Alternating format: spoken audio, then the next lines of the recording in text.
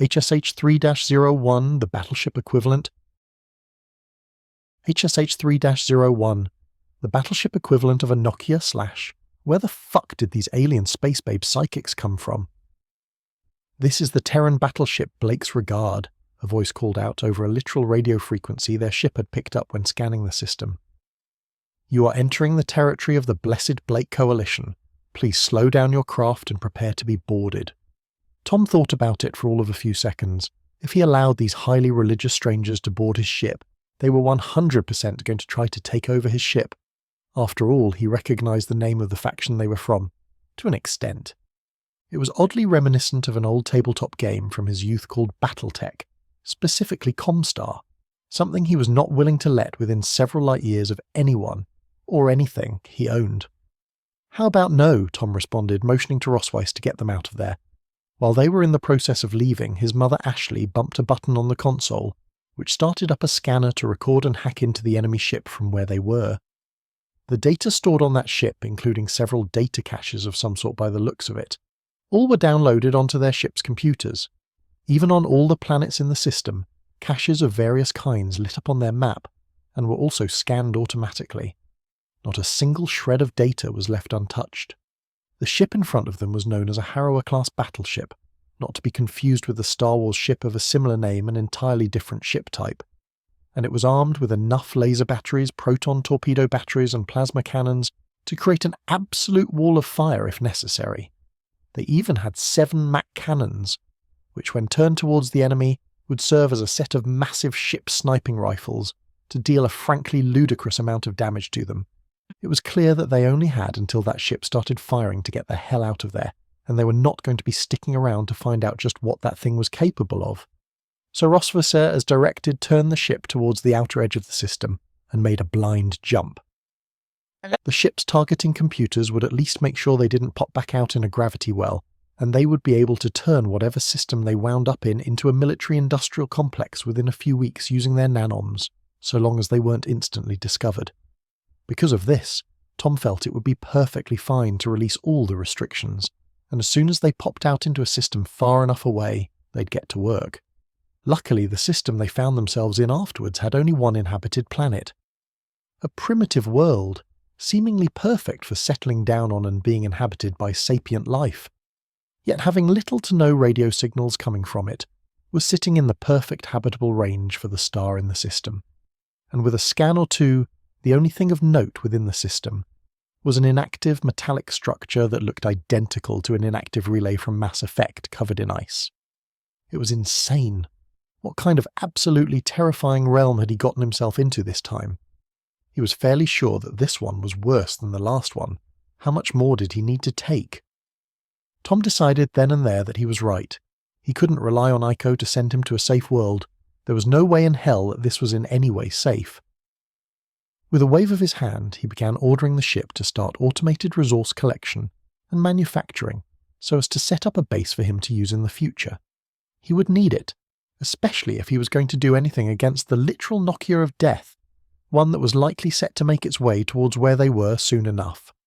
Shipyards would be first, along with the defences for them. They needed those, and they would be able to pump out mining ships and warships soon after, so long as they kept going. It would be a few hours until the shipyards were ready, however, so he simply sat and waited with his family, doing his absolute best not to hyperventilate. If this didn't work, he was screwed. So he poured every single ounce of power he could into his cyberware and got to work.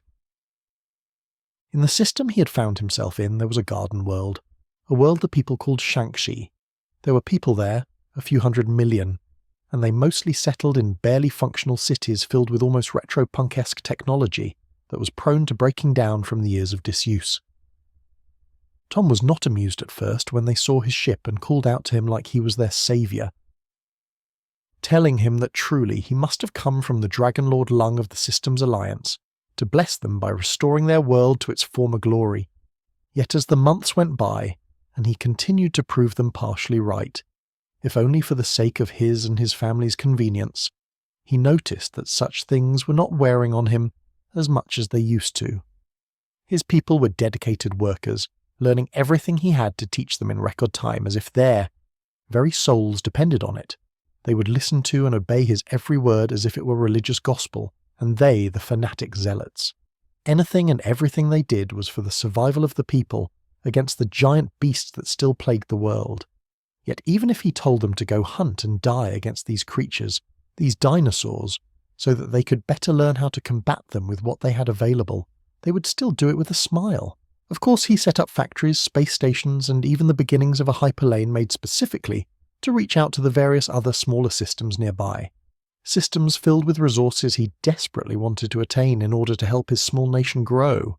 If it wasn't for Roswesser helping him manage the people and relieve his stress, however, he might have snapped when he was asked for the 30th time if he had a Sekre with him, or an android from Yorha, something they repeatedly claimed all great rulers owned. They looked at him as though he was their god and yet felt pity for him that he had no such beings with him. It was as though they were both very real, and something he should have already had from a much younger age. At the very least, they never once looked at him with suspicion, even when he had explained that he had no idea what they meant when they said Systems Alliance, Draconis Combine, Federated Suns, Lyran Commonwealth, Magistracy of Canopus, or even the Capellan Confederation. Instead, they simply assumed he was either from the Free Worlds League or from a formerly abandoned world as well.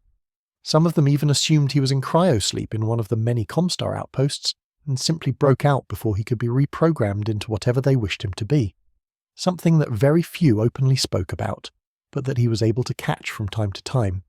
It worried him greatly, but he knew that there were more important things to worry about for the time being, like securing enough grain for the next harvest, with all the massive beasts trying to eat it all before it could be harvested despite all logic and reasoning. One step at a time, Tom, one step at a time. It had been months of setup and building the system up to the standards of Uncle Tom, and no one had bothered to stop by yet. At this point, Harry was pretty sure no one was going to come to this system, no matter what Tom said about it, and there was no way that the stupid ice block in the system would melt and people would come through, and if he didn't want people to come through, he could have just destroyed the thing ages ago. That was okay though. Harry was pretty happy to use his new starfighter drone to poke at it a little. He felt just like he was Nuke Skyblocker, or even Mannequin Skyblocker, piloting an extreme wing through an asteroid field at high speeds to train his reflexes, as he made his way closer to the strange thing. But wait, why was it glowing? Was it supposed to glow like that? In a sudden wave of motion, it exploded. But not really, it was still there. Just the rock and the ice on it were all blown away, and Harry's little drone ship was mildly damaged. It was a good thing that they had learned about the shielding tech and all the other cool things that this universe had to offer. Maybe if they hadn't, his drone ship would have been wrecked. As it was, he just had his ship repair itself and get out of the way, especially because all the guns on the nearby stations had just powered on and were now searching for enemies. When the first ship came through, it was nothing like the ship they'd seen before. Instead of long and blocky, this one was smaller, sleeker, and looked more like it was meant to be there. It flew into their space and then immediately hailed his ship. "Please, we mean you no harm," the aliens' panicked voices called out, Harry sending a request for the guns to stand down with that statement alone. Once they had seen the guns powering down, the aliens on board seemed to heave a collective sigh of relief. And then they brought out a proper video call, and they were surprisingly similar to themselves. Were all aliens just humans from space? It was pretty weird, to be honest. He would have thought that maybe some of them looked like the little green men from a lot of those alien movies Uncle Sirius sometimes took him to watch, or even the Predator. "Thank heavens, we thought we were about to die," the woman in front claimed, placing a hand on her chest. A grey-haired woman behind her smirked, waving her off with a smile. "Our Ashikabi is somewhere within this system, so we don't have a choice but to come here," she grinned, waving behind her to a bunch of women seated behind the pilot. "No matter your weak stomach, P9, we would not have faltered in our duties. Karasuba, I think you're scaring the potential mate of yours. He hasn't even shown his face in the video call yet," a red-haired woman in the back claimed. "That isn't him, I don't think," a bear-like woman with a large frame claimed, her brown hair and brown eyes standing out as the most normal of them, even though she was wearing what looked like a pair of red and white robes and skirt of some sort. "Huh? You can tell without seeing him?" the red-haired woman asked, just as Uncle Tom joined the call, his silver hair gleaming in the sunlight. "Who are you, and why are you here?" he asked, the guns subtly reactivating and pointing back at their ship. "We're the Sekire team assigned to your sector," the grey-haired woman claimed with a dangerous smirk. "If you show us a good time, we'll make sure your enemies are dead before you have to worry about them." "Meet me on the planet with water. I'll work out terms with you there," Uncle Tom claimed with a smirk, seeming to have some sort of plan up his sleeve. The most quiet one in the back of the ship seemed to blush. "Ah, I can't wait." Her chains jiggled as she leaned forwards, her massive chest seeming to sway as the ship accelerated again. Those had to be heavy. If they were any bigger, they'd probably cause her to just fall over. "Harry, it's time for dinner," Mrs. Ashley called out from the other room, so he logged out of the drone and made his way down to the dining room. It was going to be an interesting few days, honestly. Hopefully he would get to meet these new aliens. Ashley normally wasn't one to speak her mind, especially not in front of strangers she did not know. The meeting with Thor only exacerbated her issues with talking to new people, as she knew that they just might have some form of murderous intent for no reason, other than because she had something they didn't. And with her son Tom having to save them from an abusive host, and his friend Loki calling in a favour with that strange goddess again to get them out of where they were, she was almost certain it was better not to speak with new people outside of her already established group. It was safer that way, it truly was. So why did she feel the need to tell these so-called Sekire to fuck off and stop molesting her son right in front of her? And why was he just letting it happen? "Ah, my heart," the ice-wielding blonde claimed as she looked at her boy as though he was a piece of meat. They had maybe 10 minutes of interaction, and these lusty so-called aliens were all over her son. At least Rossweiser seemed to agree with her. "I don't know who or what you are, but where I'm from, your behaviours are considered highly strange and suspicious." She paused, her smile strained as she looked over Tom with a grimace. "And I can physically see their psychic powers reaching out and entangling themselves with your magic, like a bunch of parasites. How do you know that this will be in any way beneficial to you?" "There are many things I may know that will seem strange to most," Tom explained, motioning to the women around him with a smile. "And one of those things is that we need more power to combat whatever it is we will be dealing with in this world." "And these harlots will be able to help with that?" Ashley asked, surprised at the fact that she had even said anything at all. Tom nodded. "Yes. And if we manage to get them on our good side, we may also simply have less enemies to deal with in regards to their faction, the Systems Alliance." "This is ridiculous," Rossweiser grunted, her eyes filled with annoyance and unshed tears. "I'm aware that this might seem a bit sudden, or even a little rude," the straight red-haired android known as Popola began, allowing her sister to finish. "But this shit is real crucial to making sure our nations don't need to fight each other, and I'm sorry to say, but we have a lot more ships and bodies than you do," Devola finished with a smirk. "So basically, you're saying that it's better if we join you than be forced to fight," Jerry claimed from the kitchen, nodding along with them. "And if we were to accept this, what would you provide us in the end?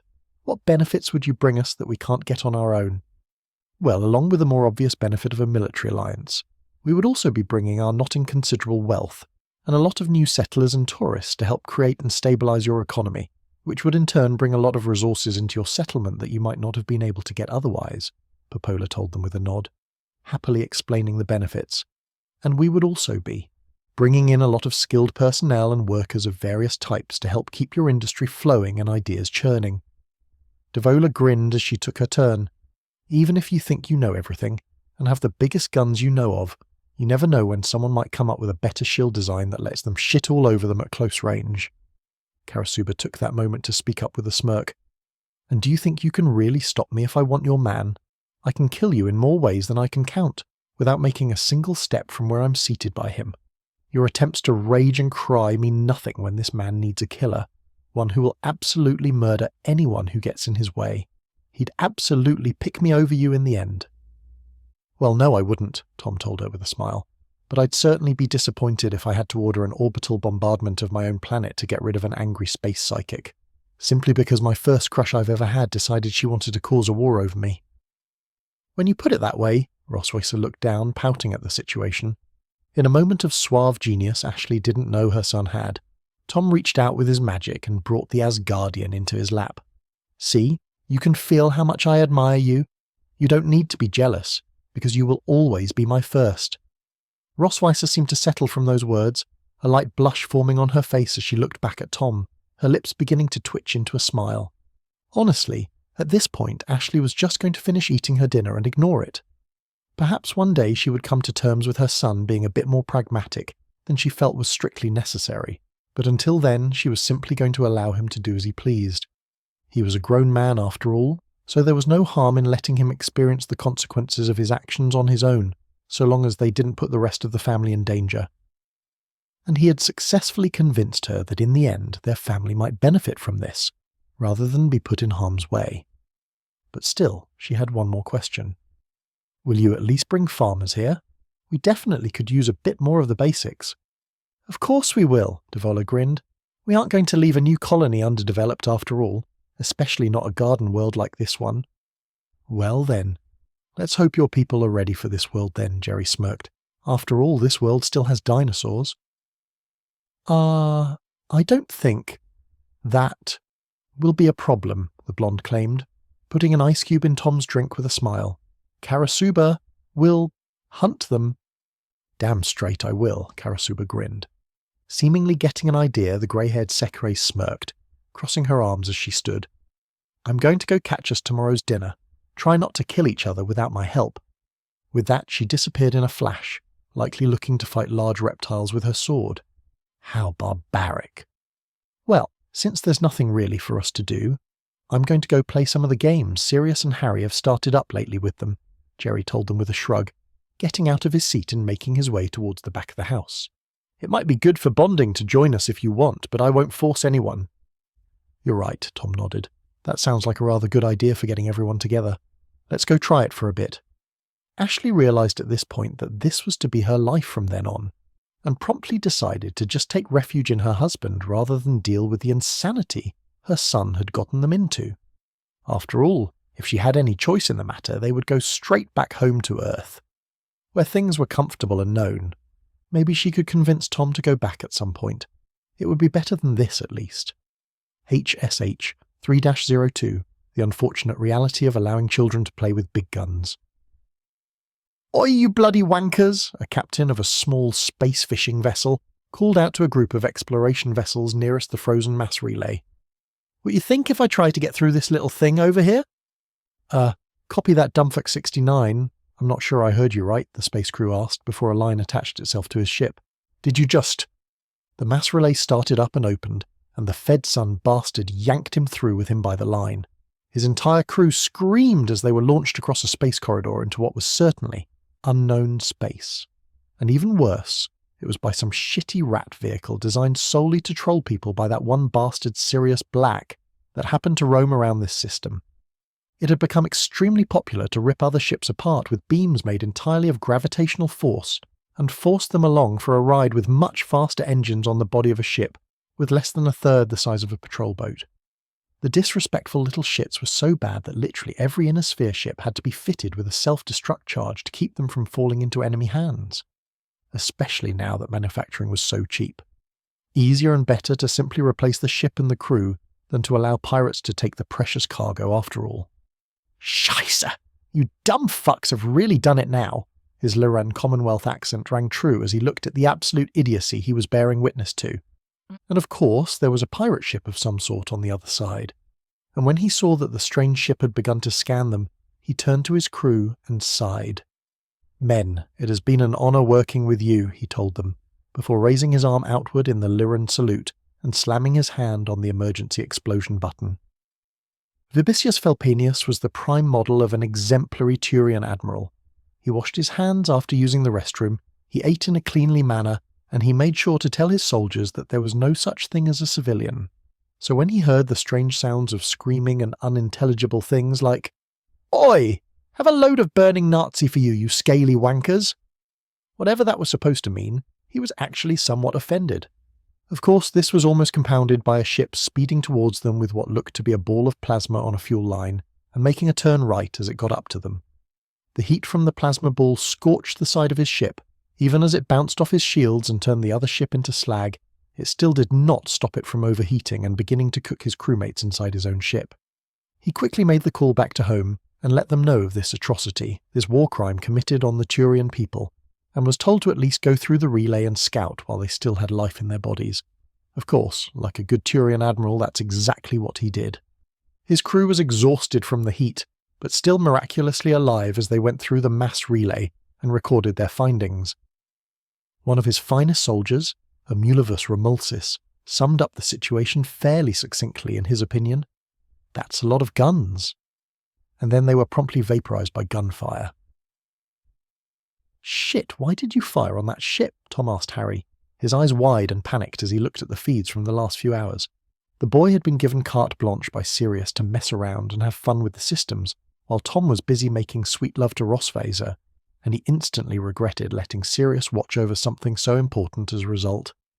There was no way in hell that it was in any way responsible to let a 13-year-old watch and control a set of guns specifically armed and made to destroy mass amounts of ships at range. I thought it was an enemy pirate ship, Harry cried a little, seeming to realise just how badly he had fucked up. Even if it was, we want to capture those ships, not blow them out of the void, Tom told him, before bringing himself down to Harry's eye level so he could show him that he wasn't going to be hurt, even for a really stupid mistake. He hugged the kid and began to tell him how worried he was.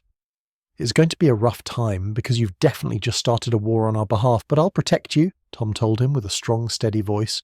Even if you fucked up big time here, I won't let them hurt you for it.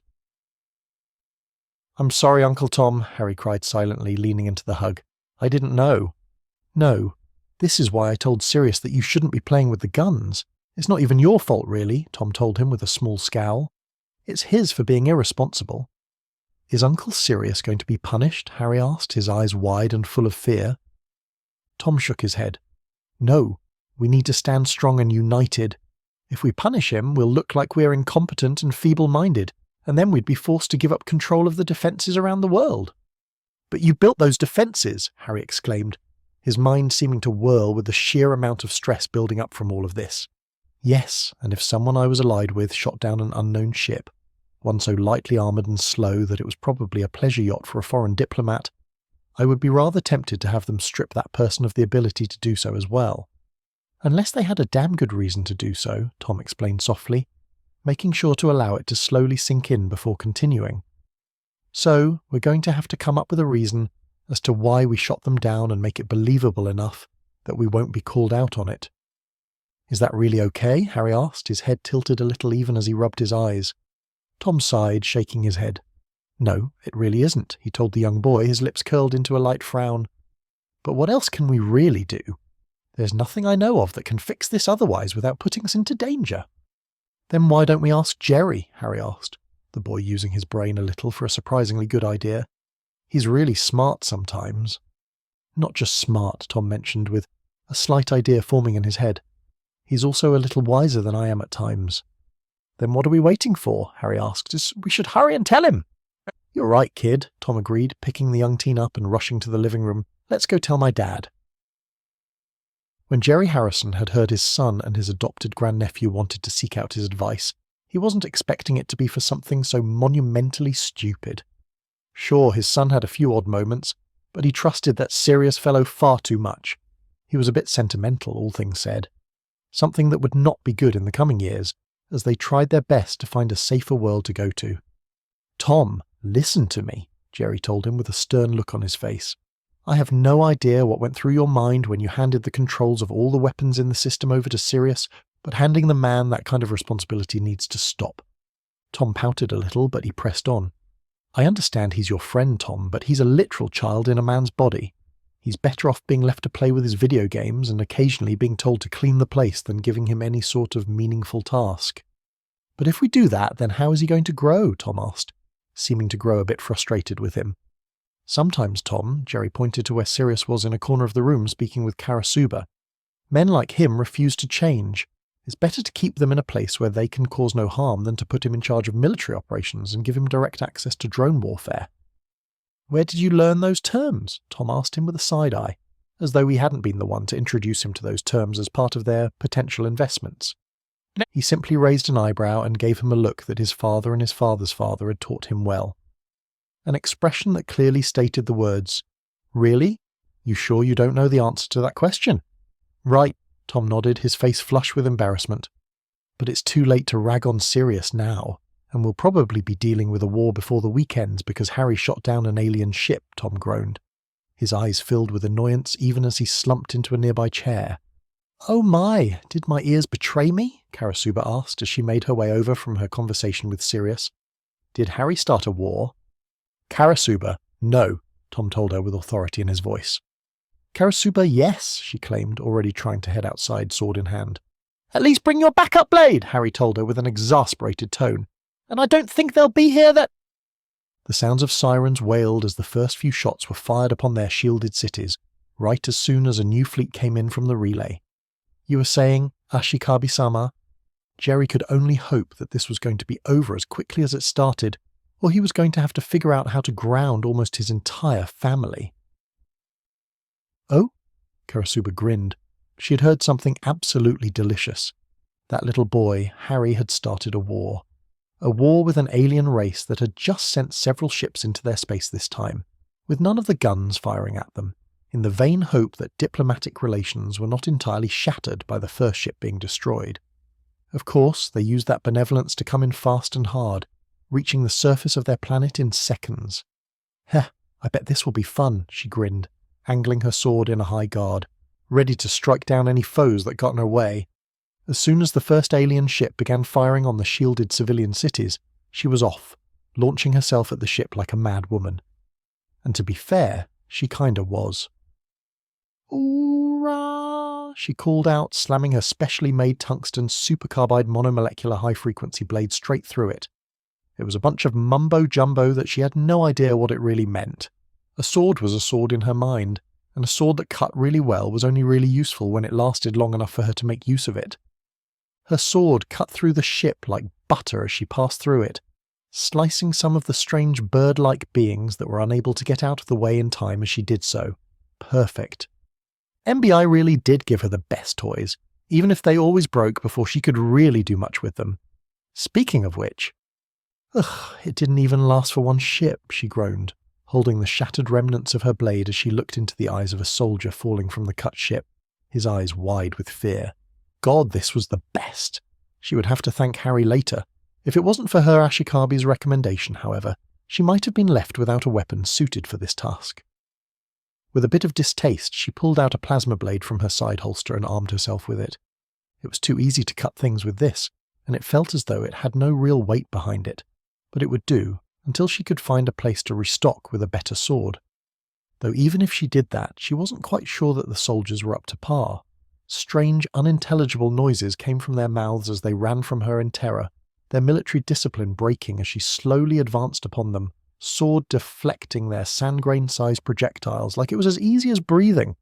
And yes, she meant deflecting, because for some strange reason they didn't melt on contact with her blade, and instead acted as though they were plasma themselves. That made it easier for her in the end, though, because it was much more intimidating to have your bullets sliced and sent back at you than it was for them to simply be melted into slag. The bird-like war cries of the more courageous ones echoed in her mind, her lust for battle roaring back at them like a perfect predator. Most of them turned and fled at that, but the few that pressed on, covering for their allies' retreat, well, she certainly wasn't going to leave them unsatisfied. She rushed through their ranks, her plasma blades searing lines through flesh and bone, burning through them as though they were nothing more than butter. And as they screamed in pain, she reaped their minds, taking them into her to fuel her psychic power and battle prowess. It was this that allowed her to learn their language, their souls providing her all the knowledge she needed to start spooling up the beginnings of a translation package for her own allies. The cybernetics Tom insisted on were more than enough to handle the task while she was focused on other things, her mind ready and accepting of the feast that her young man had put in front of her. At first, when she came to this system, she thought she was reacting to Tom, his magical signature and aura of death strong enough that she almost fell for him on the spot. But he refused to fight her for the right to own her, body and soul. Fortunately, that left her ready and open for when Harry started a war all on his own. The little prodigy was manning the capture ships as she fought on the ground, capturing enemy vessels as they came through and taking many prisoners captive. Prisoners she would be interrogating later, or so Tom had told her. Harry was built for war and tailor-made for death and destruction, whereas Tom was more of a paranoid old businessman. With Harry, you'd simply die if you made him mad enough. Tom, on the other hand, was cold and calculating. If you made him mad, he could still work with you. But if you hurt his profit margin, or were simply a hassle to deal with, he'd render you into parts for his master plans. She much preferred Harry's passionate war-making over Tom's cold pragmatism. "Ah! She's a monster! Spirits save us, we're all gonna die!" One of the Turians cried out in his native tongue, the translation coming to her slowly because she had the memories of so many souls to sift through. "Oh, shut it," she spoke slowly, ensuring that she could enunciate every word properly in a way that made sense to the chickens she was about to fry. "There is no escape for those who endanger my destined one Ashikabi," she told them, layering her words in her psychic power so they would more easily understand her intentions. "No, no, no, no, make it stop," the nearest Turian to her screamed, her body lighting up with pleasure as his mind was ripped apart by her own. She moaned lightly, showing them just how outclassed they truly were. "Come, fight me like you mean it." They screamed, they cried, and they begged as she ripped them apart limb from limb, not stopping until Harry called her back from the battlefield, telling her she had done enough. And even then she was mostly euphoric, unwilling to part with the souls of the deceased as she made her way to the one man who could truly command her in the end. Her true Ashikabi, Harry. Even if Tom refused to let her wing herself on him until he was older, as was the customs of his homeland. A homeland he had abandoned and thus should hold no bearing on what he did and did not allow in this new world of his. Frustrating though it may be, she would fight and die for her Ashikabi. But he was willing to make her wait as well, so she would simply have to prove to him that she was better than Tom, smarter, more efficient. Truly, if she did these things, he would choose her over him, right? After the emergency ritual Akitsu had gone through at her Ashikabi's request, she found that she had much better control over her ice, and that her ice no longer harmed her when she wished to use it. She always thought she was broken, that because her powers were too strong for her, she could never be winged. But Tom had scooped her into his arms and promised her a better life, promised her salvation from the misery that MBI had placed upon her from birth. They had claimed it was an accident, but she was not as naive as she sounded. Sure, she simply spoke a little slow, but that was because her nature as an ice maiden was that of a glacier, not a figure skater or a snowmobile. She had power, unrelenting force, and she could freeze an entire world should she so wish. But that had come at a cost. Because of her strength, if she were to try to be winged, she would instantly freeze and shatter whomever she was doing it with, causing herself to die from a broken bond. Something that pained her to no end. Of course, Tom was made of ice, she could feel it. It coursed through his veins with every beat of his heart, every breath exhaling a mist cold enough to cause frostbite at close range. No matter how much she would freeze him, he would always be colder. He was perfect for her, quite literally tailor-made just for her, and she knew it was deliberate. He could not lie to her, as he was made of ice. She knew him from the moment she laid eyes upon him, and if she wished, she could reach out and take his ice for herself at any point in time. And yet he offered it to her freely, a ritual to help her fix her own issues, such as her body damaging itself from overuse of her powers. She had already accepted him, but this was enough of a gift that she had no other way to repay him than to serve him for the rest of time, with every fibre of her being.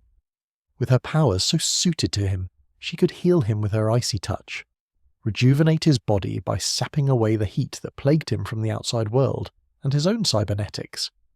She could shoulder some of the burden of his load, at any time he needed, and his lovemaking, it was divine. So blessed was his ability that she became aroused simply thinking about it every single time.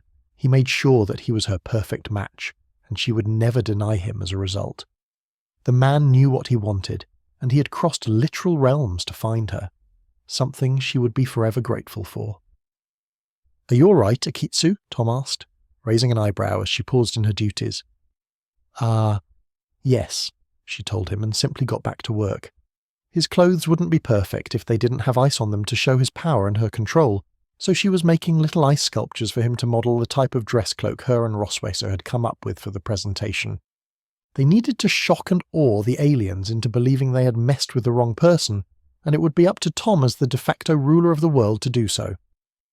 HSH 3-03 The Law Grows. On this day, 5 weeks ago, an extremely bloody war began.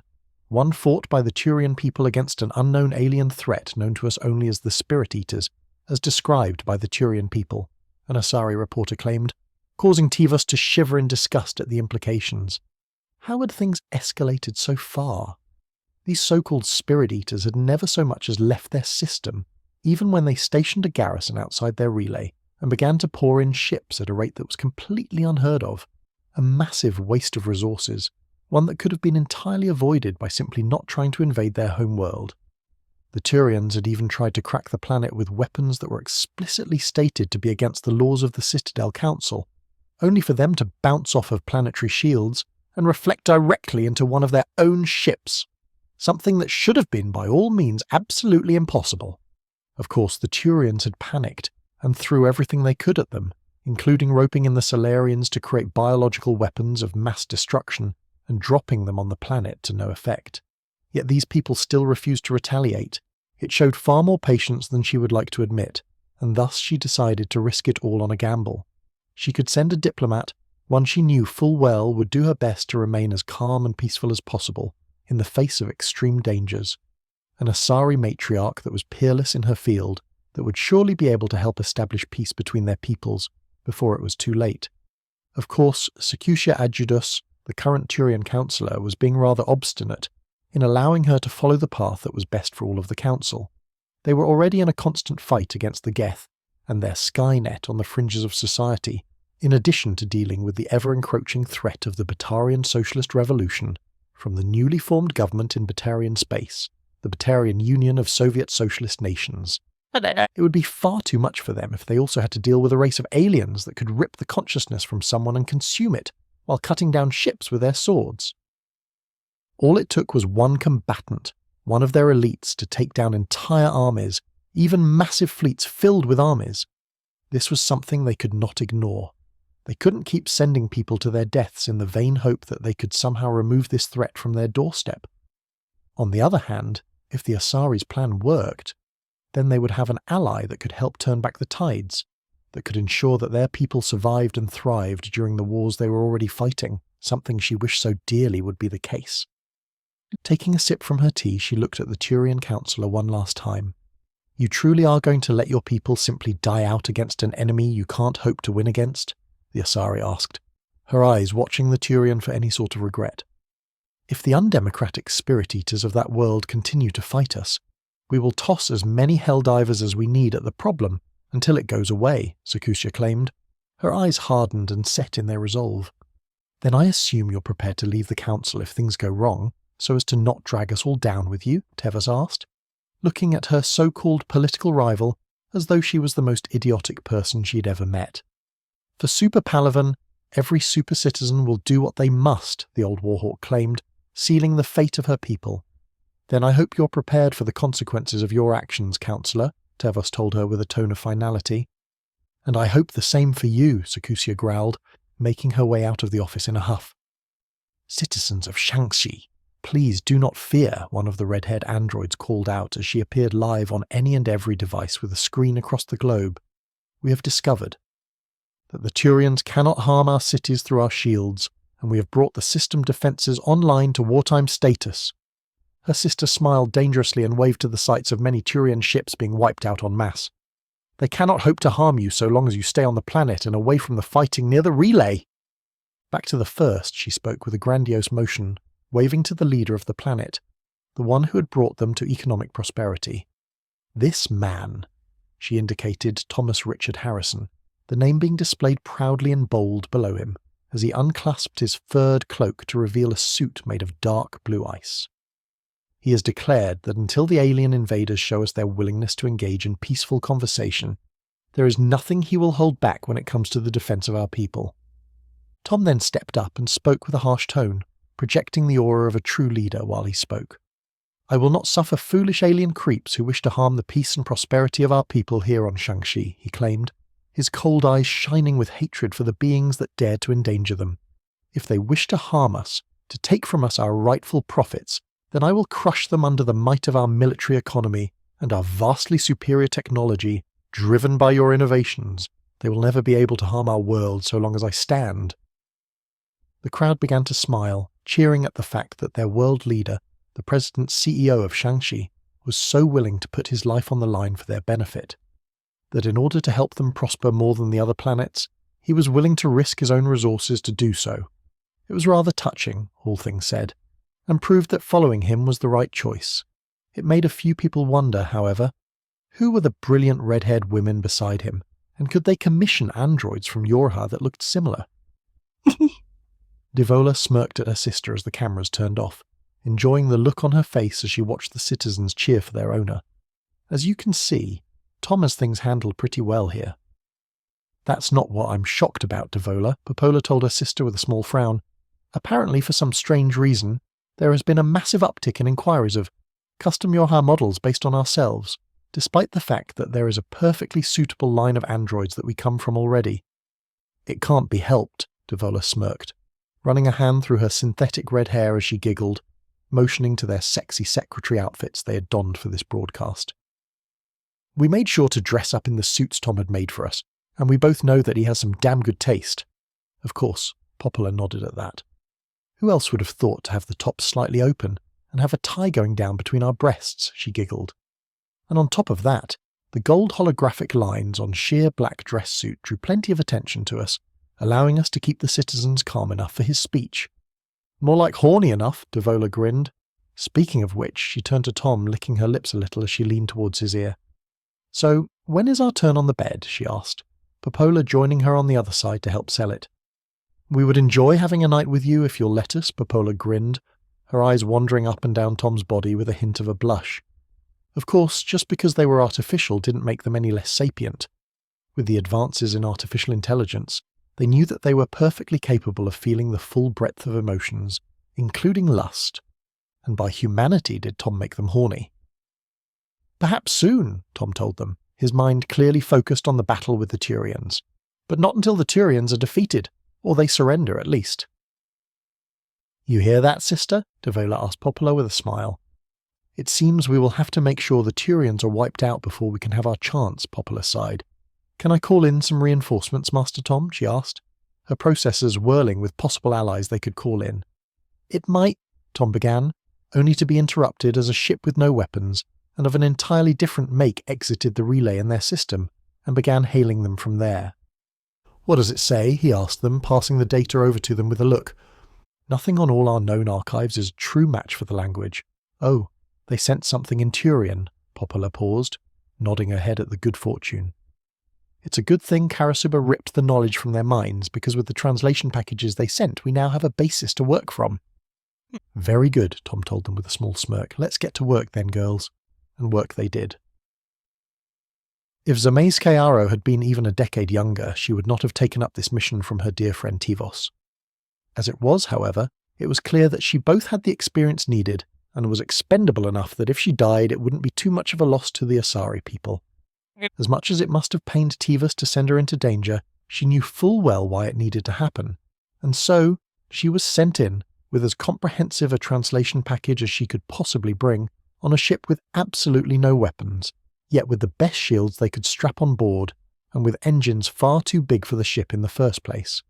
If she were to require it, she could simply burn out of the system at maximum speed and be at a safe place within a nearby system with another relay and a gas giant in a week's time. She had prepared more than enough provisions and a route to survive that in advance, and there was no way they'd be crazy enough to chase her that far into the void. Not to mention, if they did, they had a massive blockade of hundreds of their finest ships in that system, primed and ready to cover her escape. It was all comforting news indeed. Yet she knew if it really came down to it, she would never escape the system in one piece. The sheer number of guns, the absolute wall of defences aimed at her at that very moment, would reduce her into atoms the moment she made a move, and she knew it. So, she didn't move. Instead, she sent out messages on every channel she could, every known frequency, scanning and begging, praying that something would work, and it did. She received a message back in her own mother tongue, near flawless despite a few capitalization errors and an odd flow to their words, but it got through nonetheless. And then they sent her a translation package of their own and said to her directly, "It's about damn time someone came here peacefully. Might want to hurry before Tom gets the idea you're working with the Turians, though." The one who had responded to her was a human named Sirius Black, and he was more than likely a military general or at least an advisor, with all the implications using those as titles came with. Because there was no possible circumstance in which a random gate guard equivalent would be allowed to let her in any case. Perhaps the human knew this Tom personally. He did seem to imply a tone of familiarity, but she had no true frame of reference to know if that was intentional or if she was only perceiving it. Very well, I shall follow your directions, she told him, giving him the ability and all the cues he needed to plan her a safe vector of approach. She noted as she made her way along his path that the guns never tracked her. It seemed she had either already been marked as friendly, or the guns simply had no automatic tracking capabilities, something she would make note of for later. If she could get any details on how they worked, she would, but she wasn't stupid enough to ask about it overtly in any case. Before long, she found her ship guided to a docking station on what at first glance appeared to be the planet's third moon, but was soon revealed to be a fully functional artificial habitat made specifically for meetings of some sort.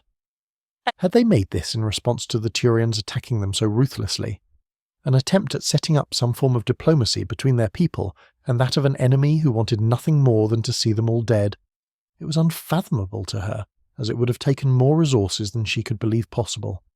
Yet it was set up specifically with Turians in mind, and it showed. Everything within, from the atmospheric pressure to the heat, even the humidity and lighting.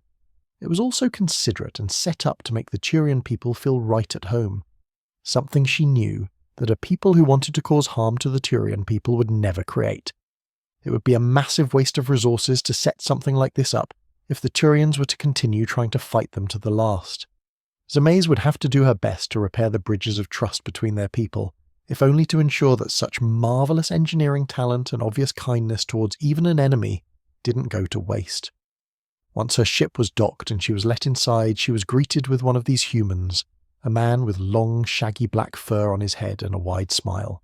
He dressed in more loosely fitting clothing, yet of no lesser quality than that of her own, a holster containing a strange wooden stick strapped to his silver metallic arm with no visible electronics in sight, though he seemed to carry a separate weapon of some sort, perhaps a pistol, under his dark jacket. One made from a tough animal hide of some sort, and dyed blacker than the void between worlds. His companion, though not remotely as odd nor as friendly seeming, was no less impressive in appearance. Something she took note of was the sheer aura of cold radiating off of him, almost as though he was made of ice, or that his body emanated an aura of death, unlike the first.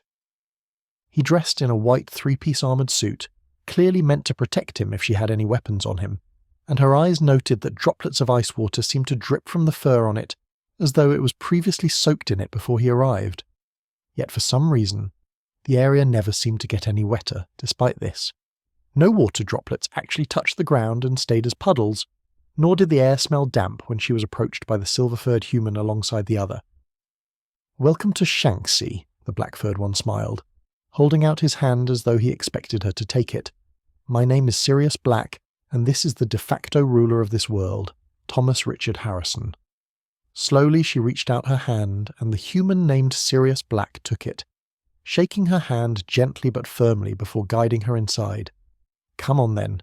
There is plenty of time before the Systems Alliance is ready for the meeting, since the inner sphere is bickering about their usual things anyway. We'll have plenty of time to chat and get to know one another better before the meeting truly begins." The silver-furred one, Thomas Richard Harrison, seemed to glare at him a little, but ultimately sighed and deflated. Turning to the Zamaze, he nodded. "Sirius is right. We should relax a little before the meeting, as the Systems Alliance, especially the Lyran Commonwealth, would probably be a massive headache to jump straight into, and would give you entirely the wrong idea of our people here on Shang-Chi." "Of course I'm right, Tom," Sirius told him with a smug grin. "I'm the one that normally deals with keeping them from breaking out into war over every little dispute these days. It's why I'm so busy." Is that so?" Tom asked, raising an eyebrow at the other human with an oddly Asari-like expression of humour and mild disbelief. It was shocking to see how alike they were, and she might just be reading into it too much, but by the time they had arrived at a small room off to the side, with a few soft-looking lounge chairs, likely made for the human occupants as Turians generally preferred to stand, she found she was able to adjust to their mannerisms and fall in step with them as though they were her own people. Something she had thought would be impossible with anything other than an Asari, as her people were incredibly unique in their makeup. Or so she had thought. Are there any dietary concerns we should be aware of? Or would you be capable of and interested in drinking a cup of coffee with us while we relaxed? Tom asked with a small hint of amusement in his tone. I wouldn't know until I tried it, but I'm willing to take the risk, she admitted freely, as another human wearing slightly provocative clothing walked in, carting a hovering tray over to them with a smile. Then might I recommend you start with a small cup with cream and sugar in case it might not be to your liking, the human female asked, likely having listened to the entire conversation thus far. I will try it as you recommend then, Zamaze nodded. As if struck by a sudden realization, Sirius turned to her and smiled. Sorry, I was so entranced by your stunning looks that I forgot to ask your name. You can call me Sirius and him Tom for simplicity's sake, but what can we call you? The Asari matriarch blushed purple at being told such a thing so boldly. It seemed that he might be rather easy to tempt to give her the knowledge she sought. It was rather charming to see that he was interested in her at least. My name is Zamaze Chiaro, but you can call me Zamaze, she claimed, allowing her leg to brush against his own from where they sat beside one another. Oh? He asked, seeming to enjoy her touch. I would say that your name is quite Zamazing, but I'm not sure the pun would translate properly. Tom snorted, smacking him on the back of the head with a rolled-up piece of a flimsy and thin-looking material. Don't scare off the diplomat by trying to be funny. You'll make us look bad if you offend her. It's quite all right, Zamaze chuckled, allowing herself to relax with them as they seemed to do with her. But as for context, I do have a way to learn and understand the context of your language and society rather quickly. If you'll permit it, that is. Huh, Sirius began. Might help a lot for what's coming up. What do you need from us? Nothing too much, she told them. I would need to meld with one of your minds and access the knowledge of your culture and language through a rather intimate touch of our minds. It is also how we reproduce, but it can be done without the bearing of a child. Tom seemed to close off at the thought of the mind meld, but Sirius seemed all the more for it the moment she mentioned it could be used for reproduction. I'll do it, he told her, with a smile turning his chair to face hers and block her view of Tom. Then, she held her hands out, placing them on each side of his head, embrace eternity. After that, she saw everything she needed to know. Humans were exactly as she had hoped they would be, and she was going to use this opportunity to gather them on the side of the Citadel Council, no matter the cost. Home Sweet Home 3-04. Wait, we can go backwards too. The meeting with the Asari was a resounding success in Tom's mind. Sure, it definitely seemed as though there was something off about them in general, what with their ability to read and manipulate minds. But at the very least it seemed as though the majority of the Asari people were not the type to force themselves on another, and they required physical contact. He had been up for days, going over security footage for any signs of strange dealings with the Asari people, even going so far as to have traps set up in the form of his own personal team of androids, manufactured on his own world using nanomtech, revealed that the Asari people were much better than their Turian counterparts. Speaking of the Turians, they had stopped trying to attack once the Asari had shown up, and seemed content to stick to their own lane, so to speak.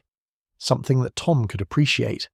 As it was, however, he was going to have to figure out a way to properly set up a permanent hyperlane directly to the Citadel, in case worst came to worst, and he needed to secede from the Systems Alliance as they had gotten rather demanding of Shang-Chi during the meeting, saying that his technology and resources should be handed over entirely to them, for the so-called war crimes he had apparently contributed during the Shang-Chi-Turian War, never mind that the Turians had started the escalation by trying to crack his world with their relativistic kill vehicles, or RKV for short.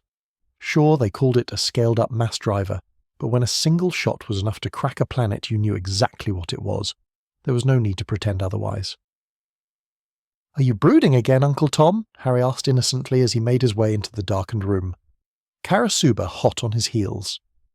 "Not particularly," Tom sighed, motioning to the house elves to bring them some hot chocolate. As soon as they settled and 2 steaming mugs were placed before them, Harry spoke up.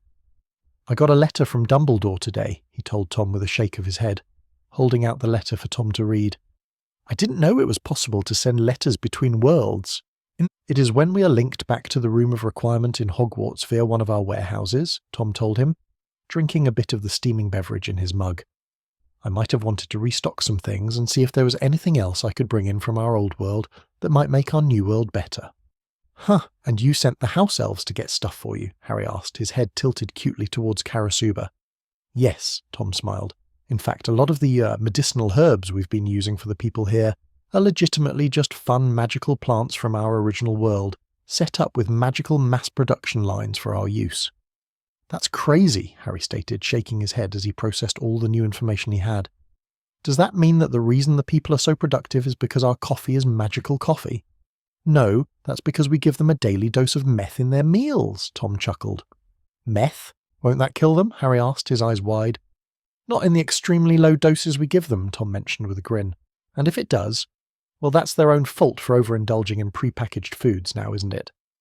That sounds a little, Harry began, brushing his forehead where his scar once was. Callous? Perhaps so, Tom shrugged. But we were at war, Harry. I couldn't afford to leave my citizens unprepared. Huh, Harry grimaced. Have we been taking meth this entire time? Harry, Tom sighed, you're drinking meth in your cocoa right now. Of course, he actually wasn't, but it was funny to mess with his adopted nephew from time to time. And they had just finished watching this world's equivalent of Breaking Bad the day before.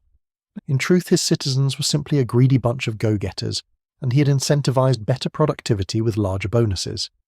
He might have been a bit cold, but he wasn't a monster. But Harry seemed to gain an idea from this. You know what, you're right.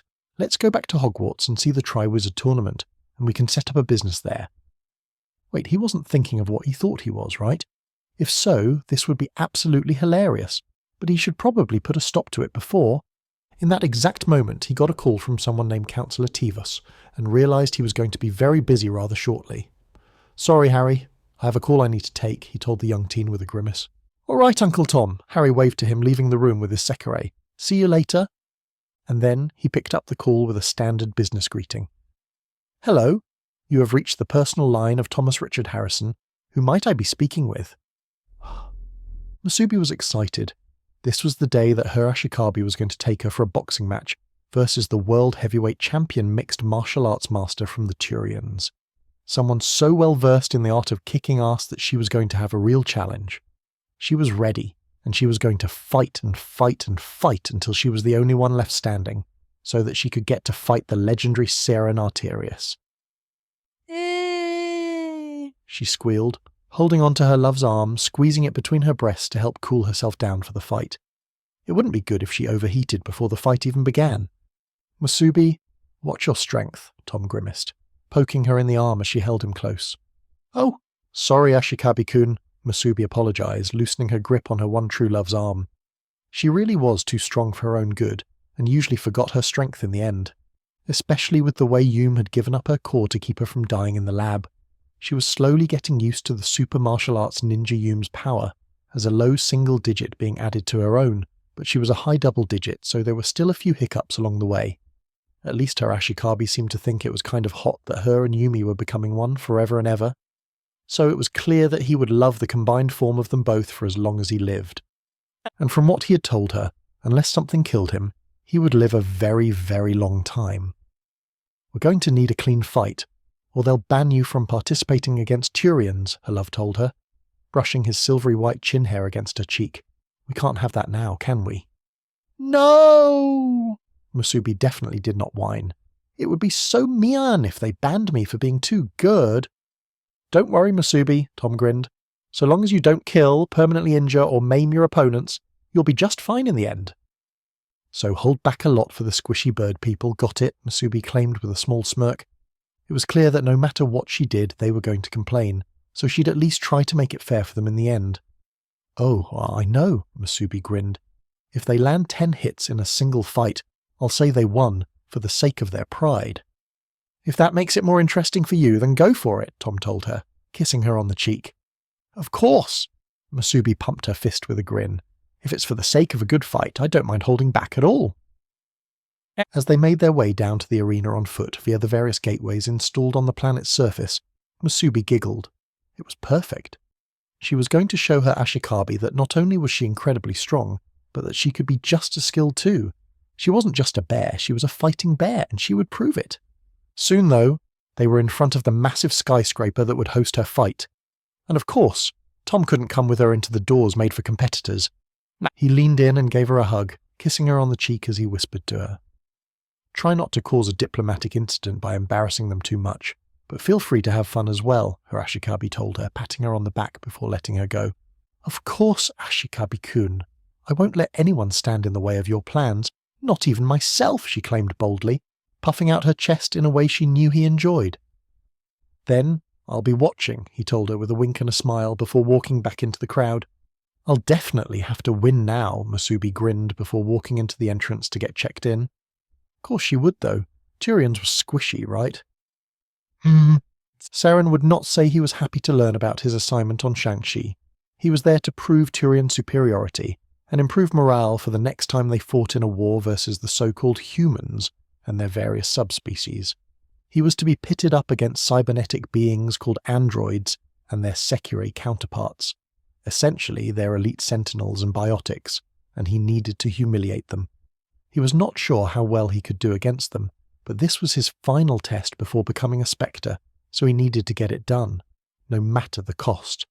Still, even with the multitudes of cannon fodder that his opponents would have to get through, he knew he was going to need an edge, so he had invested in stealth combat stim patches that would give him a boost every time they were hit.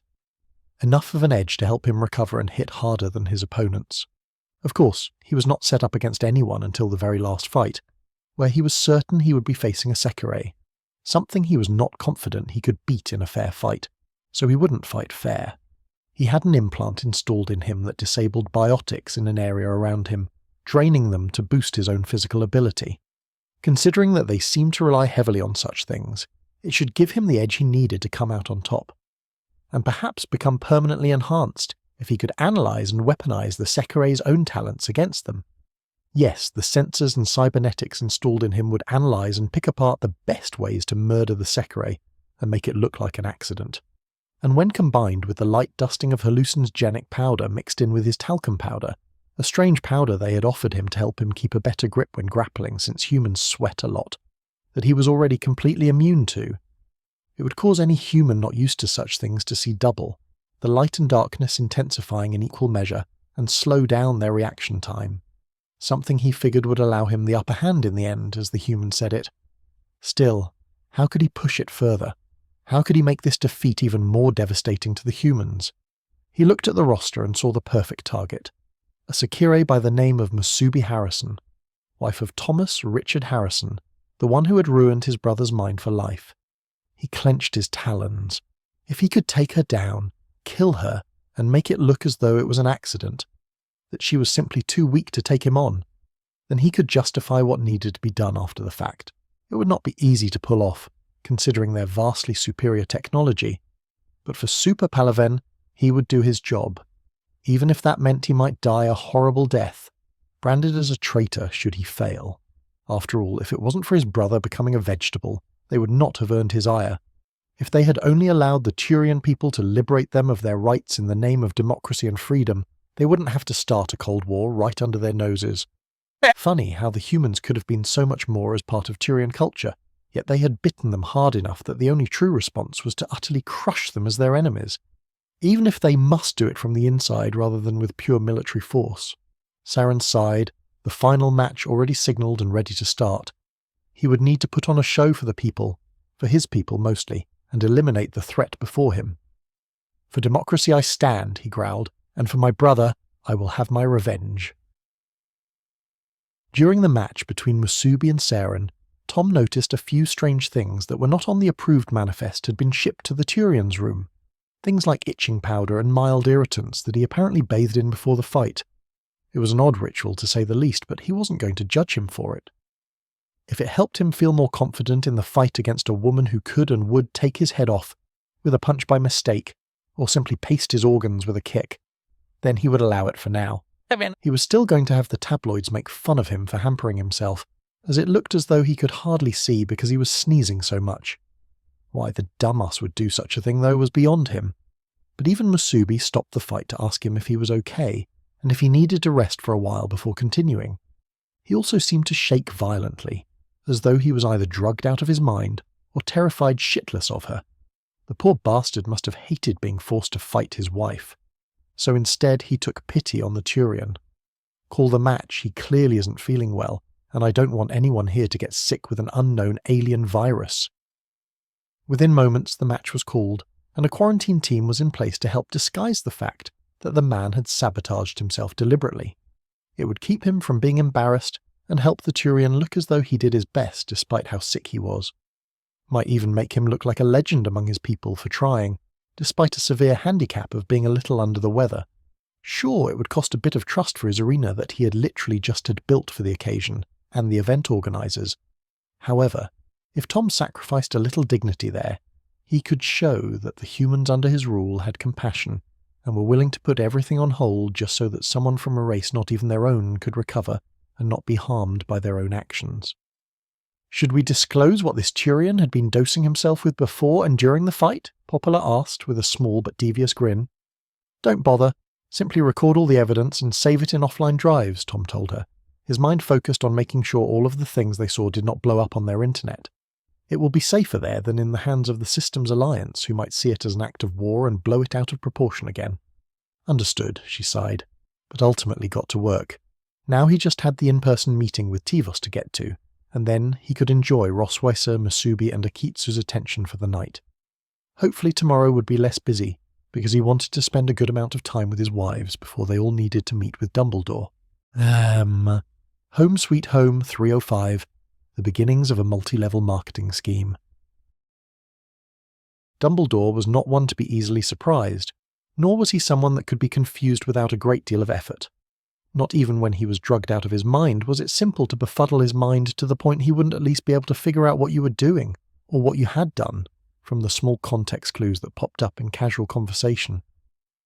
So when Tom and his family, along with Sirius Black and Harry Potter, all walked out of the Room of Requirement, as though they had been living within the walls of Hogwarts the entire time, he was not surprised, nor was he confused.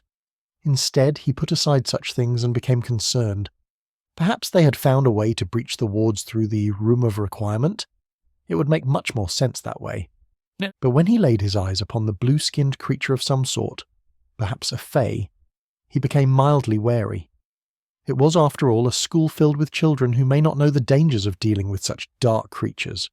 He could only hope that this wasn't the goddess Tom had spoke of in his letters. "Ah, Thomas, my boy," Dumbledore greeted him first, giving him a brief hug before stepping back. "I see you have brought your family as well as a guest." "Yes," Tom smirked, waving a hand over to the blue-skinned creature with a smirk. "Since you know everyone else, this is Amaze Chiaro, an Asari from a world nearby our new one." After a moment to let that sink in, he continued. "Sirius insisted she come, so hopefully nothing happens that will cause her any discomfort while we're here.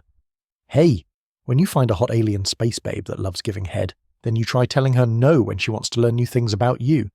Sirius chuckled good-naturedly. But this was odd. Dumbledore had not expected this. "Aliens? Other worlds?" Dumbledore asked, not entirely sure what to make of such things. "Yeah," young Harry grinned, giving him a thumbs up as another set of women walked out from the door behind them. One with grey hair that reeked of death, and clung to Harry like a parasite might, siphoning a little of his magic at all times. The other two, a chestnut-haired bear-like woman with a chest to match, and a pale, blonde woman with an aura of ice clung to Tom instead. They seemed to also be linked to him like the deathly one was linked to Harry, and then the last to come through was a silver-haired Valkyrie in full regalia, looking ready to protect Tom in an instant should the need arise. Something he hadn't seen since he was a young boy, and his cousin went out in a blaze of glory while trapped between the thighs of a Vila. He couldn't help but notice that all of the women had rather large breasts, which couldn't be good for their backs. He almost pitied them, as they would likely have many problems when they reached old age. Even the blue-skinned alien, as they called her, was a bit thicker than he would expect from a human at least. Was this perhaps her doing? A strange magical potion to increase their sizes in some strange attempt to make them more appealing? It wasn't as though he couldn't respect such a thing, but he never saw any benefits in doing such things himself. If someone loved you, then they would love you, regardless of your physical appearance. Gellert was a good example of such a man, even if they had their disagreements, and he certainly wasn't approving of what the man was up to these days. The man was a prime example that love knew no boundaries. Why? He still received letters from his old lover every week, telling him how he'd be back to secure his heart once more, that he'd conquer Britain for him, and then they'd conquer the entire world together as the kings of magical Britain. That was something he wasn't keen on doing, but he'd keep an eye on it in case he got a bit too violent in his takeover. Though he wasn't perfect, he felt he could be a good check and counterbalance in case. "You doing okay, Dumbledore?" Tom asked, his mother Ashley and his father Jerry looking as though they were moving to support him. Did he truly look so frail? It might be time for him to retire soon. "I'm quite all right, young Tom," Dumbledore told him with a practiced grandfatherly smile. "I just have a lot to think on these days, with the Triwizard tournament starting next month." "Are you sure?" Ashley asked him, looking at him in worry. "You looked as though you were about to fall asleep standing up." "Of course, my dear," Dumbledore nodded, leading them down towards the great halls. "Now I hope you don't mind sitting at the head table as my guests. I can't very well seat you amongst the rest of the students as you're not attending classes here at Hogwarts." "I see no problems with it," Tom agreed. Of course, he seemed content to allow his Ice Maiden to run her cold hands all over his shoulders and sides, steam wafting up from him as they made their way to where they would be eating. It was going to be a fine year, he assumed, a grand time filled with joy and laughter, as he had them watch the tournament with him, as guests. He might even be able to get one of them in as an impartial judge. Who truly knew at this point, but it would certainly be interesting to try. Once he sat at the table with them, waiting to start the feast, he asked them, "By the way, would any of you like a lemon drop while we wait for the students?" Alas, none of them accepted his offer. A month passed, and the students had all come and settled into Hogwarts for a new year. One such boy, Ronald Weasley, had done his best to ingratiate himself with Harry the moment he found out who he was, much to Neville Longbottom and Hermione Granger's consternation. The freckled redhead knew no boundaries, and was quite rude to Harry, however, leading to the boy turning to the other two and asking a very important question. "Is he retarded?" he asked, looking at them innocently as though he hadn't just casually insulted the boy.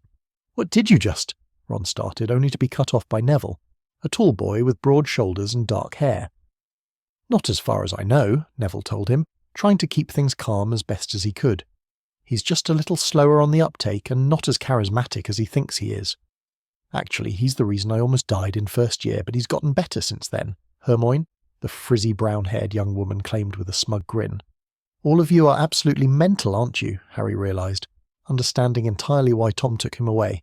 "I'm sorry, but I have better things to do right now than be here.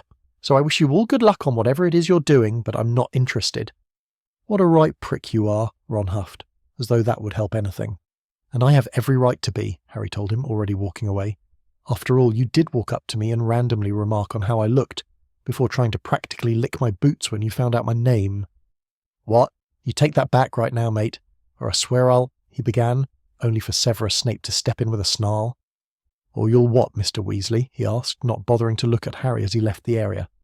The sneering and annoyed voice of Snape echoed through the halls for quite some distance, but he refused to listen in. It wasn't any of his business after all, so why should he butt in? He had a lab to set up anyways, and he knew just the place to do it. No one used those extra potions classrooms after all, right? And the Chamber of Secrets should have some good space once he stole the equipment he needed. After all, Pervitin was a miracle drug that required good equipment and a controlled environment. Once he had that set up, he could send the house elves his uncle had been breeding to help maintain it. Now, if only he had any idea how much he would need to give people to dose them correctly. Oh well, he could figure it out as he went. There would be plenty of willing test subjects later after all. At this point, all he needed to do was to copy his uncle's marketing strategy, and he'd win at life. Hey, buddy, Malfoy called out to a student nearby, holding up a business card and wearing a suit and tie. Unfortunately, he was high as fuck, so it made it hard to focus. Were there really two Weasleys in front of him, or was he just hallucinating? "What's this?" one asked, the other one coming up beside him to take a look at the card. "A little snake has a business proposal for us?" 10 galleons to join a growing business that pays us to sell this Pervitin and gives us a percentage cut of the money of whatever people we bring in, huh?" the other asked with a smirk. "All right, I can see how this would work, Gred," the one began. "Indeed, Forge. I think we have an idea," the other replied.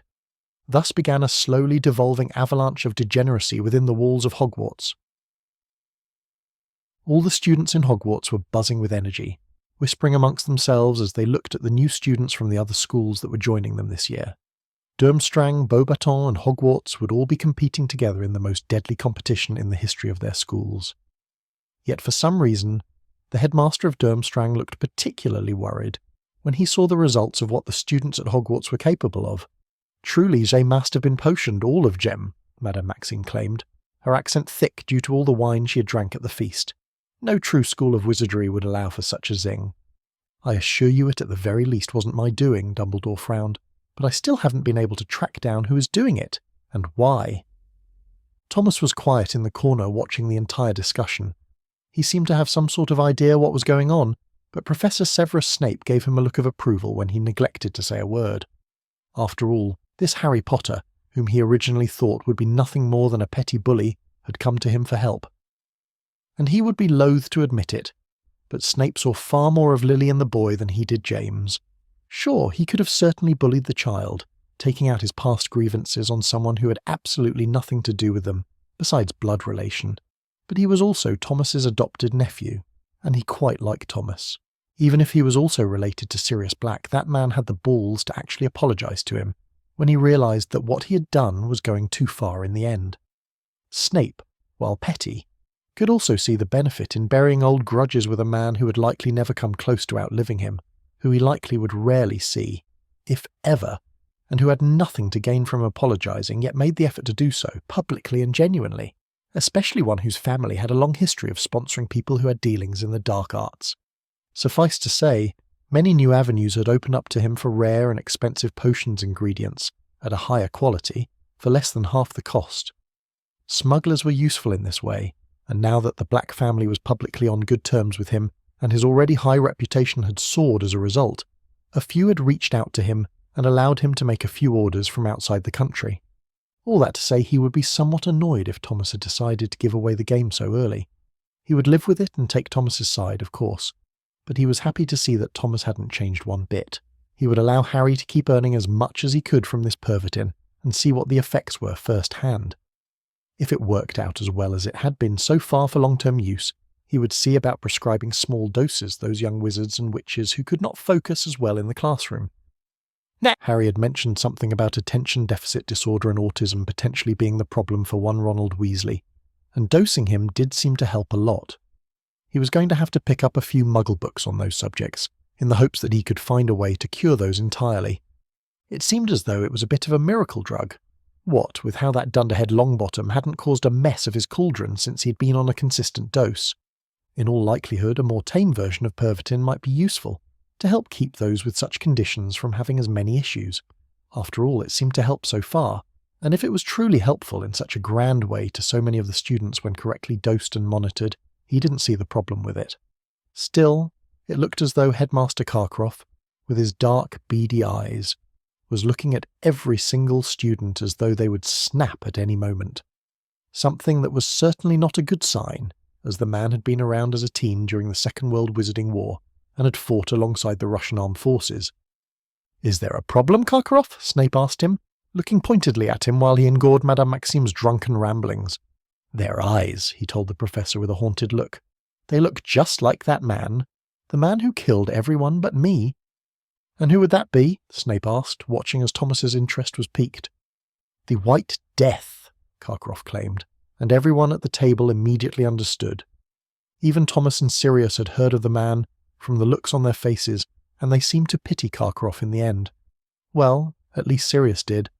Thomas seemed to be more interested in the story of the encounter. Strange, but not completely out of character. He likely was simply interested in knowledge for knowledge's sake. "So how did you get away?" Tom asked him, curious about the man's experience. "I only escaped because I was food poisoned from Russian rations and busy shitting out my guts in the bush when he began to shoot," Karkaroff claimed, Madame Maxine letting out an affronted gasp as he spoke. "Yet you mustn't speak this way in front of the children," she claimed, "but it is horrible. I would never wish such an experience on you."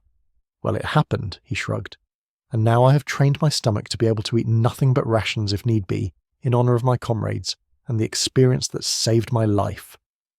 "Bloody hell," Sirius said, looking at him as though he had just heard that the man's dog had died. "I am kind of hoping your team wins at this point, just so you can have something fond to look back on in life." "We will win, I am sure of it," Karkaroff smiled in response. "After all, we have Victor Crumb in our school, the grandchild of that man, so there will be no way that we lose." Snape was impressed that the man could put aside a grudge that was definitely much worse than his own. It proved that he was right in letting his own grievances slide away, and with that he felt even better for having done so. Of course, he was still going to have to make sure Harry gave him a good cut of the profits in the end, or else Thomas would look at him as though he was letting a profit slide inexplicably, and force him to take on the entire business when they had to leave, something he simply didn't have the time for. But there were a pair of twins he might be able to entice to help out a little more. He would need to speak with Thomas and Harry later. For now, it was time to enjoy the feast and wait for the selection of champions. Zames was rather fond of the world she had been shown to, a world they had managed to connect to from within a warehouse of some sort.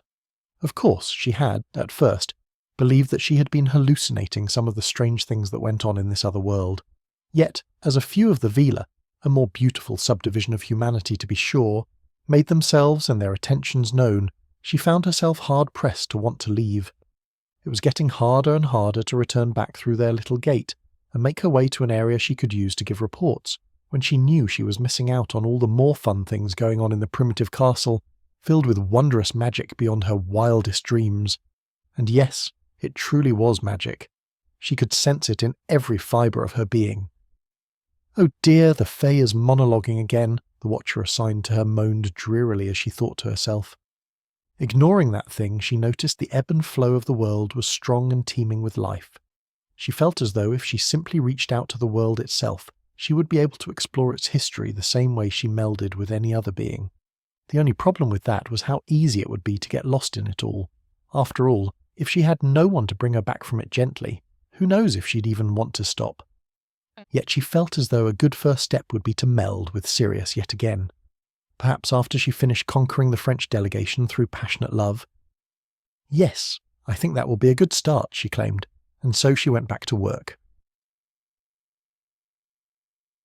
Home Sweet Home 306, and so begins the Tri-Wizard Tournament, aka Harry just cannot catch a break. Harry was a busy man these days, just like Walter White was.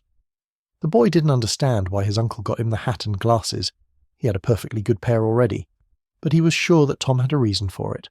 He spent most of his time down in the Chamber of Secrets, making more pavitin for the people with the house elves, or else selling memberships to people so that they would continue to grow his burgeoning empire. It was a well-kept secret that he was the one known as Hedwig, the man in the owl mask who ran the organisation from the shadows, and he did his best to keep it that way. If he didn't, who knew what nefarious people might come bother him for more of his product? Zames, one of his closest confidants at this point, and definitely his best sales representative, was quick to pick up the task of selling medicine made for focus to the young studious masses, without bothering to do any real research into any of the properties, which made her one of his best assets. On top of this, both Professor Snape and Fred and George Weasley were working the drug into something a little better for his current goals. This was mostly to make people more dependent on it from the Weasley side of things, and to make it less harmful from Snape's. Things that, while they could coincide with one another, had fundamentally opposite paths and ideas, meaning Harry could have 3 separate products by the end of it.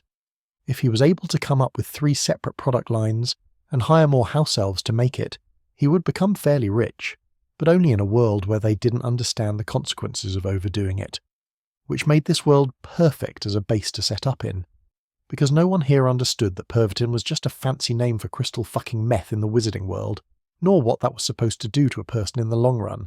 Unless you were his personal house elf, Jessie, you likely wouldn't think twice about taking the Pervitin in the wizarding world.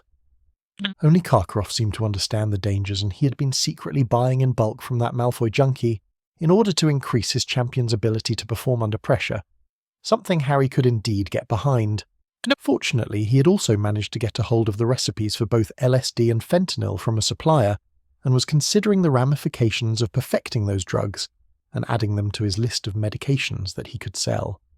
He would need to consult Snape about it more, as the man would likely be able to make both of those legitimately safe to take, without risk of death via overdose. Still, he was wary of what might come if he introduced such things, but Fred and George wanted more products and were pushing the limits of what he was willing to provide day by day, something he would have to address eventually. In his musings, he turned a corner and bumped into someone who most definitely should not be near the second-floor girls' bathroom. Harry was instantly on guard. "So you're Harry Potter then?" the man asked, his wild, prosthetic eyes swirling around in his head as he looked all over Harry in the creepiest way possible. Depends who's asking," Harry replied with a tilt of his head, wand ready to be called at a moment's notice. "Some people call me Mad-Eye, but that's not my name," he barked. "I am Alastair Moody, Aura and Defence Against the Dark Arts Professor for the School of Hogwarts this year." "Ah," Harry grimaced. "And what would you want with me?" "I was investigating the traces of that little drug-running business of yours, and I found some pretty damning evidence," he claimed, using his wand to confiscate the Pervitin and small sample of fentanyl he had on him. "I'll be taking these and I'll be reporting you to Headmaster Dumbledore in the morning." Okay, but whatever you do, don't open that one like that," Harry motioned to the upside-down sample bottle. "I'll keep that in mind when I have this tested for poison," he told Harry with a grimace, tucking it away and leaving in a huff, peg leg clanking against the floor the whole way out. Wait, that was it? No real reprimand? He wasn't being taken in? Huh, this was kind of fishy. Shit, maybe he should have the house elf Larry check in on him later. Merlin's beard. How did Barty Crouch Jr. get into Moody's office, and why is he dead? One of the students called out at the feast, catching the attention of Harry Potter. Ah, it was just that Ronald kid. Surely the man had just been incompetent enough to try to get into a fight with a teacher or something. It definitely had nothing to do with his drugs, he hoped. What? The man even had Moody locked up in his trunk. That's insane, he yelled out, causing no small amount of murmuring and muttered remarks throughout the feast. But before any rioting or other such panicked actions could take place, the lights dimmed and Dumbledore took to the floor. The floor where the goblet was, emitting a blue flame in front of the staff table. Yes, they literally decided to eat while the thing was trying to select people, since it took longer than expected to decide on the champions for some reason. And yet, Karasuba, his Sekire seemed oddly proud of herself when it began to spit out names. Representing Beaubaton, Fleur Delacour, he read, adjusting his glasses and allowing them all a moment to politely clap as it spat out the next name. Representing Durmstrang, Victor Crumb, Dumbledore nodded, the wintry-themed school roaring in approval for him. For Hogwarts, Cedric Diggory, he smiled, happily looking over all of the students as they enjoyed themselves. Now I'm sure you... The room darkened, and one more piece of paper flew over and landed on the bridge of Dumbledore's glasses. "Harry Potter?" he asked, bewildered at the strange new circumstances. "Apparently Harry Potter has been chosen as the champion for Shang-Chi Military Academy." "I didn't realise there was a fourth school competing in the Triwizard Tournament," Karkaroff joked, not entirely sure how to deal with this by the looks of it. "Well, we're certainly not prepared for this either, so hopefully we can rearrange the tasks a little to help deal with an extra challenger, now that they are bound by magical law to participate," one of the officials groaned. "Shite! I knew we should have taken the extra dragon with us. Hold on while I go get Charlie." Looking over at his Uncle Tom, Harry could see him palming his face, and see him furiously texting on a magic-proof Omnitool for some reason, looking absolutely furious. This could not be good. But just to be sure, Dumbledore made his way over to Harry with a small chuckle. "You didn't put your name in the cup perchance, did you?" "No, sir, I'm a little too busy with my studies for that, so I'm quite cross," he claimed, hoping to deflect and distract from his ongoing drug empire using something that's technically true. "I did it," Karasuba grinned. "As my Ashikabi is the strongest wizard in this room, and by far the most lethal, I figured it was only right to have him participate in a death game." "It's hardly a death game," Madame Maxime chided. "It's not so bad as it used to be in the old days. The most dangerous thing they're doing this year is the first task after all." "Fighting dragons, right?" Harry asked, having heard all about it. "Heavens no," Madame Maxime grimaced. "Pacifying a dragon and removing a false egg from their nest. We're going to be giving you plenty of time to research how to do it as well, but the next two tasks are all on you to figure out as they come. Clues will be provided as part of the tasks after all." Karasuba pouted. She was probably thinking it would be much harder. At least he wasn't really going to be risking his life, right? Hearing a roar in the background, he cringed. Jinxing yourself was not fun. HSH 3-07. When Tonks received a message from Tom that he was back in their world, and hadn't immediately called or wrote to her until he needed her help as an aura, which he had apparently asked for Madame Bones instead and was directed to the metamorph Magus, she screamed in rage. The man had the sheer fucking balls to ask for her help after all these years, because his precious nephew was in danger. when she had been put directly in harm's way by the arsehole for the entire time he was gone, and his useless friend Jimmy had fucked off with his money and joined some sort of cult, so he was not going to help the man one bit. Tonks, of course, was the responsible, reasonable one. She made her way over to him, wand at the ready, and conjured chains of pure malice at him when he wasn't looking, loading them with as many curses as she possibly could to force him to never leave her side again. And he simply glared at her, turning around and dismissing her magic with a look. How unfair. She hated geniuses like him. Yet why did she feel so hot inside, so desperate? She felt as though she needed him, and she hated that with every fibre of her being. "I see you've arrived on time, Tonks," Tom commented as though he was simply stating the weather. "Do you have any idea what you've put me through by leaving like that, you cold-blooded bastard?" she demanded, her blood boiling in her veins as she manipulated her bodily structure right in front of him. She was going to punch him for this, so help her. "No, I do not," Tom told her seriously, freezing her in place with his magic. "How could I? I've been in another realm dealing with my own issues the entire time. I'm not clairvoyant, nor can I read minds on command. Not yet, at least. And yet you came back. Was it to mock me for my misery?" she asked him, taunting and poking at him to have him attack an aura in front of all these witnesses without it being in self-defense. If he did that, she would have legal grounds to detain him and make him pay for all the suffering he brought upon her. "No. Why would it be?" Tom sighed, seeming genuinely baffled. "I came back temporarily because Dumbledore managed to reach me about the Triwizard Tournament, and Harry wanted to come back to see it himself." "Well, good for you," she growled, spitting at him. After a moment he sighed. "I can see you will be of no help to me, so you can leave now," Tom said with a sigh. "You'll regret coming back here," Tonks told him with a snarl. "I'll have you chained to my bed for years until you're finally all my—" The last thing she remembered before a great impact knocked her out was Tom's disappointed stare. "Jimmy," Tom sighed, calling the man directly after the disaster that was Nymphadora Tonks Black. "I need you here. Tonks didn't work out." "I told you, Tom," Jimmy whined over the call. "I'm busy. I'm head of the American Cauldron Association now, which is kinda in charge of making sure things don't fuck up over here." After a moment, the man groaned. "And that's Contessa, calling me for the next step in her path. Gotta go, buddy." The line went dead, and Tom realized that he was truly on his own in this world. Something he never thought would happen after he had given the ungrateful bastards each half of his fortune to manage. All of his work had turned to ash. It was a good thing he had left this world, he understood now. Nothing could tie him back to this world. In fact, with Grindelwald coming to power in the world soon, he knew he was going to have to leave the moment he had the tournament dealt with. Something that only Harry could do at this point, one way or another. This meant he was going to have to bring in more support from his new world, possibly. Bodyguards he could trust, who he knew wouldn't betray him for the world. He was going to have to call Yoko Taro and ask for a combat android squad to be assigned to him for now. An unfortunate expense, but a necessary one. Still, he wondered if what Tonks said was true. Had he really subjected her to a torturous life simply because he had left without her? "Larry," Tom called out to his house elf, his mind whirring with the possibilities. "Yes, Master Tom," his house elf called from nearby as he popped in with a grin. "I need you to investigate what is causing Tonks's life to be difficult and deal with it," he stated, not bothering to mince words.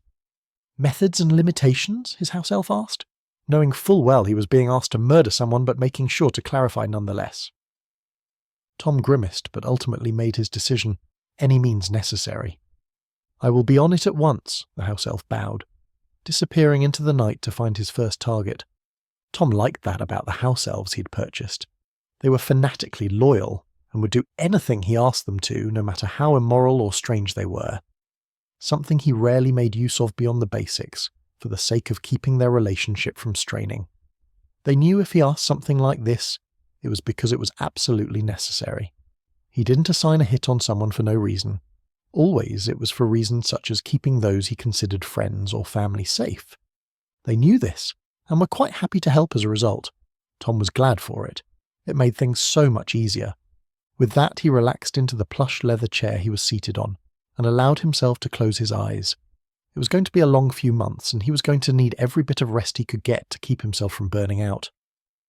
"Yoha Unit 2B, you have been assigned a new mission," a woman in an all-white military uniform claimed with a small frown, her blue eyes staring down at the android from behind the projected screen. "A temporary bodyguard position for the president of Shanxi and his family, while they explore their homeworld. Expect plenty of danger and high likelihood of internal damage from the EM radiation on that world."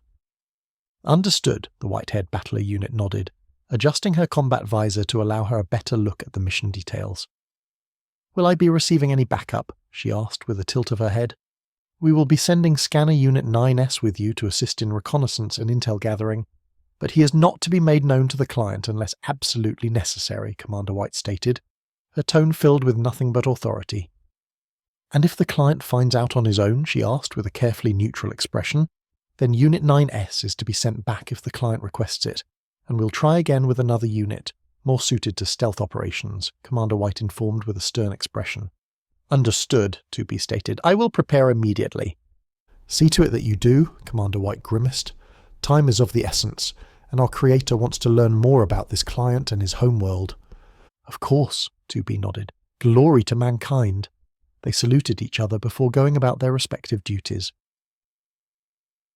Larry considered himself to be a rather bright house elf, so generally speaking, when he was told to remove a problem by any means necessary, he usually understood exactly how to do so given enough time. A little poison here, an innocent infection there, even a little workplace accident. Things that seemed innocuous, that would barely get a second glance in most worlds. Unfortunately, this wasn't most worlds, which meant he had to get a few helping hands. "I never thought I would be hired by a house elf to clean house of all things," the tall and mildly unsettling necromancer claimed with a smile. "But if it is for the sake of protecting the Harrisons, I don't mind lending a hand." And wasn't that interesting? "If I may ask, what has given you such a high opinion of my master's family?" Larry asked with a polite smile. "The brat helped my stepdaughter out last time he was in Japan. If it wasn't for him and his blood adoption potion he made for her, she could have died," the man claimed with a chuckle. "I really owe the man." "Of course. Then I assume that you and your servant will be arriving to help Mr. Sisagu?" Larry asked with a curious tone. "Count me in. I'll even call up a few friends and see what I can do to network a bit, just in case shit goes south," he nodded, giving Larry a thumbs up. "Very well then," Larry smiled. "I'm sure I will be seeing you again shortly." "See you soon then, Larry." HSH-3-08, the first task. Book after book, dusty tome after dusty tome. Harry found himself studying more and more about dragons and the many various ways of calming and placating them, and the incredible number of ways to trick or defeat them, but he really should have guessed that such a thing would be incredibly confusing.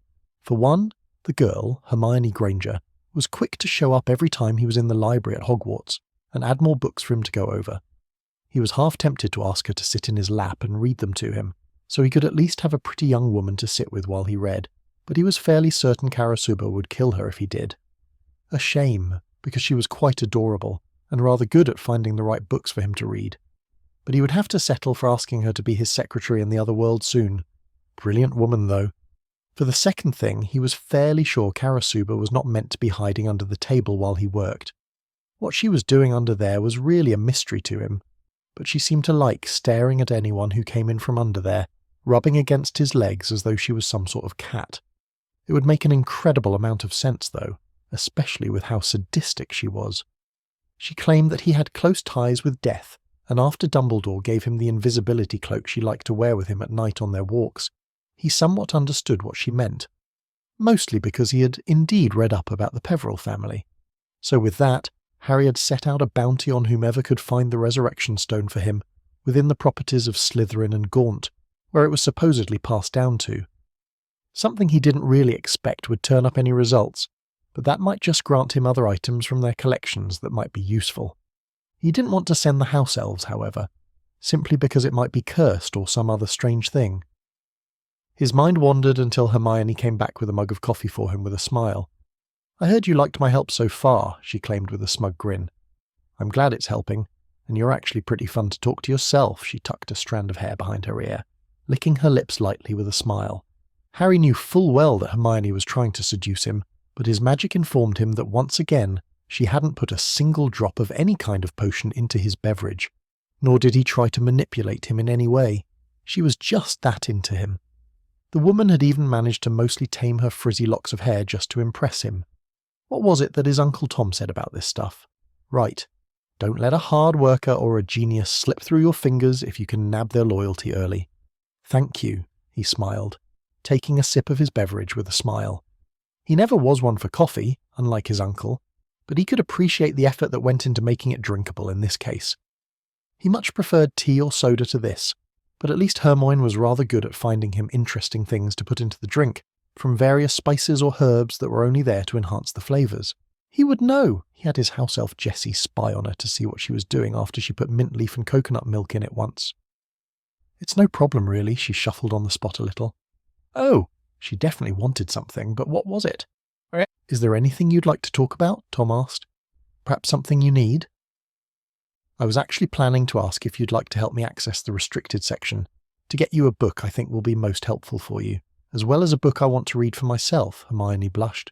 I know it might seem odd, but I need Dumbledore's permission to get access to that section, and I think the books inside might have the best answers to your questions. Promise me you won't tell anyone about the special workaround for this, Harry told her with a serious expression. There's a workaround? Is that legal? She asked with a cute tilt of her head. Harry nodded. Yes, it's just that it's meant to be a secret only known to those who actually do their research and look for it, or are told by the headmaster. All right, I promise, she told him with a smile. He stood, making his way towards the door. Follow me then, he told her with a small smirk, feeling a little smug about knowing something she didn't for once. It was honestly a good feeling to have someone like her that he could rely on. He almost wondered if this was what it felt like to be a CEO, or the president of a major corporation. Once they arrived at the room of requirement, Harry showed her how to enter. 3 times, back and forth. Just think of what you need, he grinned eagerly. He couldn't wait to see if she got it on her first try. When they opened the door, it was filled with purple and pink studded chests, causing Hermione to take him and run, slamming the door shut with an embarrassed expression. Huh, cute. He might have to buy her something like that later for her own use. I'm sorry, she tried, but he simply laughed. We've all been there at some point in our lives, Hermione, Harry chuckled. Don't worry, I'll do it for us this time. He marched back and forth and the door reappeared. This time to a library filled with an endless number of books, something both he and his Uncle Tom made use of frequently. Wow, Hermione gasped, her eyes wide as she looked over every book she'd never read in her life, things she dearly wished to read and was eager to get started on by the looks of it. Well then, do you think you can find the book here? Harry asked her with a grin. Hermione nodded. I'll get started. This was going to be the start of a wonderful relationship, he knew it. Hopefully Karasuba, who'd been watching the entire time from the shadows, didn't take offence to it. Parseltongue? Harry asked, not sure if he was reading the book correctly or not. What does delivering parcels have to do with speaking? He was going through the book, not entirely sure what to make of the ancient text that was given to him from the depths of the library by Hermione. It was strange and not entirely helpful. So, dragons speak parcel, like packages, he asked himself, curious yet annoyed at the thought. Lifting up the book, he was given a notification that a package was arriving to his doorstep back home on Shangxi. And then he had an idea, something so incredibly cursed it was almost guaranteed to work. So he called Amazon Shipping and made a business inquiry. It was the day of the first task of the Triwizard Tournament. Tom was seated in the judge's booth, as were his Sekirei and both 2B and 9S. He had asked for a full squad, and they tried to claim they were only going to send a single battler unit due to him not being a priority customer. Yet they still sent 2 of them nonetheless, something he was suspicious of but still grateful for nonetheless. 9S was apparently doing some reconnaissance among the crowds, trying his best to gather information about any would-be attackers in the world with his pod. Meanwhile, 2B was doing her best not to block his view of the stadium with her arse, and failing spectacularly every time she bent over the railing to get a better look, something that Karkaroff seemed to chuckle at from time to time, sneaking glances of his own in response. A true man of culture indeed. And then the task started. Fleur Delacour was up first, her silvery hair shining in the light as she began to dance and sway. He could see Zamai's in the background of the stadium seats, reaching out with her biotics in some attempt to play with the Vila girl in response to her dance. Of course, this resulted in the Vila girl having her attire stripped from her as she calmed the dragon, resulting in a very horny dragon grabbing her and flying off. Luckily, she managed to grab the false egg before it took off with her. Of course, the only one who gave her less than 8 points was Dumbledore, who gave her a 0. Next, we have Cedric Diggory, the announcer claimed with a bright cheer. What will our local man of charm do to win this one? Cedric swaggered in with a smile, holding a cheque for £1 million, and said to the dragon, "I'll buy the false egg off of you if you let me walk away unscathed," he told the dragon with a wink. Said dragon snorted, apparently finding it amusing, but accepted nonetheless. He was quick to exchange the money for his prize and walk away with a golden egg of some sort. The next one was Victor Crumb, and that one was a mess. He came out of the tent high as a kite on whatever he was snorting, a line on white powder on his nose as he jumped over the fence and made a beeline for the eggs. Of course, this pissed off the bright green chromatic dragon he was facing, and she began to spew acid at him. The problem with that was that he was too close to her eggs for that, which meant they all melted, including his prize. Another problem was that he conjured a sword in retaliation and banished it through the dragon's head when it turned to him, a primal roar escaping his mouth as he began to tear the dragon limb from limb, while miraculously avoiding taking fatal damage every time. By the time he was done, the crowd was horrified, and only Karkaroff awarded him full points, though both Tom and Dumbledore were impressed enough to offer him 7 points each. Madame Maxime simply sat and cried with Hagrid over the loss of a mighty and magnificent dragon, but that might have been more because she was drunk again than anything. Seriously, there was a time and place for these things, and this wasn't one of them. Last but not least, after cleaning up the stadium, was Harry, his nephew, his boy. He hoped it wasn't going to be another death match, honestly. When Harry entered the ring, he pulled out his phone and made a call. And then a delivery van crashed into the area within the minute, and out came a dark-skinned driver in Amazon Delivery Services clothing, smiling to Harry with a cheery wave. "Thank you for calling Amazon Same-Day Delivery Services. Allow me to negotiate with the dragon holding your package hostage, sir. I will retrieve it for you shortly," he claimed, his voice filled with cheer as his Southern American accent came through as clear as day. After he said this, the driver made his way over to the dragon and began to converse in Parseltongue. By the time they were finished, the dragon looked rather chastised, and the driver was able to retrieve the package. He made his way over to Harry with a smile and patted him on the shoulder. "Thank you for using Prime Delivery Services by Amazon. We hope you have a great day," the man claimed, before driving off into a sun that was not previously setting, but was doing so just for him. "What? The actual fuck?" Tom asked, not sure how to take that entire sequence of events at all. Yet everyone besides Madame Maxime roared in laughter in the judge box, and he found himself chuckling along with them. Who would have thought that such a thing would work after all? Nah. So with the highest score yet, Harry made his way out of the arena, and the event came to a close. Home Sweet Home 3-09. Tonks awoke with a start. She was in an unfamiliar room, on an unfamiliar bed, with a strange feeling around her wrists and ankles. Tugging at one of them, she noted that she'd been chained to the bed, by pink fluffy handcuffs and chains. Was this Tom's doing? The sick bastard! What was he planning to do with her? "Ah, I see you're finally awake," Tom sighed, sitting off in a chair nearby, Sirius Black sitting in another chair across the bed from him. She tried to say something, but the moment she opened her mouth, a ball gag was slipped into it with almost painful force. You don't get to speak quite yet," he told her with a grin. "Not until we've punished you for trying to curse me with chains of binding." She whimpered. He was going to do it, wasn't he? He was going to... Sirius pulled out a permanent marker and began to draw on her face. 3 lines across her face, scribbles all across her upper lip, and 3 more lines across her cheek in the other direction.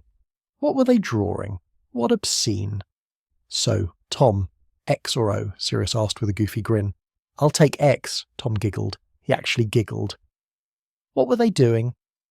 After a few moments where they drew all over her and played several board games using her body as the board, she felt like she was going to cry. Was this all he wanted?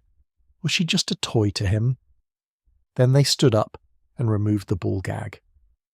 "Okay, Sirius.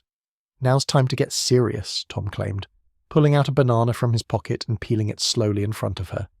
It was then that she realized she was somewhat hungry. And him eating a banana in front of her simply was not helping things.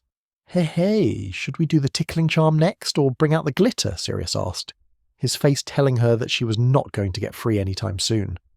"I think we should prepare the cake," Tom grinned. "She looks a little hungry after all." "Oh yes, the cake!" Sirius grinned, moving over to a corner of the room and levitating a cake over onto Tonks's stomach. But when it touched down, it seemed to wobble and ooze feeling, nothing like a real cake would. "Are you ready for your cake, Tonks?" Tom asked, looking at her with the most severe expression he could give her. No?" she asked with a hint of genuine fear. "That's good, because the cake is a lie." He grinned, and it melted all over her in that very instant, washing away all the marker with a hint of lemon flavour. When that was done, a sopping wet Tonks covered in suds sighed. "What are you going to do to me, no—" Sirius fired a tickling charm at her ribs, causing her to break out into laughter as she was assaulted, the tickling not letting up until she almost passed out. It hurt to smile, it hurt to laugh, but more importantly, it hurt her feelings to be treated like this. And then Tom started eating a popsicle, and she felt ready to go all over again. What she wouldn't give to be that popsicle right about. A splash of cold water caused the rest of the suds to wash away, and Sirius pulled up a chair beside her, unwrapping a burger for her to eat. He smirked and pushed it into her face. "Eat up. This is going to be a long day." She didn't hesitate to eat it, but for some reason she felt as though it was still a trick of some sort. But what could it be? "Was this really the best way to get her to relax and stop trying to curse me?" Tom asked, his eyebrow raised as he stared Sirius down with a small smirk. He had been skeptical at first, especially considering the first thing Sirius recommended was simply giving her what she wanted, but it seemed to have worked so far. Unprecedented and strange, but somewhat interesting. "Yes," Sirius nodded, a goofy smile on his face. "She was much more willing to talk to you without trying to curse you after, wasn't she? Even if it took her a while to wake up after Musubi took offense a few days before." Tom thought about it for a minute. It seemed as though he was right, but he couldn't help but wonder if there was a better way than this. It seemed a bit too silly and ridiculous to be the way that worked the best. It was almost suspicious how well it worked as well. It was as though Tonks was simply stressed and needed an outlet for her desires. Something Sirius helped plan with the help of Harry and Akitsu while they had the chance. It was Akitsu's idea to chain the woman to the bed with pink fluffy handcuffs, and Harry's idea to play board games on her body. Sirius, however, had been researching memes from ancient history in their third world, Shang-Chi. Something he was fairly sure should be illegal to share with Sirius at this point. But yes, Tonks was much more willing to talk afterwards. She cried in Tom's arms even. The woman seemed to understand that he would never get with her as a lover at this point, and mistakenly managed to think it was because he saw her as a sisterly figure. But since it worked, he was more than willing to bring her with him into Shang-Chi so that she could relax there instead. Tonks would likely love his new world, and well, she was a good friend of his, regardless of her current actions, so if she wanted to settle on a new world for a fresh start, who was he to keep her from such an opportunity? It might even be good for her in the long run, especially if she could get herself a good boyfriend. Or girlfriend. He wasn't one to judge, but Tonks did seem more the type to like older men. However, he could be wrong, so he would look for suitors of both types for her to engage with. After all, he did feel rather bad for leaving her behind when things went so horribly wrong for her here. Hopefully this would make it up to the girl, and if it didn't, well, he had other methods he could use. Home Sweet Home 3 to 10. A series of alternative perspectives. Larry was a marvellous house elf, absolutely one of the best. Why was this, might one ask? It was simple. He had managed to round up enough volunteers to assault the warded castle that Grindelwald had holed up in, and was using as a home base for the time being, and after they gathered, even the Einsburn family of mages that were allowing Grindelwald to use their home as a base were entirely unwilling to help hide them any further. Something that made the house elf smile. Truly, it was a grand day when his master's enemies would be crushed under the weight of the allies his servants gathered for him. It was perfect, but for some reason it didn't look as though Grindelwald was afraid. He didn't cower, nor did he shake. No, instead he raised his wand, casting a single spell, and all hell broke loose. The vast army he had gathered began to mutate, changing before his very eyes into various monstrous beings as he panicked, the rain causing more and more casualties with every drop that sprinkled upon the group. Many of the former wizards and witches panicked, casting spells at the mages, who also had to defend themselves. Only the yokai seemed to shrug it off with a laugh. One in particular, a Yuki-onna of great renown, called out to the crowd with a laugh, It's just a petty illusion, you fools. Clear your minds of magic and simply perceive what is in front of you. Larry focused his mind, purging the magic from his mind as instructed with a wary eye. He noticed the difference immediately, as did many of his volunteers. It was an illusion, a trick meant to whittle down their numbers, to stall for something, perhaps. The blonde knight, Mordred, had apparently taken offence to her comrades being so openly attacked, and was in full armour. "Bastard, I'll kill you or this," she roared, launching herself towards the enemy with reckless abandon. Unfortunately, he had a few tricks up his sleeve. "Iliasfiel, be a dear, would you?" he asked with a smug grin. "Berserker, key," Ilya growled, only to be stopped by a black-haired man managing to pick her up and hug her mid-fight. "Ilya, my daughter, what have they done to you?" he asked in horror, carrying her away from the battlefield. "Daddy, why are you here?" she asked with a sniffle. "I've been trying to get you back for years, but I was unsuccessful. Due to the Einsburns keeping me out and locking you away," he grimaced. "If I had more allies of my own, I could have come sooner, but—" "Iliasfiel, don't you dare listen to that filthy pile of dirt," one of the Einsburn growled. "Kill him, do it now, or we'll recycle you for—" The black-haired man clicked a button, causing the entire castle to blow up. And then he shot the man with his gun, all while holding what was apparently his daughter. With that done, Grindelwald sighed. "Well, things just got a hell of a lot more complicated," he groaned. "If I surrender now, am I going to get a chance to speak for myself in a fair trial?" "Hell no," Mordred claimed, cutting him in half with her sword from behind. It was rather anticlimactic, so Larry was still on guard. It seemed as though he was going to have to report back to Master Tom immediately, lest he find out that his hunch was right. "Sssss, eh?" Masubi asked, feeling a tad awkward as she looked at Tom with a confused smile. "I asked you if you were okay after that incident with Tonks," Tom asked, but he probably already knew the answer from her bond. He must just want her to confirm it for Sirius and Harry, right? "Yup, she didn't even put up a real fight," Masubi grinned, giving him a thumbs up. "She's kinda weak, really, so I don't think she'd make a good wife for you." "Oh?" Tom asked with a snort.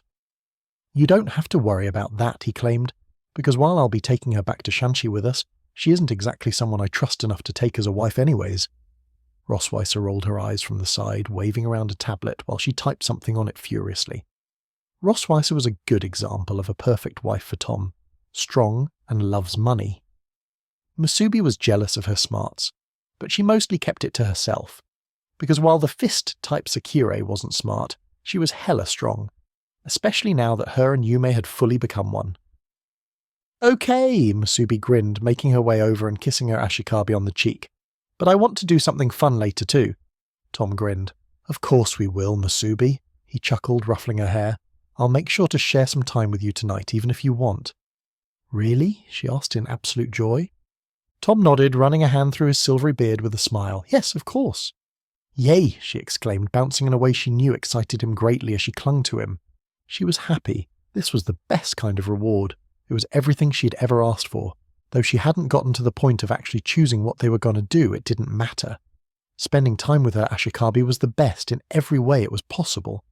Hopefully she could even get a bit of alone time with him. They could snuggle by the fireplace and watch movies together while she helped him with his stress. It would be so fun. A massage was great for relaxing, right? Maybe he would like something like that too. She had all the ideas and couldn't wait to see what he was interested in most. After all, she was his Sekirei, and he her Ashikabi, her destined one. A beautiful bond made by her creators to help uplift humanity to heights they previously could never reach. All in preparation to deal with the threats in the galaxy that they would all come to know and fear, the Machine Army. But that could be dealt with later. They never bothered to attack so far, so what was the point in trying to provoke them before they were ready? A fight was a fight, but a fight without being prepared for it was dumb even to her. So she'd help her Ashikabi become better, stronger, and make him even more awesome so he could crush them where they were at the core of the galaxy. With a relaxed smile, Akitsu allowed the icy waters of the Great Lake to wash over her feet. It was a nice temperature outside, not too warm for her, and maybe getting a little cold for the rest of the students, but she didn't mind. "Holy shit, is she playing catch with a giant squid of Hogwarts?" one of the Durmstrang students asked, watching as she tossed a ball of ice back into the water for the animals inside to toss back at her. "I think she is," his friend claimed, making his way over with a smile. "Hey you're pretty brave, huh?" the man claimed, unbuttoning his shirt with a smirk. "Mind if I play with you as well?" Well, it couldn't hurt to let him toss some ice around for a bit. "Okay," she smiled, creating enough snow to fill the beachside with a grin. "Get ready?" she asked, pointing to the snowbank where they could build their fort. They would need it if they were going to get serious with the squid, because the squid had a great throwing arm. It would certainly be fun, and might even teach them better control of their magic in the end, or at least, it might teach them how to aim at a moving target, one that could hide behind cover. "Us versus the squid?" the other friend asked, happily transforming the snow with wanted magic into a proper fort, just as she expected. "Until you grow tired," Akitsu carefully did not smirk. Yes, a lot of her attitude and way of speech was simply because she used to have no prospects in life for love. But now that she had Tom in her life, and her abilities no longer put her in danger if she used them, she simply used the slow, methodical manner of speech because it greatly pleased her Ashikabi. It made her sound like a cool ice maiden, and she knew it. Not that she'd ever admit this out loud, because that would be incredibly uncool. Still, the children set up the fort and began piling up snowballs while she made it snow in the area, the squid coming out at the challenge of the boys to play with them. It was going to be a fun time getting to know the people in Hogwarts. She just knew it. It was almost too bad that they would have to go home in the end. She would have liked to stay here for longer and enjoy herself in this world. But she went wherever her Ashikabi went, and that meant that she was going with him back home. Besides, she was used to modern amenities, things that simply weren't available in this world. How her Ashikabi managed to survive in this world without access to many of the tools he had in their world was beyond her. As she thought about these things, the students began relentlessly tossing snowballs at the giant squid, who seemed to be having fun catching them and throwing them right back at the shirtless boys. By the time they were finished the first round, they were covered in red welts from the sheer force that the squid returned fire to them. But they were laughing and having a good time. She realised, this is what it's like to watch over children. She realised she quite liked it, and couldn't wait to have children with her Ashikabi who she could do similar things with. But that could wait until he was ready. For now, she would be happy with what she had, and the times she could share with her husband's charges. After all, wasn't that what a good wife would do? "Zam?" "Now that everything is said and done, we have one thing left to do," Tom sighed, bringing Tonks up to the room of requirement and taking her through.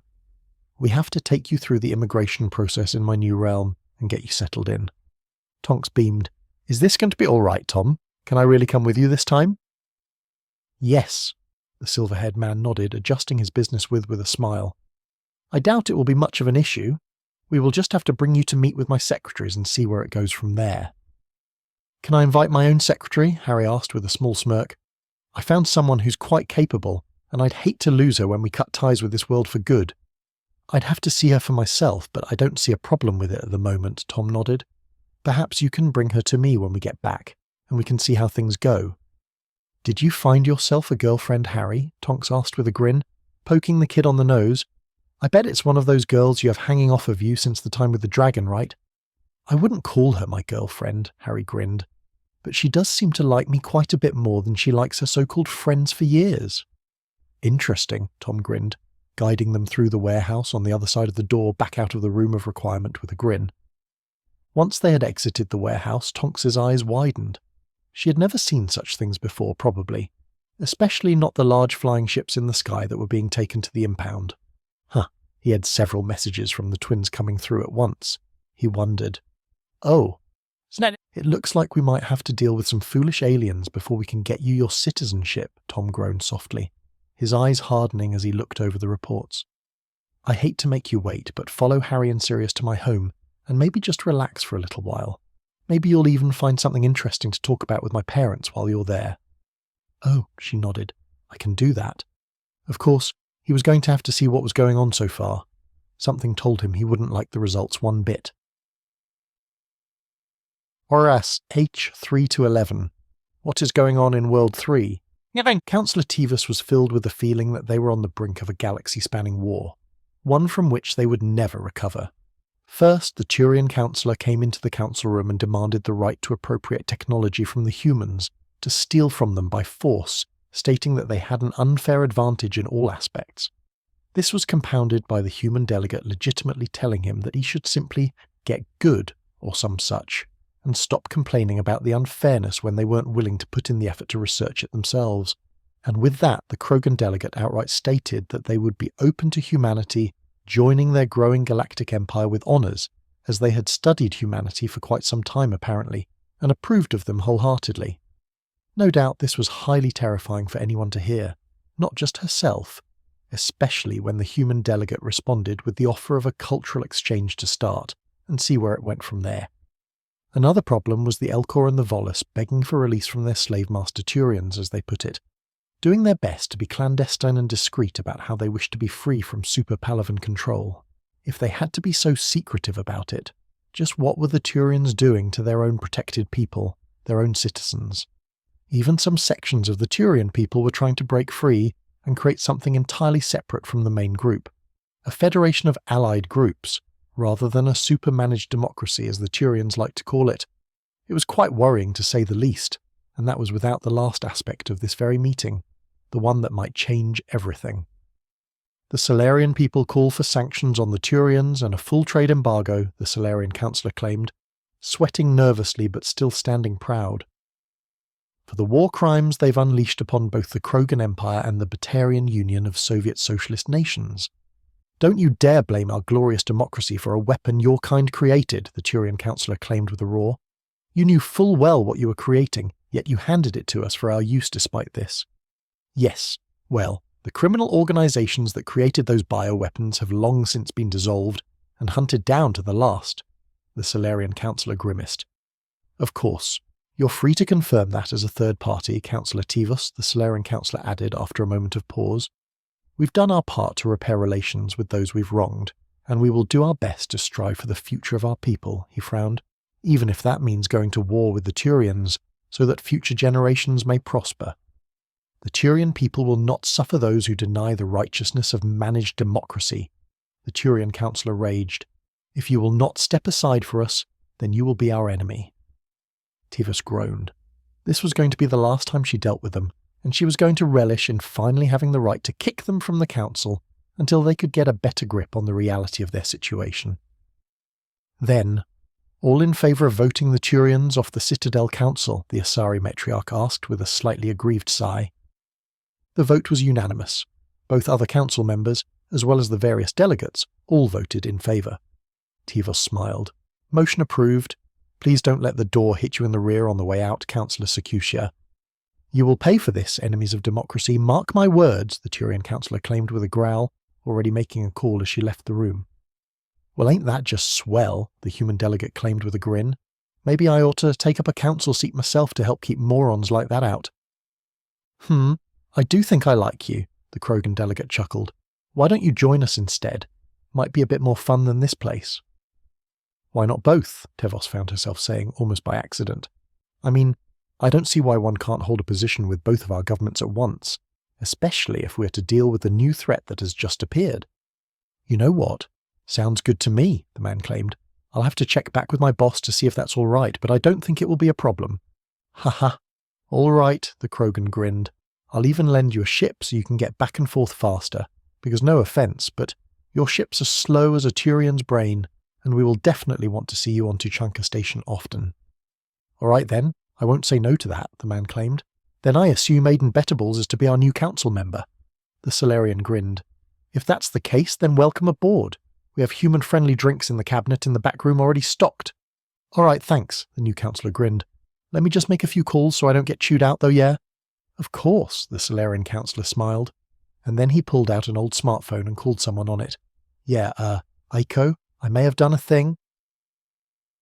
Secusia Adjudas was astonished at how little the council members cared for democracy. They were all disgraces, evil beings, besmirching the name of the Turian people by declaring themselves as such. Yet they needed allies. They needed technology. The Turian people needed what they did not currently have in order to defend their people. So she made contact with the Systems Alliance through their more agreeable allies within their nation, the Lyran Commonwealth. They were a proud, mercantile people, and they were willing to sell Super Palavan anything they desired, so long as they had the resources to trade with. Of course, E710 was something everyone needed, and it was something they had in abundance thanks to the Rachni. Those damn bugs were easy to farm for their precious E710, so they were going to keep liberating it, for the sake of freedom and managed democracy. Of course, this was perfect for their allies, as it meant that they could lubricate and fuel their battle mechs. Large walking machines made only for war. Their allies were even willing to sell them the designs for such things, in exchange for a bit of E0 to experiment with. E0 they had liberated from the fascist communists, the Batarian Union of Soviet Socialist Nations. So-called notions such as socialism were only a front for what they truly were. They declared that they would provide equality and prosperity for all, yet they had a caste, and made their workers pay for their wars in blood and tears. It was truly despicable, those communists. This was why they needed the help of the capitalist nation of the Lyran Commonwealth to help them achieve greatness. Perhaps they could even be enlightened to the ways of managed democracy, and then they too would become a true ally of their nation. As it was, the Archon of the democratic capitalists, the Lyran Commonwealth, was willing to work with the super president to ensure that Shang-Chi and their fascist capitalists fell, and that was good enough for her. She would have to report this to her democracy officer and declare it a mission well done. At the very least, due to having all the evidence she did, she wouldn't be executed for treason, especially with the fact that she secured an alternative means to do what was right. For democracy indeed. Back on Shang-Chi, things were doing fairly well, all things considered. Devola and Popola were having a fair bit of fun playing the latest Mario Kart while they waited for news from Tom about what the family was going to be doing for the winter holiday, and they were fairly sure that nothing was going to happen while they took their break. Until something did. Devola Popola, we just scanned some suspicious ships coming into the system. Please come to the control tower and confirm ASAP, the commander for the Planetary Defense Force claimed over the comms. Well, looks like break time is over, sis, Devola grunted, pressing pause on their game. Unfortunate, right when I was winning too, Popola grinned. As if, Devola laughed. I had a blue shell at the ready, and I was just waiting to use it. Oh well, that's not important, Popola sighed, making her way over to the control tower elevator with a sigh. A swipe of a card was all she needed to open it, allowing the sisters to ride it to the mid-floor control tower. The top floor was mostly all sensors, and the floors below those were lined on the walls with weapons, so the actual control room wasn't as high up as the tower went. It was still sufficiently high up to see far over the top of any other building in the vicinity, but it was not so far up as to take too long for them to arrive. When they got to the desired floor, they made their way over to the man console and immediately scanned the data with their cyber suites. Something that made the techs there wary, as usual. Devola rolled her eyes, watching as the nervous techs began to sweat a little. It seems that the ships are carrying illegal cargo in Shang-Chi territory and are geared up for an all-out war. Popola nodded in agreement, turning to the I'm going to borrow your equipment to boost my signal. Please don't be alarmed. I am going to seize control of their ships after I find out what their mission here is. Might want to do it before they make the jump towards us, sis, Devola grimaced, crossing her arms under her chest. Tom would be pissed if we lost his planet while we were in charge. Nominally in charge, and only because Jerry and Ashley are on vacation, Popola reminded her. The twins were in sync, however, as they rifled through the ship logs and databanks on each of the incoming ships, listening to and tracing back comms until they got a hit. And boy was it a juicy one. So it seems like these guys wanted to try to catch us off guard while trading in our system, using the opportunity to strike it out planet with battle mechs for the sake of petty grudges. Popola sighed. These fuckers don't stand a chance, Devola responded, causing the ships that had been steadily approaching to shut down, their controls locked down so that they couldn't continue on their course. Instead, they were sent towards the impound, at which point the battle mech dropships all took manual control, shutting off the computers so they could attempt to steer their massive ships using only analog controls. She admired their efforts, truly, but she had access to fleets upon fleets of drones, and the Federated Suns had sent some pilots to learn how to control such things. They were towed into place and shut down in minutes. Well, you captured them. Now what? One of the techs asked with a raised eyebrow. Now? Popola grinned. We call Tom. Home Sweet Home 3 to 12. What is up with the elf? Larry's story. When Tom finally got back to Britain with his family, it was to news of Grindelwald's great defeat, by an army led by a house elf of all things.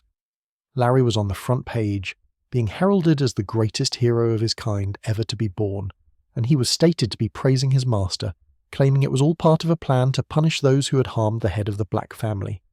Of course, this led to them trying to find said head of the Black family and finding nothing. Not even a building was left behind where the Black Manor once was, as Tonks had sold the land to be reconstructed into an office building, with the help of Tom to convert that money into the currency she would need in the other world. She left enough money for her mother and father to live on for the rest of their lives rather comfortably, and had more than enough to get set up in the end. Yet it was likely she would lose it all in a few months with her new clubbing addiction. All that to say that they most certainly did not find her, and decided to ask Larry about who his master was. Of course, he hadn't exactly given Larry any instructions beyond any means necessary, so when he was given an extremely positive response that seemed as though they wished to praise him, the little house elf had told them what they wanted to know. And now here he was, speaking with the little bugger after receiving an order of Merlin apparently, something normally only given for great deeds, and usually only after death, trying to figure out what was going on in Larry's mind this entire time. Seriously, explain from the beginning, Larry, Tom sighed. Of course, Master Tom, he grinned, and then he began a tale so wild that even Tom was astonished. Larry had been snooping around Tonks's workplace for days, using the time-turner he had on his person to watch the poor miss very carefully.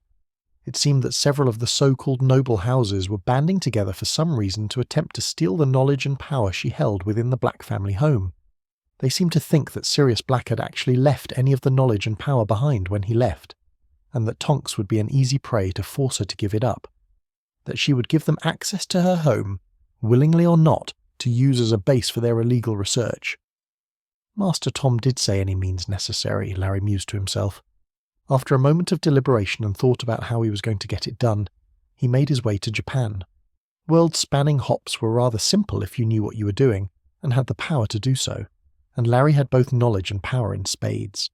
With a grin, he popped into the home of the Yukiona clan and left a letter in their mailbox.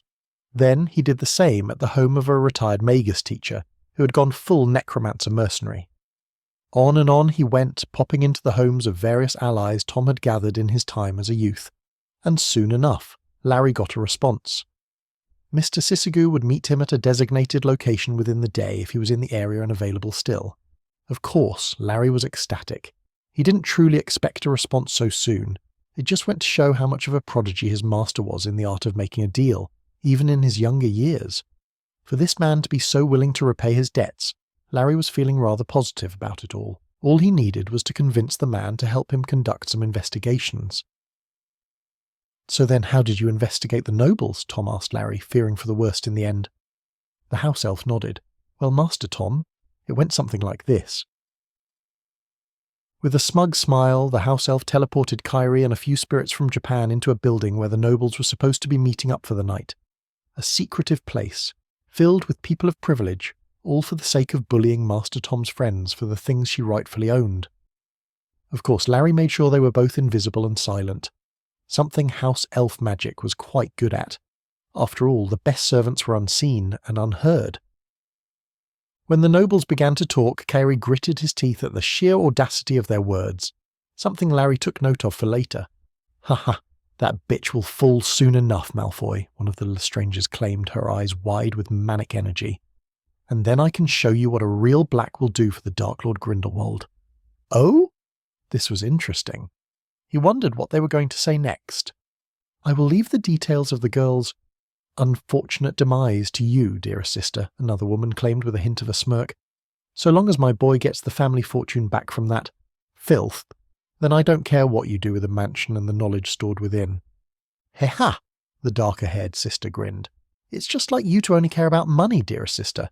You never were one for the dark arts." "Of course, Bella," Blonde smirked. "Why care about such things as petty wizarding wars over who is the darkest, most foul of magic users, when I could be living in the lap of luxury and setting up my child to do the same? It must just make your blood boil that little Nymphadora got her hands on Daddy's money then, huh?" "This," Bella giggled. "You must be so mad, sissy, so angry that all that money just went poof." The rest of the group laughed, and one man even chimed in with a grunt.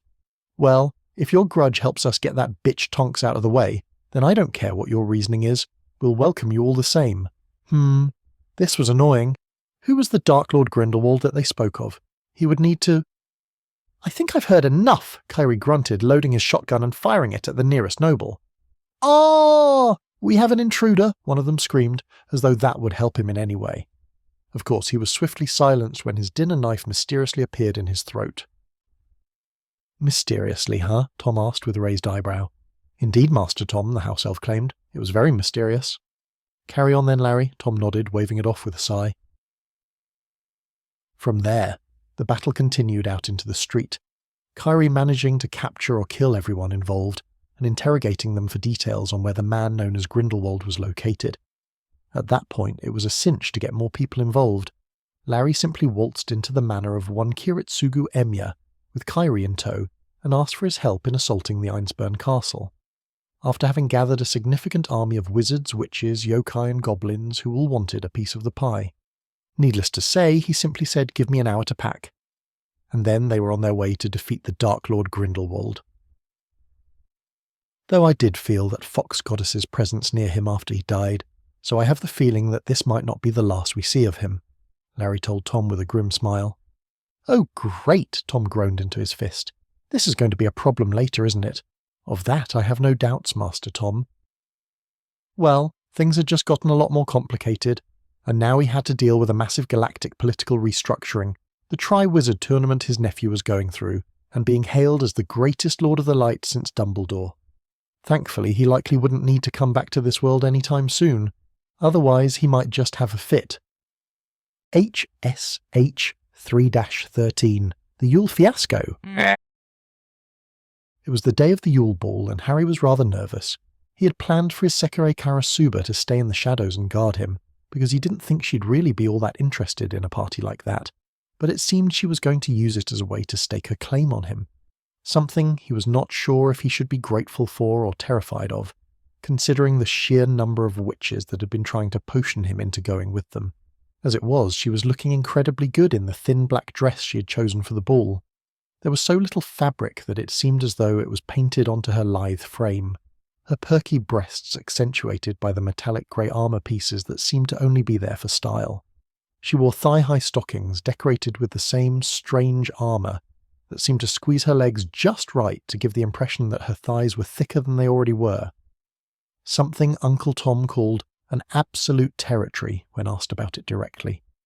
He was pretty sure that his uncle had no idea what he was talking about, but it certainly made sense to him from the name alone, so he was more than willing to make use of the term in that way.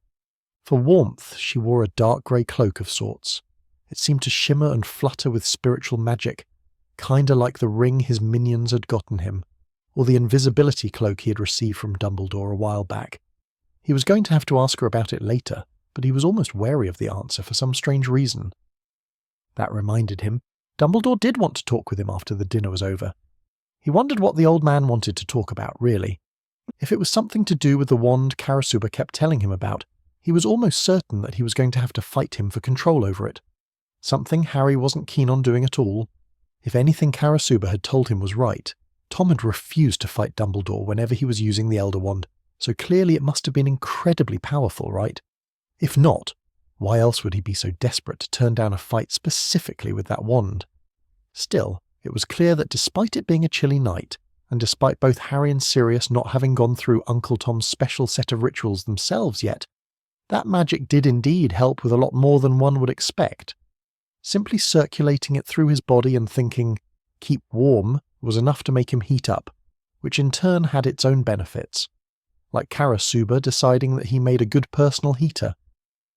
Sirius of the ancient and noble House of Black and his companions amaze, Thomas Richard Harrison, recipient of the Order of Merlin and mastermind in the defeat of the Dark Lords Voldemort and Grindelwald, hero of the people and his wife Rossweiser, Harry Potter of Noble House Potter and his bound guardian Karasuba. May you eat well and be merry this Yule. The people in the ballroom watched their entry as they were announced as though they were some sort of noble family. Many stared in disdain or disgust at Tom, Rossweiser and Karasuba being included in that list, but knew better than to openly call them out on it. They seemed to openly balk at Zemaze, though, something that caused her to smirk. Speaking of Zemaze, several of the Veela there were blushing and gravitating towards her, leaving their dates behind to chat with the blue-skinned Asari. Not surprisingly, they had all loved the stories that she told of their world, and the various other worlds in the place they had been travelling back and forth from. Maybe Tom would let them bring a few with them. Enough to pass down the genes, maybe. Harry would certainly be willing to help with the repopulation efforts if need be. Surely Karasuba wouldn't murder someone just for that. Wait, why was she glaring at some random Frenchman? Uh-oh. So you believe you are welcome here, Demonspawn? The man claimed, puffing up in self-importance while Harry was busy pondering life. My Ashikabi and I have nothing to do with you and your posse of weak dumbasses, Karasuba told them with a side-eye. But if you want to test my blade with your flesh, feel free to keep advancing towards us with that intent. What intent do you mean, you wretched cur? I simply moved to welcome the one who was supposed to be the prophesied child of light for you British fools. He giggled like some sort of circus clown before continuing, as though that faker Trelawney would be able to prophesize her way out of a wet paper bag. That's enough, Harry told the suicidal fool with a sharp, commanding tone. He was training for the Space Force on Shang-Chi, so he knew how to make himself heard without truly raising his voice. And who are you to command me, Potty? The man claimed, making his way closer to them. Truly, is the little boy going to cry if I don't stop? No, but I'd prefer it if you didn't antagonize my dog enough that she murders you in cold blood, Harry admitted plainly. He had another word he would have used here, but it was a bit crass, so he figured it wouldn't get the message across properly to the Frenchie. Maybe if he was American, though. Hon hon, so this is your dog then? The dumbass asked, but backed away nonetheless, especially because Karasuba had started to blush and growl at him, making snapping faces to play along. Super cute of her, to be honest, and he didn't think that using such a word for her would give her such positive feelings, which he could feel plainly over their bond. It just felt like the right word to use at that moment, and he couldn't deny the results. Yes, she is my dog, Harry nodded, and she's very aggressive, so don't do anything to set her off. Perhaps you should train your dog better, like the... He tried to fire off a spell only for his wand to be sliced in half. She held back a lot because he wasn't split in twain. Only his clothes and his wand fell to pieces, embarrassing him in front of all of his followers, his hair falling off shortly after and a single word bleeding on his forehead as he stood there. It all happened so fast not a single person saw her move from her spot until she sheathed her sword with an audible click. The clearly labelled moron was shocked, and then he burst into tears and ran from the room as several of his followers started laughing. Well, now that we've dealt with that, why don't we go take a seat? He asked, his Sekirei following along behind him with a grin. She really did seem a bit like an overgrown murder puppy, didn't she? Well, he would make use of that later probably, when they were alone. After all, who didn't like a good dog? Tom and Rossweiser were at the centre of many people's attention as they danced to the music arranged for Yule. Some slower songs were presented, and some faster, yet the two of them were never out of sync with one another. One of the many benefits of having the advanced cybernetics they had was that they could communicate their intentions non-verbally, faster than even the fastest speaker could dare to try, without making any obvious signs, which made it perfect for attempting risky moves on the dance floor. Of course, they were working together so well that when the song changed to hip-hop, and the rest of the people floundered, unable to keep up, they were the only ones still dancing, and that was cue for the music to stop, and for the wizards and witches of the Yule to settle down for the night and eat the offered food. It seemed as though they were seated at a table with the other judges, with no one else joining them due to the private nature of the topics they would be discussing. Something they would need to keep from the champions, lest they give the game away too early. So you mean to tell me that the second part of the tournament is in the half-frozen lake that is filled with dangerous creatures, and you expect that they'll just give up the hostages we're handing them on a silver platter? Tom asked with a raised eyebrow. Well, considering that one of the hostages we were considering for Harry was Karasuba, we don't think that will be much of a problem regardless, Dumbledore smirked. Oh, that old bastard. He had a plan for in case things went south then. Well, I'm assuming that there will be magical protections in place to keep the hostages from simply drowning, Rossweiser asked with a small frown. And from getting hypothermia from being in the water for so long? Yes, actually, Dumbledore smirked. Phileas and Severus have come up with quite the impressive potion and charm combination that will ensure that the champions have over 2 hours to collect their prizes before they'll truly be in danger, with them waking up after one. I see, Rossweiser sighed. I suppose I will have to see how effective it is for them in the end, but if it goes wrong, I will be holding you responsible. Worry not, my dear. I won't let anything happen to the champions or the hostages while the event is ongoing, he claimed with a nod, spearing a piece of steak with his fork, It would look most terrible if such a thing were to happen on our end, especially with Miss Delacour's pregnancy ongoing. Wait, you're having a pregnant student participate in this? She asked with a worried expression. Dumbledore sighed. He looked a little regretful at this thought. It is her own fault for seducing a dragon, Madame Maxime claimed with a light sneer. If she didn't want to be stuck with the burden of carrying a child through this tournament, she shouldn't have allowed it to copulate with her. Madame Maxime, need I remind you that this is a dragon we're talking about? Not a mere wyvern, Snape claimed with a grimace as he walked past to get some fresh air. She likely didn't have much of a choice once it saw her. Not that I'd expect you to know anything about that. How rude, she growled, but Snape was already on his way outside. He has a point, you know, one of the judges, Barty Crouch Sr. claimed with a sigh. I don't mean anything by it. It's just that dragons tend to choose fair maidens, which is why there isn't really as many dragonborn as the legends would have us believe. And I'm not, as you put it, a fair maiden? Madame Maxime asked him, a glint of murder in her eyes. Tom rolled his eyes. Madame, you're neither fair nor a maiden, he grunted, knowing full well he was about to take the brunt of the woman's wrath. You're a half-giant who has managed to snag herself a good time with Hagrid, a man built tough and rugged just like yourself. He then shut her up by glaring at her as she went to speak. Be more proud of who you really are, because no one else will be for you. Madame Maxime paused at that. No one has ever spoken to me this way, she huffed, as though what he said was utterly absurd. Well, it was about time you heard it then, Tom shrugged, before poking at his chicken suspiciously. It looked like it was chicken, but it was far too greasy to actually be chicken, especially considering this was supposed to be the breasts. This was why he hated British food. Even on a fancy dinner for Christmas, Yule, whatever, with magical servants cooking the meal, it still looked and tasted rather sad. Hopefully he would have time to eat something more fun later, because this was simply not to his liking at all. Once the topic died down and people were less hot-headed, Sirius Black came over to their table with a man sporting a short, pointy black beard. The man looked excited, gesturing wildly as they approached. Are you Thomas? The man asked. Sirius here has told me all about you and your lands. Oh, Tom asked with a raised eyebrow. Yes, the man grinned, rubbing his pot-belly with a grin as he spoke. I hear that the Veela would be welcomed there without discrimination, something utterly unheard of anywhere I know of in the world. Have you tried Japan? Tom asked with a deadpan stare. What's a Japan? He asked, blinking owlishly. Tom sighed. Never mind then. What did you want from me?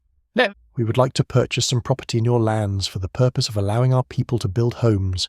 He grinned with a look of absolute wonder. Sirius, check this man for potions, drugs and compulsions, Tom told his friend with a side eye. No one is this naive. Literally, no one. I already checked, Sirius chuckled. The only drug he's had today was Pervitin, but I expect he had a bit much. Okay, then let's wait until he's so... Tom tried, only to be interrupted by the Frenchman with a smirk. Oh, believe me, I'm not as naive as you think, the dark-haired Frenchman grinned. But I do have a minor gift of prophecy, and let me tell you that those massive glass buildings are quite impressive, especially when they're lit up with images of my wife and daughter sharing products that only Veela can make. This got Tom's attention immediately. Tell me more, he demanded, knowing full well that he had already been hooked from that alone. The sheer potential they had as advertising models was already insane. For them to have a product unique to them as well?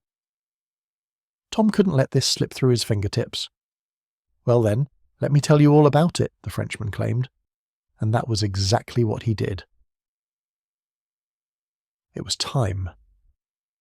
Tsukasai Kudamaki was watching the proceedings of the business meeting between Tom and the Veela, having been the man's guardian fox since his past life and all.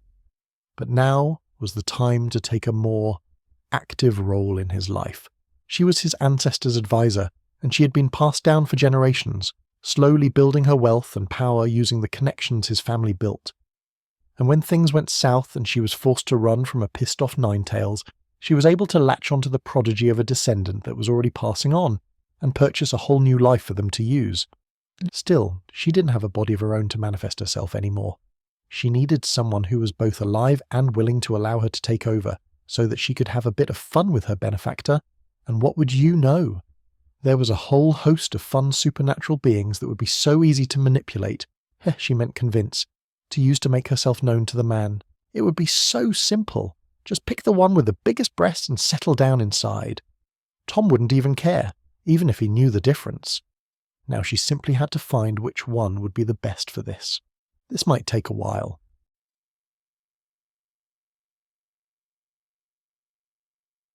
Home Sweet Home 314, the second task. On this day, in Hogwarts School of Witchcraft and Wizardry, the second task is about to begin, the announcer roared over the sound of the shivering people in the crowd. Harry Potter was probably the only one in the lower half of the stadium who hadn't decided to go with a full parka, and that was because he was using a proper wetsuit for this task just in case. Something that seemed to only excite the crowd rather than confuse or put them off, which he was thankful for. Fleur was in a magical bikini, her stomach swollen with her unborn child. The woman was going to hate herself rather shortly, and the child was likely to die from the cold water, but the Triwizard Tournament was not going to change for her sake, apparently. Probably because Madame Maxime was jealous and didn't want to let the Vila live out the giant woman's dream. Victor Crumb, on the other hand, was standing in nothing more than an old pair of knickers. A lot of the Vila in the crowd were particularly excited about this for some reason. Well, the ones that hadn't left for Shang-Chi were looking to repopulate Earth with more of them, which could be the reason why. Cedric seemed rather chilly in his swim trunks, though. Did he know how to keep himself warm with magic? As the announcers shouted and the crowd cheered for them, Harry pointed out something to Al of them. If you're feeling cold, it's because you're not using your magic internally to heat you up, he told them with a slight dip of his head towards Fleur. Just circulate your magic around and try to think about getting warm. First up is Harry Potter. His points in the last competition paired with exactly who his target hostage is means he has a very limited time to rescue her before she goes berserk. Here's hoping he can collect her before she kills everything in the lake, the announcer chuckled nervously. Ready, Harry? The man asked. Harry nodded and waved. This was likely as ready as he'd ever be. Then start. He immediately summoned a small drone ship from Shang-Chi, something he figured out how to do after trying Pervitin himself for the first time, and mixing it with magical weed and something called LSD. It broke the barriers between realms to summon things across them, but could only be used if you were already in that realm. Something Uncle Tom found extremely fascinating, and was working on figuring out how to reverse engineer. Of course, when it appeared, he held out his hand for dramatic effect, even though his uncle and family would know he was just showing off, and had it dive into the water without even a splash. It took only a moment for it to come across a bunch of creatures trying to get in its way, and simply vaporize them on its shields. Though Harry had no idea how the water wasn't flash-boiled at that point, as he had forgotten to turn it off. Maybe his magic was helping? Never mind that, he just needed to get his hostage out of the water as soon as possible. It was definitely Karasuba, as the woman hadn't left his side since she had decided that she was his. Something that was incredibly awkward when he was using the washroom, but he eventually got used to it. Still, it barely took him a minute to scan and map the entire underwater arena and find his target. And it was indeed Karasuba. He had the ship capture Karasuba with a gravity beam, which freaked the mermen out enough that they started trying to attack the ship. Unfortunately, Harry was both live-streaming this to a holoprojector on the dock so that everyone could see what was going on, and had forgotten to turn off the automated defences. The resulting "Nasty work, that one," from the announcer let him know that he had likely lost some points there. Oh well, he wasn't in the tournament to win it anyways. He simply wanted to survive and have a little fun with it in the end, something he was sure everyone would understand. Of course, when he brought Karasuba above the waterline after all of that, she opened her eyes immediately and gave a cat-like stretch. Something that brought the eyes of many to her basically naked form. She was brought over to him by the drone and latched onto him the moment she landed, and then she smirked. "Let me kill them, master," she teased him after coughing up the water in her lungs in the most oddly aggressive way she could. "Bloody hell," Cedric groaned, being the next one that was supposed to be sent in. "How am I supposed to beat that, Harry?" Karasuba grinned and kissed Harry on the lips, activating her Naruto in the process. Thousands of tiny blades of spinning death erupted from her wings and promptly shredded all of the Grindylows within the lake with an audible death scream. She left the rest and a pissed-off giant squid for them to deal with, however. "I'm sure you'll figure it out," Karasuba laughed, mocking Cedric with a grin. He sighed, and as he was called in next, cast the bubblehead charm and dove onto the murky reddened waters. It took a long while for the man to come up with his prize, Cho Chang. What kind of name was that anyway? It was like the equivalent of an Englishman being called Smirk Junebug, or some other equivalent nonsensical words. Neither of those were even names, let alone a first and last name. Her parents must have been on some drugs, or maybe she was named by a famous author who didn't actually speak Chinese. Not that he did either, but he was sure that was... Karasuba kissed him again, pulling his thoughts back towards her as she smirked at him. "Don't go thinking of other girls now," Karasuba grinned. "I'm right here, and you're stuck in my arms, so come warm me up." Harry cycled some more mana through his body to help keep his future wife warm. It wouldn't do to let his puppy get hypothermia after all. Of course, he had entirely missed Fleur's failure of the task. And of course, since Victor Crumb was up, he drank an entire bottle of vodka and... transformed into a bear. What the hell? After that, he pulled out a bag of smelly weed of some sort and just ate the whole thing, and dived into the water like it wasn't a big deal that he was a bear growing gills. The man swam like a frog-bear fish through the still disgusting water, bit the ropes holding the last two in half, and swam to the top of the lake with them before pushing them onto the dock. But he couldn't even leave the water himself because he was still a bear with gills. What in the name of Aiko was that unholy showing? The fluffy goddess would likely have done something less terrifying, and she was a bloody troll. Either way, Harry was glad that this was over for the most part. He figured at least. Right then, that was a bloody good showing, the announcer grinned and displayed the points all the people had managed to get. So I am going to announce that this, while certainly an utter disaster of a task, was technically successful and everyone gets to move on to the final stage. Wait, he could have noped out of the tournament by failing a task? Why wasn't he told this earlier? Damn it was too late at this point, he might as well just keep going. After all, if he didn't at least try, he was probably going to end up upsetting Karasuba, and that simply wasn't good for his health. Yet still, even if he wanted to do literally anything other than mess around with the Tri-Wizard tournament most times, it was still at least a little fun in the end. That was something he definitely could not deny. Unfortunately, even as he thought this, the giant squid in the background began to flail and grab at the only person still left in the water to take its frustrations out upon, Victor Crumb. The merbear went flying out of the water as the squid tossed him, looking absolutely livid at the level of destruction that had happened within the time the second task had been taking place. This was something that was bound to happen with Karasuba being turned into a hostage, but the squid seemed to focus on Crumb for reasons unknown. Sure enough, the Bulgarian simply battered aside most of the tentacles on the way down. As he neared its head, he reached out his paw, extending his claws with magic somehow, and ripped into the giant squid like a giant murder blender bear until his transformation wore off, and the giant squid was fully torn into tiny little chunks. Yet for some reason the crowd cheered for him. They absolutely loved the carnage he showed them, despite everything he had done being incredibly horrific to watch. Just how barbaric were these people? Karasuba grinned. You could do better, my Ashikabi. As if that wasn't a horrifying thought. Bloody hell, he was definitely going to have nightmares or something. He looked at Karasuba's glistening form and sighed. Actually, probably not nightmares, but still. He thought to himself in the privacy of his own mind. Karasuba purred, holding on to him like he was a plush toy. She was definitely trying something, but Harry wasn't all too concerned. Uncle Tom would tell him later if it was going to cause problems anyway, right? Tom was mildly annoyed. Why, you might ask, was he so annoyed? It was simple. He was being forced to answer question after question about the magical artifact Harry had summoned to assist in the task, and how he obtained such a thing. They even demanded he be put under truth serum to answer if he had been helping his champion complete the tournament illegally. As though the other headmasters had not been doing exactly that. Karkaroff even looked at the board of directors and groaned. Do you have nothing better to do than accuse him of cheating? All the headmasters provide a minimum level of assistance to their students. If this is something that Tom had as part of his nephew's classes, I don't see how it is of any concern to you that the boy uses what he was taught to use. The silver-haired man sighed, looking over the group of interrogators with a light scowl. Even if you don't believe me, Harry is part of a pilot school for the military, Tom groaned, as they tried to interrupt him, and held up his hand. Yes, mages can join the military in my realm.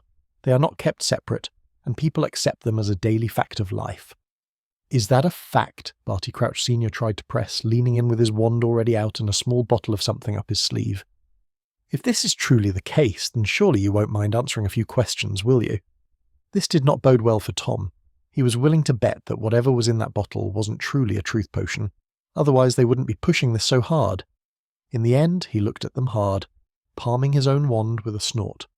"It seems you wish to force my hand in front of all these witnesses, including the headmasters themselves, knowing full well that I won't drink the shady concoction you have in that vial willingly." He ripped the vial from the man's sleeve with a casual flick of his wand, and then forced it into the man's mouth, instead using his magic. Of course, this immediately caused him to foam at the mouth and begin choking on the poison he had tired to make Tom drink. "Truly, you are a despicable man, attempting to force me to drink poison," Tom nodded, "but unfortunately for you, I am no simpleton." The others screeched Madame Pomfrey was called, and Snape was quick to identify the poison as pure cyanide, which he actually had the antidote for because the man had come to him to make the poison as a so-called weed killer for a particularly nasty plant growing on the Quidditch pitch that they would be having to kill off once it was done. This bumbling dunderhead thought he would be able to remove you from the judge's seat so he wouldn't have to count your votes for Harry and make the boy go last in the final stage, Snape told him with an annoyed glance. "I caught him muttering about such things when he left, so I prepared an antidote and followed after him just in case." What was he even thinking? Tom asked with a scowl, his hands tightening into fists even as he held his wand with a furious glare. "I do not know," Snape remarked with a sneer towards the pathetic man, "but I intend to find out." "Let me know what you discover," Tom asked. Tough, he was sure it sounded more like a demand. Snape nodded. "You needn't ask, as that was already my plan." Tom nodded, and the man was carted off to recover for his interrogation. Hopefully whatever they found out would be discovered sooner rather than later. For now, however, he had some work to do. HSH 3 to 15. Harry was fairly sure that he wasn't supposed to burn his way through a hedge maze filled with various traps and magical tricks here and there, all made specifically to murder the people sent within, but he wasn't exactly going to take it as a proper challenge for a school, with how hilariously lethal it was. So he brought out the flamer, the heavy flamer. Sure, he could have simply forfeit the second he walked in. However, there was a magical barrier keeping anything within from being seen without, so he preferred to err on the side of caution. Unfortunately, while he had brought armour and a gas mask for himself, he hadn't exactly brought one for any of the other champions. So when he marched dead through the centre, all by himself, and found himself face to face with the Sphinx, he was all alone. Good thing he knew how to deal with them. "Excuse me, but would you rather move aside or be burned with the chemicals and liquid flame I have stored within these tanks?" he asked his question before she could speak. "I would rather not become bald, young man. Be careful with those flames," she told him with a grimace, stepping aside for him. He continued walking through the maze and right into the prized cup they had set out for the champion, and then he waited for the others to come through his path. Cedric was next, and he was quick to answer some riddle about the laden airspeed of a swallow by asking her if it was an African swallow or a European one. Apparently, this was enough for her to let him pass with a laugh. He was glad he had given radios to all of them to hang on to, because that was absolutely sure if the man had gone in any other direction, he would have been eaten by the strange tentacle hedges or attacked by dementors and boggarts in swarms. Harry was sure that they had even released some of the giant spiders and a few werewolves into the maze or something, based on the types of screams he had heard coming from the flames on the way over. Soon, as Cedric Diggory approached the cup, Harry pointed to it and said, "It's yours if you want it. Might be a bit warm and crispy, though." "All right," the man grinned, picking up the cup and disappearing. And then he simply burnt his way through the rest of the maze and out the other side. Something he was pretty sure was supposed to be much harder than it actually was. When he got up to the stands, they people looked down at the maze in horror, not quite understanding what kind of horrid chaos they were witnessing. Of course, his addition didn't quite help matters, but still. "Harry, I'm glad you're all right," Hermione called out to him from her seat with the Asari Zamaze. "That was quite an amazing maze," Zamaze chuckled. "Too bad they didn't make it fireproof." "Quite right," Harry grinned behind his mask. "Now shall we go get Tom and run?" Tom sighed from beside them. "Already here," he told them with a frown. "We're definitely going to need to run before they catch us, and just hope that the magic of the Triwizard Cup is completed already." "Well then, shall we?" Sirius asked, pulling open the door to the nearby supply shed and revealing the room of requirement. "Yes, we shall," Tom grunted. And with that, they raced through and back home, laying plenty of spells down to trace people that came through after them just in case.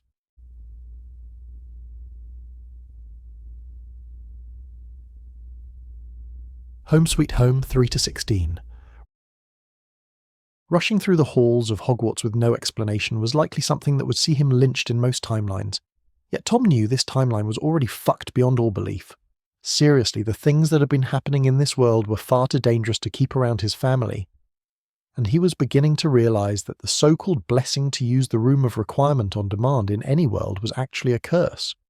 Because it meant the Room of Requirement could also access him, so long as he didn't have an actual door to it propped open somewhere that he could monitor.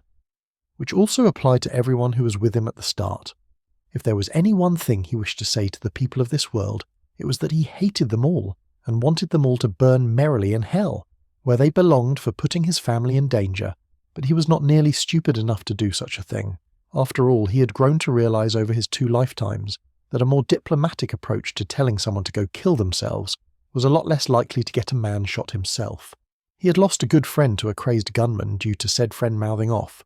He didn't need to become that sort of example for young Harry, especially not now when he was needed. Of course, the house elves quickly packed Harry's things and came along with them invisibly to ensure they were not stopped on their escape. Something he anticipated would be needed in the end, even if he hoped it wouldn't be. "Uncle Tom," Harry called out to him as they made their way through the Room of Requirement. "Can we stop and grab Hermione? I want to bring her along with us." "We can't just kidnap her, and we really should have grabbed your things before having taken off back to our world the first time," Tom sighed. "I'm not sure what's so important." "About your lab equipment and notes that you couldn't just recreate back home anyways, but we've got it all now and have already dropped Hermione off with her parents." "But Uncle, Hermione said she was going to be right back, and that she'd bring—" Harry complained but was cut off by Sirius. "I'm sure we can send the house elves to check up on them in a few hours, and maybe bring them to our world as needed," Sirius grinned. "Would be real mean of us to just leave your girlfriend behind when Tom decided to bring Tonks along with us, as well as people like Rossweiser. The difference here is that Tonks isn't in a romantic relationship with me. She was just a friend," Tom sighed. "So it makes it even more important that we bring Harry's girlfriend along if she wants, but only if she wants to." "Really?" Harry asked with a slight smile, a single tear shining in his eye. Tom nodded. "Really. Had I known you had claimed her for a future wife, I would have been a lot less hasty to drop her and take off." "Huh!" Harry slumped a little, perhaps in relief or from exhaustion from all the running around. "I'll have to remember that for next time." Of course he would. Tom had taught him well after all. It was only natural to use information such as this to gain the things you desire most, and Tom's biggest desire at the current moment was a large family that he could take to a safer world. Rossweiser would be thrilled to hear that he was ready to properly try for a child with her, if they could only set up a more mobile and well-defended home than Shang-Chi. Something large enough to be self-sufficient, but also... he might just have the beginnings of a plan forming. Perhaps something like a mobile island, or even... a mobile world might do the trick. It would certainly be something he could pull off with his current technology base and magical knowledge, but he would need some workers to help build it first. He couldn't build it all on his own after all. Such a grand plan deserved something with a bit more to it than just nanomachines to build such a grand design. He would have to consult with Yoko Taro as soon as possible. Perhaps he might have the way forward there. "And there he goes again," Sirius sighed. "He'll be like this for a while, so let's go to the arcade while we wait." "The arcade? At a time like this?" Harry asked with a tilt of his head. "Isn't this somewhat of a strange time to just be goofing off?" "Trust me, Harry," Sirius sighed. "There is no better time to goof off than when Tom is thinking up those schemes of his.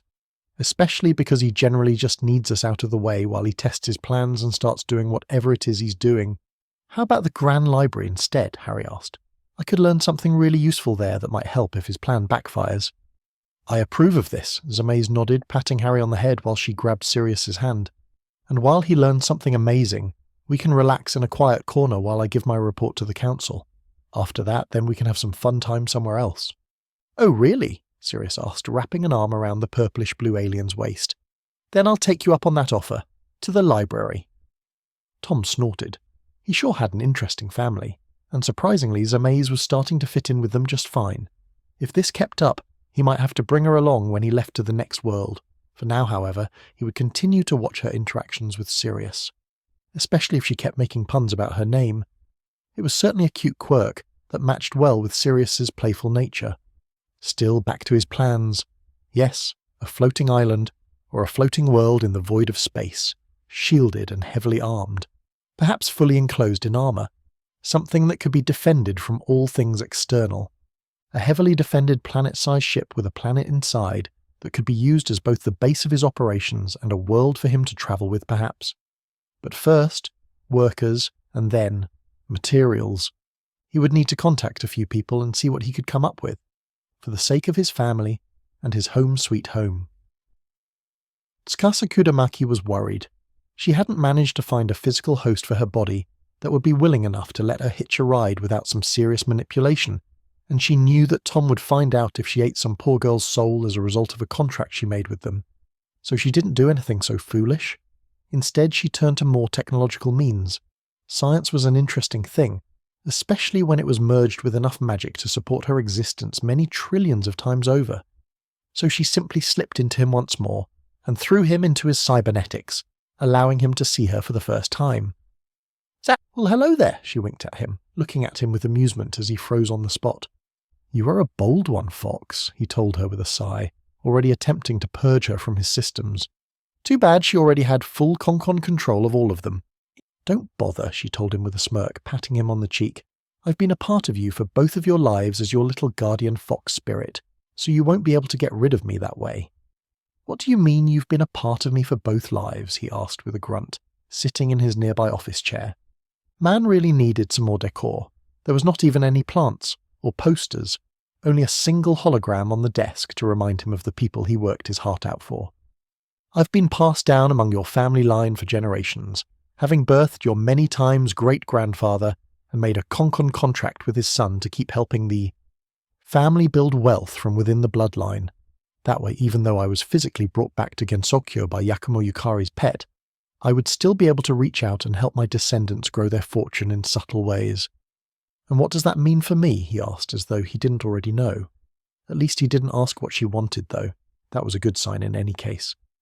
It means that now that I'm able to show myself to you, I'll point some things out to you more overtly from time to time, so that you can get used to using my bloodline's inherent power to help grow your wealth, she smirked. Though I must say, that future fortune manipulation was not how I expected my bloodline to manifest in you. What the hell? He asked with a hint of annoyance. All that means is the harder you work now and the less wealth you spend on your current projects, the faster your wealth will grow and the more you'll have in the future, she claimed with a grin. She didn't tell him that this meant he could pull from his future wealth to supplement his current fortune. She didn't need to tell him that one, but, as he could figure that out himself, he'd be much more trusting of things he learned on his own after all, and perhaps he'd thank her for the slight push she gave him later by making her a body to inhabit, or something along those lines. But that only tells me about wealth, he pointed out plainly. This is fortune manipulation. Yup, you can figure that out on your own though, she grinned. It's not at all like my own power, so I've only been able to tweak it here and there to ensure you were reborn, and that you didn't die as a baby or from Thor, the fox explained. It's not like I'm capable of using it to its full potential myself, so you'll have to figure that out. He seemed to realise something as she said this. So, my plot armour is pay to win, huh? He asked with a slight grimace. What happens when I run out of wealth? I guess that's it then. Tsukasa sighed. You'd definitely starve to death and die if that happened, so please don't. That sounds like a hassle, he grunted. Tsukasa agreed with him, her brow pinching as she grimaced back at him. It really is. But your pipe fox heritage is coming in particularly strongly these days, so don't be surprised if the goddess of foxes, Aiko, does something to you in the future to bring it out if you call for her again. Is there anything we can do to avoid that? He asked her with a raised eyebrow. Well, sure, she nodded. Just don't call for Aiko unless you have enough mass-produced coffee to pay her off. How much would I need? He asked with a tilt of his head. That really depends on how much Aiko has eaten and drank that month in her own world, and if she was given the idea to foxify you against your will regardless, Tsukasa admitted, poking him in the chest. But if the gods and their patrons say you should be a fox, I won't be able to help you. Shit, he sighed. Hey, being a fox isn't all that different from being a human, she told him with a smirk. You just get a bit more magical power in exchange for being physically weaker and gaining a desire to sleep in small, tight places. Tom seemed to think about it for a moment, but ultimately just groaned. We'll deal with that when it comes, Tom told her. For now, I have some rituals to get to. All right, I'll leave you be for now then, she told him with a smile. If you need me, just call for me, I guess. "And what do I call you?" he asked with a deadpan expression. "Tsukasa, or Granny if you prefer," she giggled. "Either one works." Tom facepalmed. "Okay, I can deal with this," he claimed with a frown. "Just going to have to find a way to mute the Granny when needed." She chuckled, but faded from his sight nonetheless. He was certainly busy at the moment and she didn't feel like bothering him. Further would be a good idea. Tsukasa wasn't stupid after all, not like some other foxes she knew of. Especially that blue-haired goddess of gluttony, Ginkgo. Still, she wondered what the silver-haired descendant of hers would look like with a tail of his own. It certainly wouldn't match her golden, but it might look good nonetheless. At least he'd be able to call himself a true silver fox at that point. Too bad he didn't seem to be ready for that quite yet. She would have loved to help him with that. Oh well, perhaps in due time. Super President Vicarian, there are reports of more super citizens having discovered strange and unusual powers in response to being around the veteran Helldivers who were at the attack on Shanxi. A young Turian truth officer told him over the vidcom system. What shall we do? Bring them to the Democracy Testing Center and isolate them. We cannot afford to allow any infection those spirit eaters might have caused to spread, he grimaced. But if it proves to be a false alarm or spirits forbid an actual goddamn blessing, we will use it to crush our enemies beneath our boots. Of course, sir, the truth officer responded with a salute and then left the call. As if she was waiting for that very moment, his red-furred human conspirator slipped into the room from the shadows and placed some files on his desk. She was the one who had set his predecessors on the path they had been taking so far, yet she never truly provided her guidance. It had worked for them for millennia. Her propaganda she had shared from an ancient civilization driving them to greater heights than ever before. He had no doubt that this was a test from her to see if they could indeed stay true to their creed of managed democracy, and prove once and for all that they alone were worthy of, being the masters of this realm. After all, she was quick to reward them every time they needed it with technology beyond their wildest dreams. "What do you have for us today, divine goddess of knowledge?" the Turian super-president asked with a bowed head. "None of that, Castus," Akana said, walking around the desk and pushing him into his seat to read the documents. "Simply relax and read my latest project files. They're a failure, but I'm sure your people can find some use for it." Of course, he stated. She always told them that her projects were failures, and that it would be up to them to fix it. He knew full well, however, that this was a test of their willingness to sacrifice their people for the sake of spreading democracy and freedom to the farthest reaches of the galaxy. "Hey, I'm sure it will be fun for you guys to play with anyway," the goddess Akani sighed, walking out of his office through his closet door with a wave. Her democratic ways are forever shrouded in mystery, he prayed quietly before opening the first file. He only had to look at the first page to be instantly hooked. This is, he breathed, this is exactly what we needed. Warp tech, man-portable, warp tech. He immediately called upon his top scientists, handing it over to the democracy officer to preserve and digitize while he still had the chance. His grin was visible, his mandibles twitching into a smile as he made all the necessary calls to get it done. "Truly this is another dawn for the righteous march of liberty," he called out, swiping the air with a claw to share his excitement. The democracy officer saluted and shouted in reply. "For democracy," he cried, and went back to scanning the pages into the computer. And as he did so, the super-president relaxed into his chair and prepared a fresh mug of Liba tea. After all, he was going to be working long into the night, and he could use the refreshing minty taste to help him keep his mind straight and encourage him to focus on his goal above all else. For Super Palaven, nothing was too daunting a task, and no one would stand in their way, especially not some upstart nation of fascist, xenophilic capitalists, or their many grubby paws. Thankfully, they had a deal with the democratic capitalists that would help them get the rest of the pieces of the puzzle for this new technology, along with the training and tools to build those things themselves. Battle mechs. They would be the key to ensuring that this went smoothly. Of course, they would be given upgrades, and produced with much less prohibitive materials, but that was discussion for the scientists. Something he was glad to have given the green light on. Soon his people would have everything they needed to take the galaxy back, one world at a time. Though he would save Shanxi for last, simply so he could watch them struggle and despair until the very end. For democracy, that was. Wouldn't do to have thoughts of personal revenge when he was on duty as the super-president.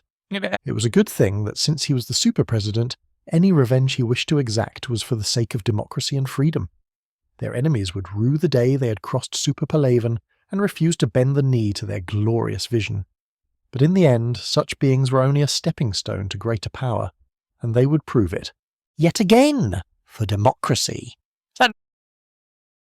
After all, once you had tested true freedom, you could never turn back lest you be marked a traitor, and traitors deserved nothing but death. "Mom," Ginny cried, her eyes red and puffy as she held onto her mother's sweater. "Oh, my poor baby," her mother asked as she held her softly against her bulk. "What's the matter, sweetie?" "Harry left before I could give him the potion," she wailed. She knew that she would get her way if she did this, as her mother always managed to fix things to work her way when she did. "Oh, poor dear," Molly sighed. "You wouldn't have had a chance with him anyways." "But the potion," she cried loudly, hoping to force her mother to give in. "Sweetheart, even if you give him the potion, it takes a lot more than just that to earn a man's love." Her mother sighed, patting her on the back. "What do you mean, Mother? I thought this was supposed to be foolproof," she begged, trying anything to get her mother to bring him back. "No, sweetheart." Her mother raised her chin so she could look her in the eyes. "Tell me," her mother asked, brushing aside some of Ginny's hair. "Do you think I still potion your dad every day, somehow keeping him from receiving a lethal dose, while also balancing the fact that he works for a place that checks for those things, and that he'd slowly become more and more resistant to it?" "Yes?" Ginny asked with a sheepish smile. "No, Ginny, I don't," she sighed. "Sure, I used the potion to catch his attention, and have him tell me what he wanted in a wife, but after that, I worked my ass off to ensure that Arthur Weasley would love me as much as I loved him." Ginny gasped. This was not what she expected.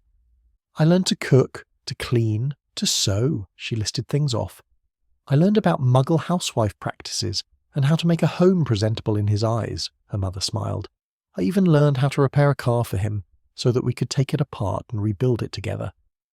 "Why would you go so far for him? Dad doesn't have a lot of money, right?" she asked with a tilt of her head. "And he's not famous." "I went so far for him because I love him," she told Ginny sternly. "From the way he bravely stood against Voldemort and saved me not once, not twice, but thrice just because he could, to the cute way he goes on about all his favourite things, I was enamoured with him." She pulled Ginny aside and smiled. "He was the perfect man for me, and I just needed to know how to become the perfect woman for him." This wasn't what Ginny wanted to hear at all. How could she convince her mother? "But he was my destined one," she begged. "That seer Rowling said so." "Dear," Molly groaned. Rowling was a fraud who was in league with a political rights movement that wanted all men and women to stay in marriages suited for the 50s, and saw wizards and witches as unemployed layabouts and children playing pretend. She wrote that silly story for the sake of teaching the children that the status quo is king of all things, and that the only thing worthy of being called a hero is returning a nation to the status quo. "There's no way it can't be true," Ginny cried harder, begging for her mom to take it back. Unfortunately, it seemed her mother was being stubborn. "No, dear, and nothing you can do will change the fact that he's far away from us now," her mother told her with a sigh. "No, no, no, no, no. This couldn't be true. She had to find him, she would. There was no way she would be left alone without her knight in shining robes, her beautiful man with glasses and a scar. Nothing would stop her." Pushing away from her mother, she ran, and ran and ran and ran. For days she managed to run, making her way to the leaky cauldron, where she knew some demon worshippers liked to hang out. Of course, with how fast word spread, she knew her mother would come to pick her up within minutes after she arrived. Yet she needed to know. She needed to know how to force a demon to bring her Harry back, and within moments she had the perfect target. A woman in white and red robes with strange ropes on them and symbols of arcane knowledge was talking to a taller beast woman with grey hair and 9 fluffy tails. Distasteful. But she would do. "Tell me, Miss Demon Worshipper, does your pet grant wishes?" she asked the Demon Worshipper with a grin. The woman growled, but the beast stopped her with a hand, chuckling merrily. "Of course, comrade," the demon said in a ridiculous demonic accent. "But first you must read Fluffynomicon, yes?" She pulled out a book, handing it to the girl with another book on top that read Marxism for Dummies, and one that read The Reasons Why Stalin is the Greatest. "Read and tell me what you think. Then we'll talk." Sure enough, her mother came through the flue shortly afterwards and whisked her away, scolding her the entire time, something she was not happy about. But those books, Surely there was something in them that would be of use. She would definitely read them, if only so she could demand a wish from that demon. Because what else could it be? Besides, she was a witch, so how bad could it possibly be to summon a piddly little demon? She was already bound for hell according to ruling anyways, so why bother avoiding it? Later that night, she cracked open the top one and got to reading. Chapter 1, The Threat of the Proletariat. HSH 3-17. Begged out of Asdo because the PHO is going to be a collab chapter which he won't need to pay for. Tevos was glad that she'd made the effort to get humanity approved all those years ago as the latest seat in the council, especially since Shanxi came along with that promise as a part of the Systems Alliance. Ever since she had done that, life for the Citadel Alliance had improved significantly, and with the Krogan Empire consisting of the Krogans and Quarians, the Batarian Union of Soviet Socialist nations, and even the Turians doing business with the various smaller sub-factions of the Systems Alliance both openly or not, it was a shoe-in for them to end up with a permanent full-privilege seat to replace the Turians. Of course, this meant they would be allowed to put forth their own spectres, the shadows of the Citadel Council, working beyond borders and laws to get things done, yet they would need to be tested first, so Tevos was hoping they only sent their best. If they didn't, well, that would certainly be awkward. For now, though, as Tevos looked over the request by a Mr. Thomas Richard Harrison, still the leader of Shanxi after all these years in spite of several attempted assassinations traced to the Turians and their super Palavin, she couldn't help but notice the request to harvest an entire solar system in Asari space, for the sake of a planet-sized ship he wished to build. Apparently the minerals he needed to create the reactor core for his project could be found within the cores of many of those dead worlds, and he even promised to help refurbish one of their other dead worlds in another system to be perfectly suited to Asari life. Something that the human was fairly confident he could do with his supremely advanced technologies. Even so, she wished to see more proof of such a thing before she fully committed to the plan. After all, if she sent this off to the matriarchs to look over and approve back on Thessia without at least wrangling live evidence of it working, she knew that they would dismiss it out of hand, especially with the fact that the machine army also devoured entire planets in their desire to create these ring worlds and capsules around stars in their systems to provide more and more power to their systems for unknown purposes. With their fearsome Skynet, the rogue AI that created both Adam and Eve, destroyers of civilizations, she would not be able to claim that this was truly just an ally looking to mine a planet's core for special reactor materials without proof, which meant that she would likely have to set up a meeting with him and go herself. After all, while the machine army had been dormant for thousands of years in the galactic core, they were almost due to resurface again at this point to wipe the slate clean and start fresh, if they didn't like the results of their prior galactic seeding. A dark secret that the Asari matriarchs wished to take to the grave, even if it meant the death of all other races. Subtle guidance was the best way, otherwise they would panic and try to cause trouble, which would cause them to come back sooner. It was only if they managed to sneak by the cleansing this time that they would be able to lead the next generation to defeat them, and that would require that they get their hands on humanity's technology, all of it. With the technological might of humanity and the Asari people's long life and memories, they would be able to achieve their victory before the next cycle, which was why she needed to prove that this was from humanity, and that they could indeed light the path for the next generation. If nothing else, humanity had met with Adam and Eve once before, and they had survived. It was written in their ancient religious texts along with the various other alien civilizations they had met and were favoured by in the last cycle. Not only that, it was clearly something that had left them with a unique desire to pack bond with literally anything and everything, which made them particularly susceptible to manipulation by the Asari, as a race that looked so similar to their own. This meant, as Tevos had discovered, that they could seduce humans into giving them anything they desired, with minimal resource expenditure on their part. Such a thing would be crucial to ensuring the survival of both the Asari and the humans in this cycle. Tevos would ensure that the planet they agreed to refurbish, as he called it, would be in a hidden system off the grid so that they could cloak it and hide from outside viewers. Make it appear as tough it was always a dead system, and that it remained as such. It would certainly be the perfect plan for their future. Now how to broach it to Tom so that he could provide the proof she needed? In recent years, Tom had noted that several people had made their way through the Room of Requirement, in some misguided attempt to have him killed. They even did their best to infect his world with dangerous wildlife and magical creatures that could only cause death and despair. Tom had been very thorough about cleaning up any incidents, and had managed to gather quite a few magical races who were willing to police the world and solve most of the magical side of things. But it was clear that he needed a way out of the world and away from all of these problems, which was why he had decided to finally build the world-sized ship that he had desired for so long. Something that could travel between universes and still be perfectly suited for any invaders or issues that may arise from such a thing. Of course, the Oni and Kitsune who had come through were quick to hop into engineering courses when they heard of the project, and made their desires to help and be on the new planet when he left known to him. They wanted to help him build this marvel of engineering and keep him from doing all of it himself, due to the fact that he would likely work himself to death in the end if he tried to do it in any reasonable amount of time. In the meantime, he also built several shipyards and made upgraded warships based on his wife Ross Weiss's Asgardian designs, with a few special upgrades from the human tech of this world, such as the jump drives and Mac cannons fitted to them as well as their armor tech. From there, he beefed up the reactors and the shielding tech, while adding in Citadel technology, like Element Zero cores, to help lighten the load and accelerate the projectiles within, and even adding a veritable wall of both long and short-range energy weapons made to shred anything that came too close. These were the standard cruisers of his people, sitting at over 1 kilometre long, and were armed to the teeth, provisioned fully and supplied with all the safety measures and redundancies he could possibly put in to allow the ship time to repair itself and recover enough to finish the fight.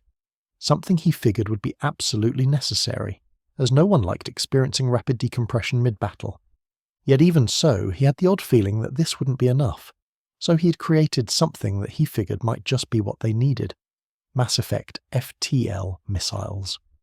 These things used his synthesized Element Zero cores in conjunction with the Asgardian FTL tech to create something akin to an Alcubierre drive attached to a large tungsten spike with exactly one purpose: to slam into whatever it was aimed at and out the other side. If it destroyed its target without damage to its targeting systems, it could even be sent a new target to destroy or be retrieved for further use.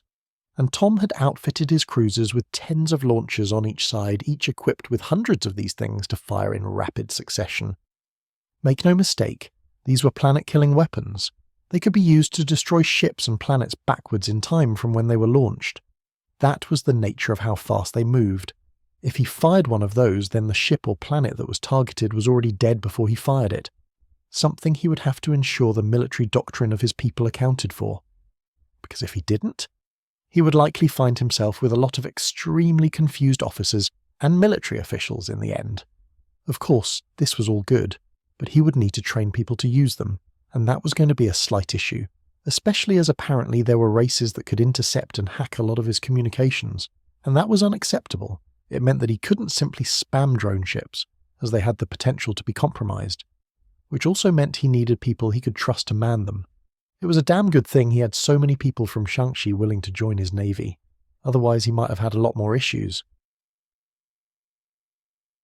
"I see you have built very big ships," the Batarian representative who had come to visit Shaanxi smiled as he waved to the shipyards.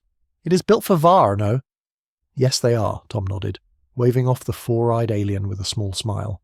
"With the Turians stepping on our toes again every chance they get, we needed something that could help counter them." "Very nice, comrade," the Batarian grinned, patting Tom on the shoulder while he adjusted his furred cloak. "It bring me to important question while we have moment to talk." "Oh? And what might that be?" Tom asked, wondering what they were about to ask of him. "Those Turians, yeah. They are stepping into our systems and blowing stuff up," he chuckled. "We really don't like theirs." "Nah." "And you want me to do something about it?" Tom asked with a raised eyebrow. It wasn't like the Batarians to ask for help, so it must have been pretty bad, or potentially even devastating. "Yes, it would be very good if your people could clear Gem out for us," the alien claimed with a smile. "We will even provide some of our signature stellinium as payment, a closely guarded secret alloy that is stronger than even mass relay." Now that was something he wanted to see. A material stronger than the mass relays, potentially without quantum locking tech. He was quite interested in seeing where this was going. Of course, he would need to see a sample for himself before making any real decisions. It wouldn't do to be tricked into a war for nothing after all. "Did you happen to have any samples of this metal that you may have brought with you?" Tom asked with a bit of a smile.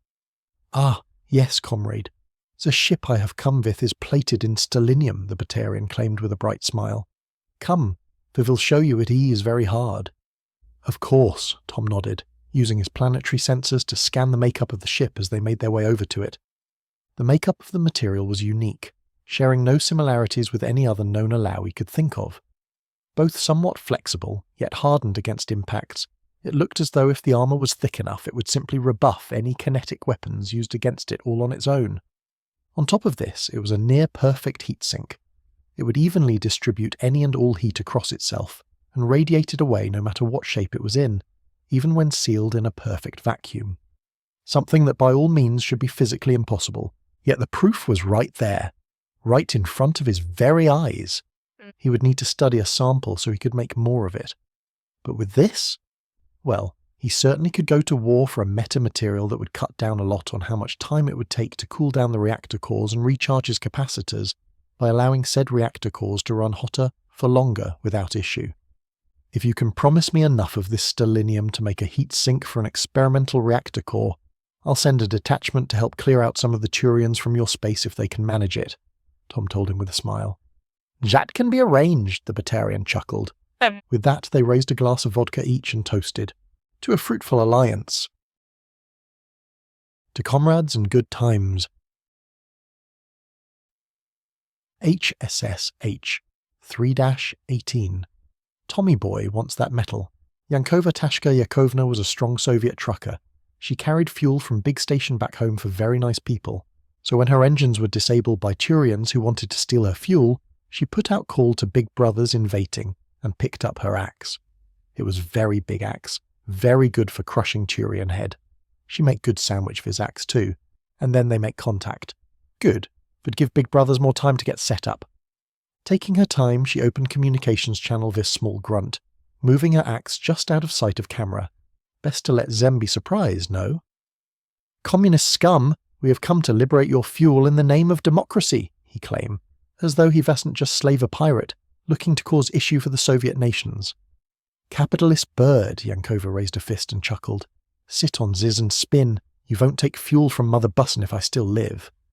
"We'll show you, damn commie," the Turian growled, lining themselves up with her tanker to dock with her ship. "Heh," she smirked. "See you in hell." And then their ship exploded and she had nozzing to do with it. It pushed her ship back far enough to see big ship come in. She blinked. Zen vipe her 4 eyes. Still exploded. "Vast big brother here early? Bah, who cares? She missed opportunity to kick ass." Rushing back over to console, she saw Human wave at her over communications. "Howdy there, partner. I see you needed a hand."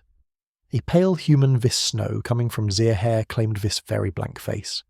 "I hope you don't mind us conducting our special training operation over here and helping get ye and your ship back to safety. This was going to be a very long day." Ooh. With how well the anti-Turian patrols in the Terminus systems were going, Tom had managed to obtain a decently sized chunk of the metamaterial he wanted. Something he was quite happy to say was the perfect material for what he wanted to do: stellinium. A metal that worked as the universe's greatest universal heatsink. Also as an incredible armour and structural reinforcement material that would hold up against pretty much anything. And what did it take to make this material? Iron and potatoes, and a liberal dose of dark fucking magic. And yes, it literally did take fucking magic to make it work. Specifically fucking magic that resulted from having all your repressed sexual desires poured into the material all at once during the forging of the alloy and smashed roughly against those of another until they began to propagate through the entirety of the material itself. It was what allowed for the transfer of heat to be so thorough, and what kept it all held together so well despite it being made of the equivalent of mashed potatoes and iron supplements. Which was hilarious. The reason it was called dark fucking magic is because the less light was in the room, the stronger the resulting material, and the less it worked as a heatsink. Which was interesting as well, because at a certain point of brightness during the process, the metal would simply remain as a liquid indefinitely and became an incredible coolant. So with that in mind, he made the plans for his mega reactor, one that would enable all of his dreams to truly come to fruition. There was an explosion of fire and blood at the laboratory where Tom worked. Something screamed, many people ran and muttered gibberish as their bodies melted into goop, and reality broke for all of 5 seconds. Of course, Tom thought he had it all handled. but a grey-furred fox woman with white stripes on the bottoms of her tails stepped out from within the mass of bubbling flesh he had managed to create in the process of turning on his magic reactor for the first time, and sighed. "Comrade Thomas," she called out to him, watching as Karasuba cut through the various demon spawn that had spawned from the explosion. "Maybe use salt for potato and cook them to purify them. If you not, you get this." "Duly noted," Tom sighed, looking at the woman with an expression of aggrieved annoyance. As he sat there, gathering his thoughts, the sounds of Karasuba's deranged laughter could be heard through the facility. "I recommend burning the facility," the Kitsune woman told him, with a slight tap against a control panel. "You will need to start from scratch." Her accent was vaguely Russian, but for some reason it sounded mostly right to him, despite some missing or repeated words, something he was somewhat worried about. "Sure thing," he groaned, standing from where he was and ignoring the faint Russian music playing in the background of his mind. "You see, Thomas," she told him, pulling a flamethrower from her tails, "when you use flamethrower with one hand, you have room for one more." And with that, she pulled out 3 more flamethrowers, and they began a great purge. "So, is that why you're making a new planet to install the reactors on?" Harry asked his uncle as he pet the tails of the large and muscular Kitsune with a smile. "No," Uncle Tom sighed, pouring himself another shot of vodka with the Kitsune. "I'm doing it because I want to have a bit of a pet project." He sighed, knocking back the drink with a satisfied sigh. "I want to seed the world with life myself. After everything is all set up, life I create from modified genetic data that will live with us on that world when we move on." "Huh, that sounds kinda neat," Tom said. "Any other reasons?" "Yes," Uncle Tom grinned, sharing the data for what he had planned onto a small hologram emitter so they could see. "I want to make sure that the world is safe and free of spies," he explained. "And what better way to achieve that than both leaving the room of requirement open and behind us on this world, so that they can't come through to our new one, while ensuring the only life we have on that world is the life we create ourselves." Rossweiser stepped into view from the side room and began to speak. "Speaking of life created by ourselves, I am pregnant." Everything was put on hold that very moment. After all, Uncle Tom was going to be a father. Home Sweet Home 3-19. "Sir, we have reports of a fleet of hostile ships destroying our dreadnoughts by the dozen," a young recruit claimed, looking up to the general with horror in his eyes. "They're wiping out our people from beyond visible range, and sometimes before they even fire their missiles." Looking over the files and videos included in the report, Secmius Domiticulus, the Supreme Commander of the Turian Navy, frowned. It was unusual and truly hard to believe.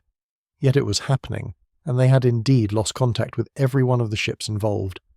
Soon he came to a video taken by a probe that was launched before a battle, one that clearly showed exactly what had happened.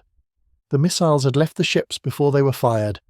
Clearly they had stolen the warp tech from the Turian people. "Get the science team on the line. I want to know if this is possible for us to do with the current stage in our technology," he stated, his voice a low growl. "Sir," the recruit exclaimed, his voice cracking as he rushed off to get the job done. After a moment or two, a scientist was brought over from their lab, a warp pack on his back being the method of travel this time. Good. It worked as a proof of concept. "I see you wish to inquire about the latest democratic tool of conquest, Supreme Commander," the scientist smirked, his mandibles clicking as he spoke. "I assure you, I am the most qualified researcher to explain anything you need to know." "I have heard of your work, Professor Hojo," Secmius acknowledged with a frown. "Strange name aside, I'm told you do good work for the sake of our freedom." "Yes, freedom," the scientist drawled. "In any case, what is it you wish to know?" "Tell me." Secmius steepled his talons and spoke in a curious tone. Something he learned would please most of the scientists and make them more willing to do whatever he asked without questioning it.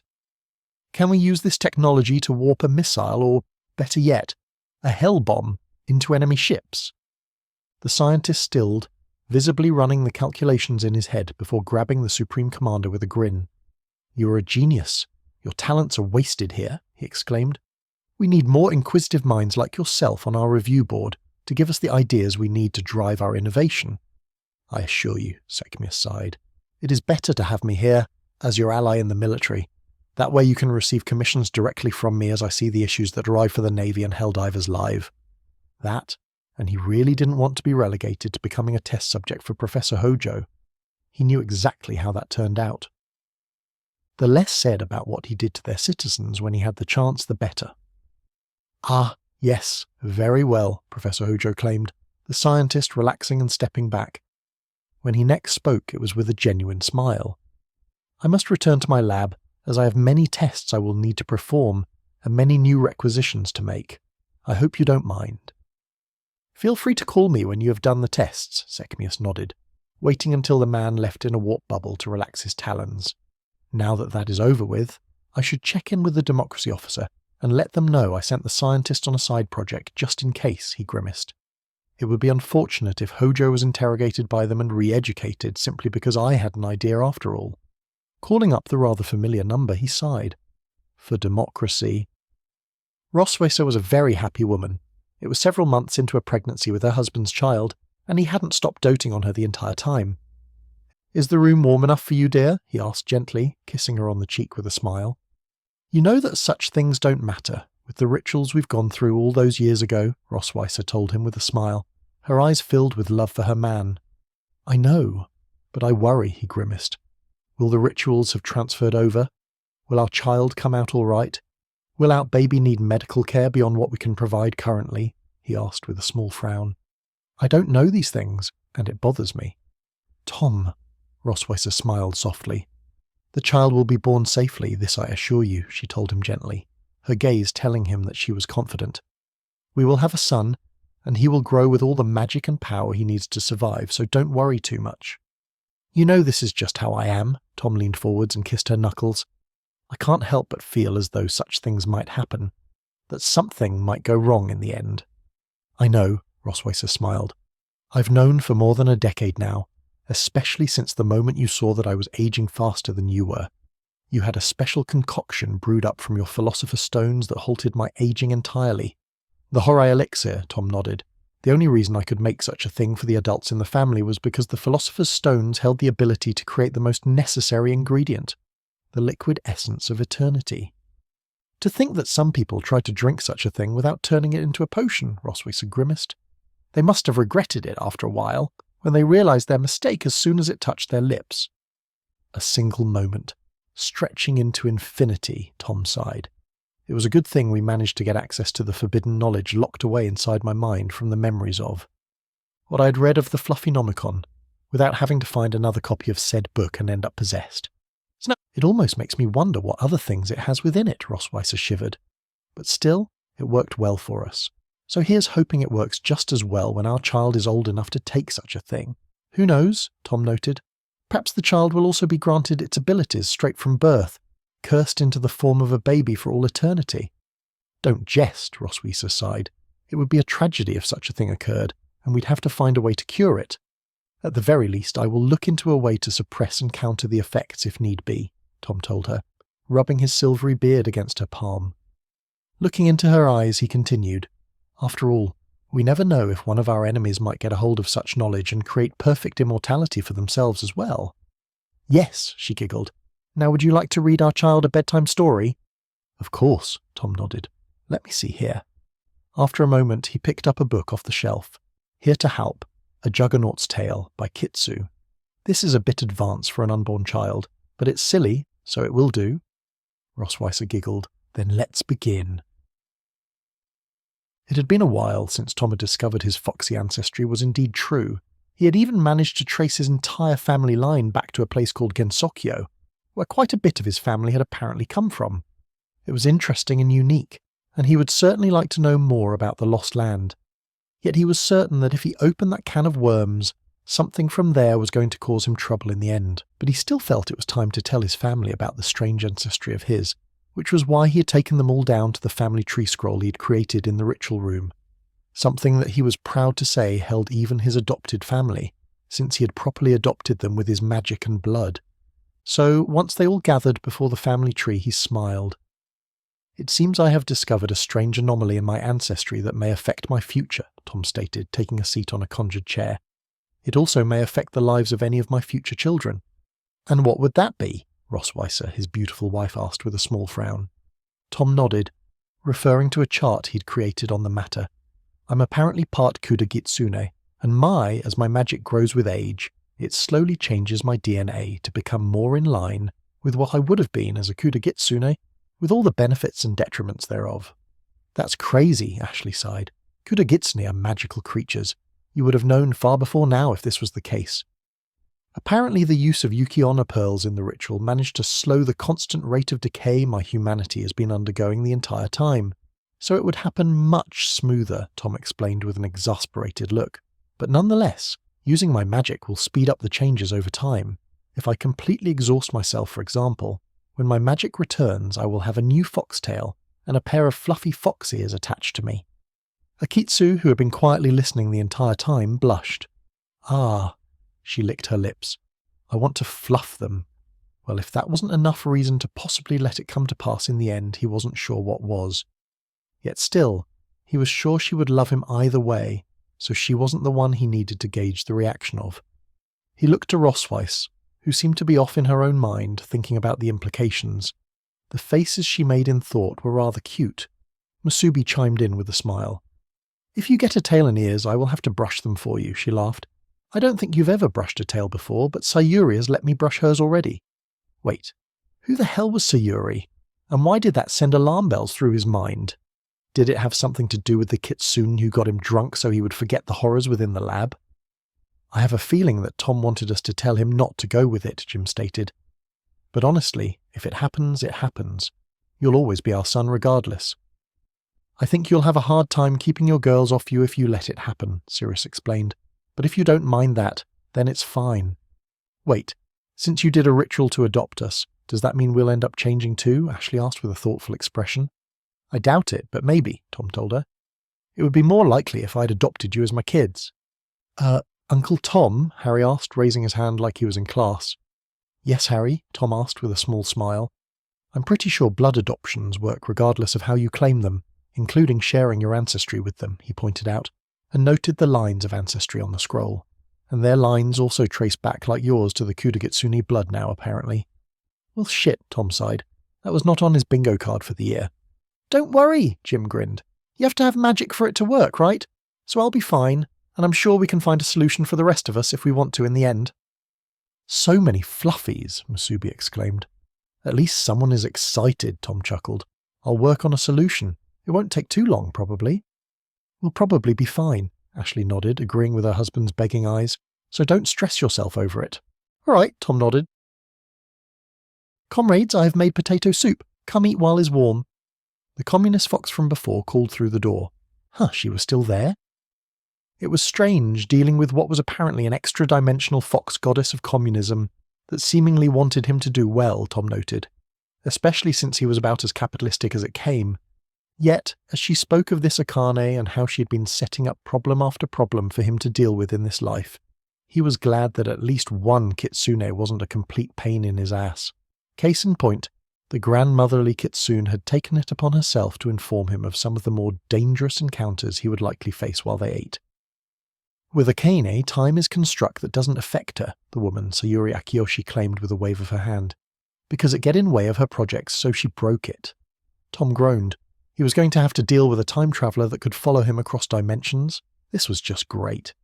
To be fair, we all can, but Akane will be using it to cause issue for you, to make you prove your worth. Sayuri nodded. I think you should be raised, not rivaled, but Akane won't listen to communist floof. To be fair, if Sayuri wasn't so clearly on his side here, he probably wouldn't want to listen to her either, simply because she was a communist. Was it a type of profiling he definitely shouldn't use? Yes, but he couldn't help his ingrained responses from his lives so far, especially since they were usually proven right in the end. And are there others? Tom asked with a sigh. There are many, Sayuri nodded. With Akane claiming your soul if she wins, she has been keeping the others busy, she paused. But if you beat Akane this time, she will let more of them come visit you and cause much chaos. Great. How bad is it? Tom asked with a sigh. He almost wondered just how bad it would be to just concede, but then he mentally slapped himself and reaffirmed his will to crush this enemy. Well, to sum it up plainly, she tapped her finger on the table, her Russian accent coming through as clear as day despite his ability to understand her clearly. If she win, you would be her pet AI pipe fox for all of eternity, doing tasks she demand without ability to complain. She took a drink from a can of Pepsi. And if you win, you will have to deal with Sumia next. "And who is Samir?" Tom asked with a tired look. "Just like I am Aiko's sense of community and camaraderie, and Akane is Aiko's focus and motivation, Sumir is Aiko's humour and energy," Sayuri explained, as though that made even a lick of sense. "Each Kitsune goddess have positives and negatives which you can figure out by meeting them. Some are willing to help, but some, you will have to prove yourself first." Wait, if you're all connected to Aiko, Tom started to realise something strange. Then you're all just aspects of her. "Yes and no," Sayuri waved her hand in a so-so motion. "We're connected, yes, but we have our own personality, our own life, and can make our own decision." "And how many of you are there?" Tom asked, resting his head on his fist. "There are an infinite number of us, just as there are an infinite number of worlds," Sayuri nodded. "As long as the patrons from Aiko's favourite world keep paying her pet Kitsu to keep writing your adventures, you will at least not simply be discarded in exchange for any one of them, like used trash." "I have no idea how to feel about this," Tom muttered, having just been told the most mind-shattering thing he could have possibly been told. "Don't worry, comrade," Sayuri grinned. "So long as you entertain people, your story will not end, and you won't be forced to fade into Aiko's collection, so feel happy you're doing so well." Am I just a character in a story?" he asked, his mind whirling with possibilities and doubts. "Does it matter?" Sayuri asked, looking him in the eyes. "Everyone everywhere is main character of own story. Some people just have more people supporting their existence from beyond, like angels." "I guess you're right," Tom noted the conversation, and everything he had learned so far in an attempt to figure out a way to use this information later. "It doesn't really matter beyond a vague concept that really doesn't affect my reality much." Sayuri winced, her tails puffing up slightly as she did before they smoothed out, and then she looked away. "Yes, definitely," she claimed. "Anyway, now that the forbidden knowledge is yours, what will you do? How will you proceed?" "Well," Tom thought about it for a moment, "it doesn't matter if a literal goddess wants to take my soul, or if reality itself is shaped by those who pay for it in another world. I will keep my family safe, and I will find myself a world to settle down on with them, free of any sort of threats that could fuck us over." "Oh?" Sayuri grinned, raising a can of Pepsi to his declaration. "I can drink to this, for my comrade and his journey to find a home." Tom raised his own can and smiled. "To our future. To our home sweet home." Home Sweet Home 320. Euvelia Savidos was a helldiver. She was the best and the brightest, a true hero for her people. As a helldiver, she was sent in teams of 4 deep into enemy territory. It was there where she could put her 5 minutes of hellish training to use against the tides of enemy. Combatants that plagued the galaxy. The enemies doing their very best to deny the forces of liberty and freedom. Well, not today. For she was given a special mission. A mission to carry a hell bomb into the heart of the enemy ship and guard it until it was about to detonate, where she would use her warp pack to head back to the ship, and her squad mates would be with her, though she didn't know their names. It didn't matter, though, because it was safer for them to be known by a short designation. For example, she was J1, the leader of this crew, and with her was H2, F3, and I4. Those were squad mates she would protect with her life to ensure they made it back to the ship and could live to spread democracy another day. Of course, she was happy that they got to test the new warp packs and was enjoying herself with the calibrations on her Liberator penetrator as they made their way to the target location with the warp packs already equipped. It was almost soothing, the way it whispered into her mind as she worked, and she had no doubts that any eldritch ideas it gave her were all a part of Liberty's design. Still, she wondered what was taking them so long to— "Helldivers, to your warp stations," the democracy officer yelled with a grunt. Oh, they had arrived! She made her way over to the designated area ready for a jump, and the democracy officer just smiled. "Godspeed, and may Liberty guide your bullets." Before she could do more than salute, she was sent off, and found herself next to her teammates and an unexploded hell bomb with 10 seconds on the timer. And the previous team that was there before them, who gave their lives for the sake of democracy. The sounds of distant gunfire echoed through the ship as she realised she wasn't going to get off this ship alive, and with a feral smile she opened her arms wide and called out just as the bomb went off. "My life for freedom." And then heat and fire, and she knew no more. "The Turians hit the ship with all the dresses for the Asari VIPs, a comms officer called out from the Naval Dispatch Center on Shangxi. "Well then," the Navy commander pinched the bridge of his nose, Inform the Vila and the Asari that the civilian courier ship that was carrying their precious cargo was lost, and that unless they want to spend some time fishing through space for the cargo, they'll need to make more of them. I don't think my job is worth dealing with angry Vila and Asari, sir, the comms officer told him. You don't pay me nearly enough to risk it. Wait, I pay you? The Navy commander asked with an odd look. He was pretty sure that it was all automated, so he hadn't actually been signing off on anything. Well, now I know why I haven't received my check in 3 months, the comms officer groaned. I'm reporting you for incompetence, sir, so you can at least do one last thing that looks good on your resume before you're fired. Shit, I'm going to have to look into it, he groaned. Tom is going to rake my ass over the coals for this one. No shit, sir, the comms officer grunted. Now, if you'll excuse me, I have to inform the twins that the nepotism hire can't even do his damn job. Honestly, I don't blame you, kid, the Navy commander sighed as the boy walked away. I seriously need to learn how this new system works, and how I'm actually supposed to do this job because I can't keep just fucking up all the time. Welp, I guess he's right, the Navy commander claimed with a sigh. Better get moving. Fleur hummed as she eyed the last stitches. She frowned at the fire essence being a tad weak in the arm threads, and then worked on reinforcing it. Finally, with a satisfied smile, she sat back and looked at the red child-sized jacket with pockets for all sorts of knick-knacks. Clement will simply love you, she said to the jacket with a smile.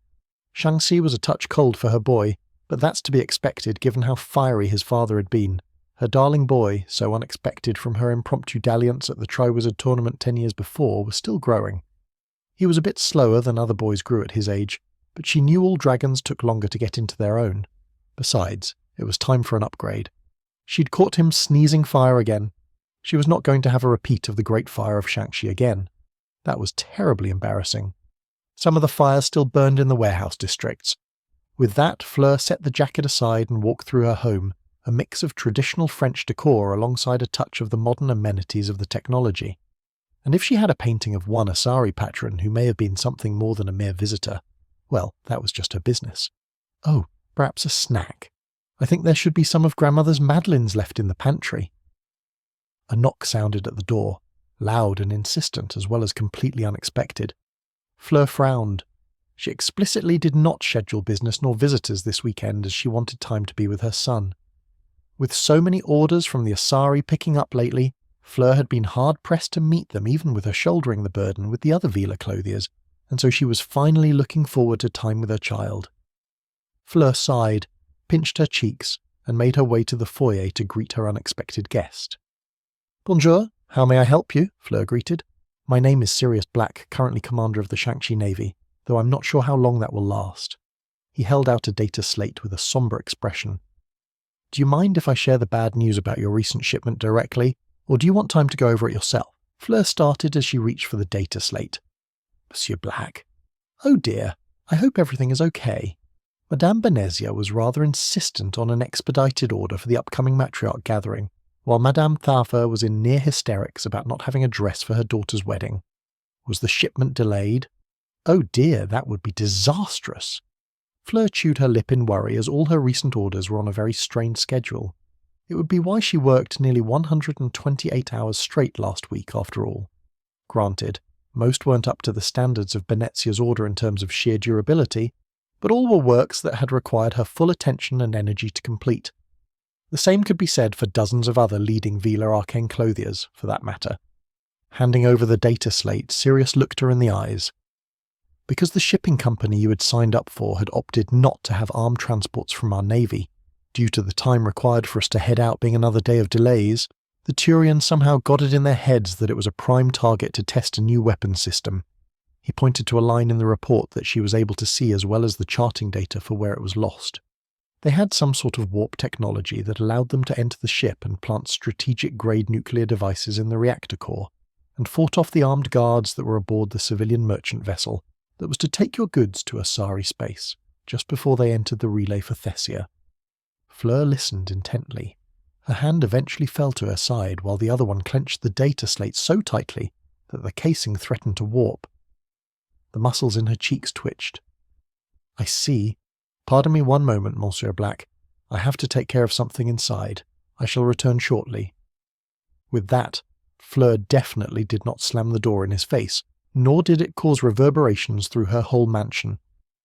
She took a deep breath, and then Sirius sighed. That poor girl. She's going to have a rough time explaining this to the Asari where Fils de pute pourri, ces morceaux de merde putride m'ont baisé en plein dans la chatte pendant cette putain de merde. Pendant tant d'heures, si j'attrape ces fils de pute turiens qui ont fait ça, je leur couperai les jambes et monterai leur torse sur mon mur. With that said, there was an enormous crash beyond the heavy door, followed by many, many things breaking. Sirius's eyes widened and only 2 words exited his mouth to that. Reasonable response. Fleur kicked aside the shattered vase to the side hall in the foyer. She dusted herself off, adjusted her hair with a quick brush of her hands and opened the door. She smiled prettily at Black. Ah, that's taken care of. My apologies for the commotion, monsieur. I saw a spider. Tu as un petit quelque chose sur le visage, Sirius mentioned, pointing out a feather that was still there on her cheek. Fleur froze before she rapidly picked off the offending feather. My, I seem even more out of sorts than expected. I will have to take some time to inform my business associates. May I keep this data slate? Fleur asked. That is what I brought it for, Sirius nodded. Just be sure to wipe it after if you intend to use it for personal or business purposes, he winked. No sense letting us have access to your data. Oh, naturally, I can be discreet when needed. Now, if you shall excuse me, I have some business that must be attended to. Fleur dismissed Sirius, and then tore through her home tour and house workshop. While not as extensively set up as the one in her store downtown, it did have a very secure terminal with account and network access to her more esteemed clients that valued their privacy and discretion. Usually it just meant some old men and women with more money than sense requesting frilly panties to go with their silk stockings, or as of late Asari matriarchs, as it were. Yet, a quick scan through the data slate's contents showed some very interesting insights on Turian attacks in and violating Asari sovereignty and space, as well as suspicious timing issues that a certain matriarch Benezia would simply love to hear. After all, at her heart, Fleur was a girl who loved her gossip, and this had to be spread. HSH 321, Asari spice to season the meal. Tevos was not one to show much anger when confronted with a problem, nor was she one to act out violently when things didn't go her way. No, she was the type to make life a living hell for someone without so much as saying a word to them if they displeased her. Something quite a few poor and unfortunate souls had discovered amongst the many trials and tribulations of being involved in the political game over the countless years of her life. She wasn't arrogant. In fact, she knew that while many would consider her network of connections and allies to be the greatest in the galaxy among the Asari people, that she wasn't nearly as well connected as, for example, the Shadow Broker. Still, she had definitely had quite enough of the games the Turians liked to play. Something that was going to be shown rather simply and quickly as she made her way down to the Turian embassy, that still somehow survived on the Citadel against all odds. Graffitied and scorched though it was, with many of the keepers cleaning it repeatedly, it stood tall and proud, like a mockery of all the council stood for, while the Turians within aimed their rifles at anything that got too close. Halt, state your... A Turian tried to get in her way, but she wasn't having any of it. She simply wrenched him away by his gun and kept moving inside the building as though there wasn't a set of reinforced blast doors in the way. Of course, they were nothing compared to a fully fledged Asari matriarch, especially not one well known for tearing a ship in half as it tried to take off with people from her homeworld as a child. "Spirits save us! She's coming!" One of the particularly religious Turians groaned as she was forced against a wall. "Sweet liberty, my ribs," another cried as he was crushed like a tin can. It was as she finally reached the reinforced bunker of the so-called Turian representative that she paused. It would be simple to reach in there and kill him where he was, but it would be just as simple to reach his mind from anywhere within the base and plant suggestions, things that might just cause him to go home for a break, and maybe kill the super president or something along those lines. Not that she advertised her ability to do such things. It would be a problem for her if she was to simply announce to the world that she could change the minds of other sentients at range. Diplomatic nightmare would be the most apt term, yet she was willing to break her personal rules on such just this once, and set off a chain of events that might assist them in the long run. She continued past his bunker, which was labelled as a biocontaminant storage, and pretended she didn't notice him while she forcibly rewrote him to do what she commanded of him. This would send a much bigger message to the Turians than anything she could have said herself using her words. The time for discussion was long past, it was time for war. The super president back in his luxury office screeched. "What do you mean the vessel you attacked had no military assets on it? Was it a decoy?" he asked in an enraged voice. "No, super president, sir. It was a vessel shipping luxury items from Shangxi to Asari space, and it was already in Asari space." The voice of a panicked naval commander called back with a squeak. "And the Asari had such a strong reaction to this? Preposterous," he yelled back. "There is no way that they would have such a violent reaction over what? A few shoes and some drinks." "Actually, sir, it was luxury dresses from the famous seamstress Fleur Delacour, sir," the Turian whimpered, but managed to inform him nonetheless. "And that's supposed to mean something to me?" the super president scoffed. "That's the famed seamstress that makes the dresses our elite snipers can't shoot through," the naval commander whined. "Those dresses collectively cost more than a dreadnought." "As if that was the case, Commander," the super president grunted. "Where is your counterpart at this moment?" "He's busy with the scientists, sir," the Turian male exclaimed. "But we need to act now before they do something to us." "So, the Asari are upset we ruined a few paltry dresses made by some half-wit who can't even automate her own work," the super president scoffed. "I bet our machines could do better, with their precision-stitch technology and their nanothread superweave. Even our daily underwear is armoured as tough as the outside of our super dreadnoughts." "Sir, we are being— Ah!" He was cut off by the wet sound of something being torn out of the Turian's body. "Mr. Super President, we need to get you to safety." A truth enforcer he had never seen before called out to him as he stood from his chair. "Who are you?" Bang! There was a hole in his chest, and it was leaking profusely. "You know I'm going to kill you for that, right?" the Super President asked as his armour patched him up and automatically injected stims into his bloodstream. "It was worth a try, sir," the truth enforcer nodded, his Hellbomb backpack lighting up as he grinned. "For chaos. Shit!" The room was entirely detonated, and after a brief flash of light, he saw no more. Tom was pretty sure that the metal he had created was better described as liquid thermal paste than anything actually metallic in nature. Sure, it was still technically magnetic in a sense, but it was more accurately drawn towards magic and not simply electromagnetism, which left him in a bit of a conundrum. How do I keep the flow of magic going consistently in a circuit with this, so that the heat will be transferred away as well, he asked himself, watching Karasuba pout in the background. As today was a resounding success for the light-created metallish substance, he was going to hope that that dark-created metallic substance version was going to be much the same. It was ready for testing by his workers, and he was going to give it a go, but he still was slightly put off by how Akitsu, who had shown up to this in a bunny girl suit for some unknown reason, was absolutely pouting as well. "Why are you pouting?" Tom asked with a confused note in his voice. "I get Karasuba, but why you?" "Ah." Akitsu blushed at him and looked away, rubbing her thighs together as she squirmed. "Never mind," Tom groaned. "I don't want to know." Mirana Myas was a rather calm individual. She spent time with the various fluffy creatures she had collected across the many worlds she had been on, petting them gently as she fed them their meals. It was clear to say that she was rather fond of the feline variety of mammals from Earth especially, and she had even gone out of her way to acquire a breeding pair of Nekomata from Shangxi to keep in her home, something many Asari were amazed at because she had not forced them to come, nor purchased them. No, she successfully seduced them by promising them treats and pets, and loving while treating them like normal cats. This was something that other Asari had tried to no avail, and yet she did so without being so much as scratched for it. As she pet the Nekomata in her lap, listening to their soft purring, she smiled. Ah, this day couldn't possibly get any better. And then she received a notification on her Omnitool. Something very interesting. "Oh ho?" she chuckled. "The Turians are a priority target for extermination?" One of the kitties looked up to her with a grin.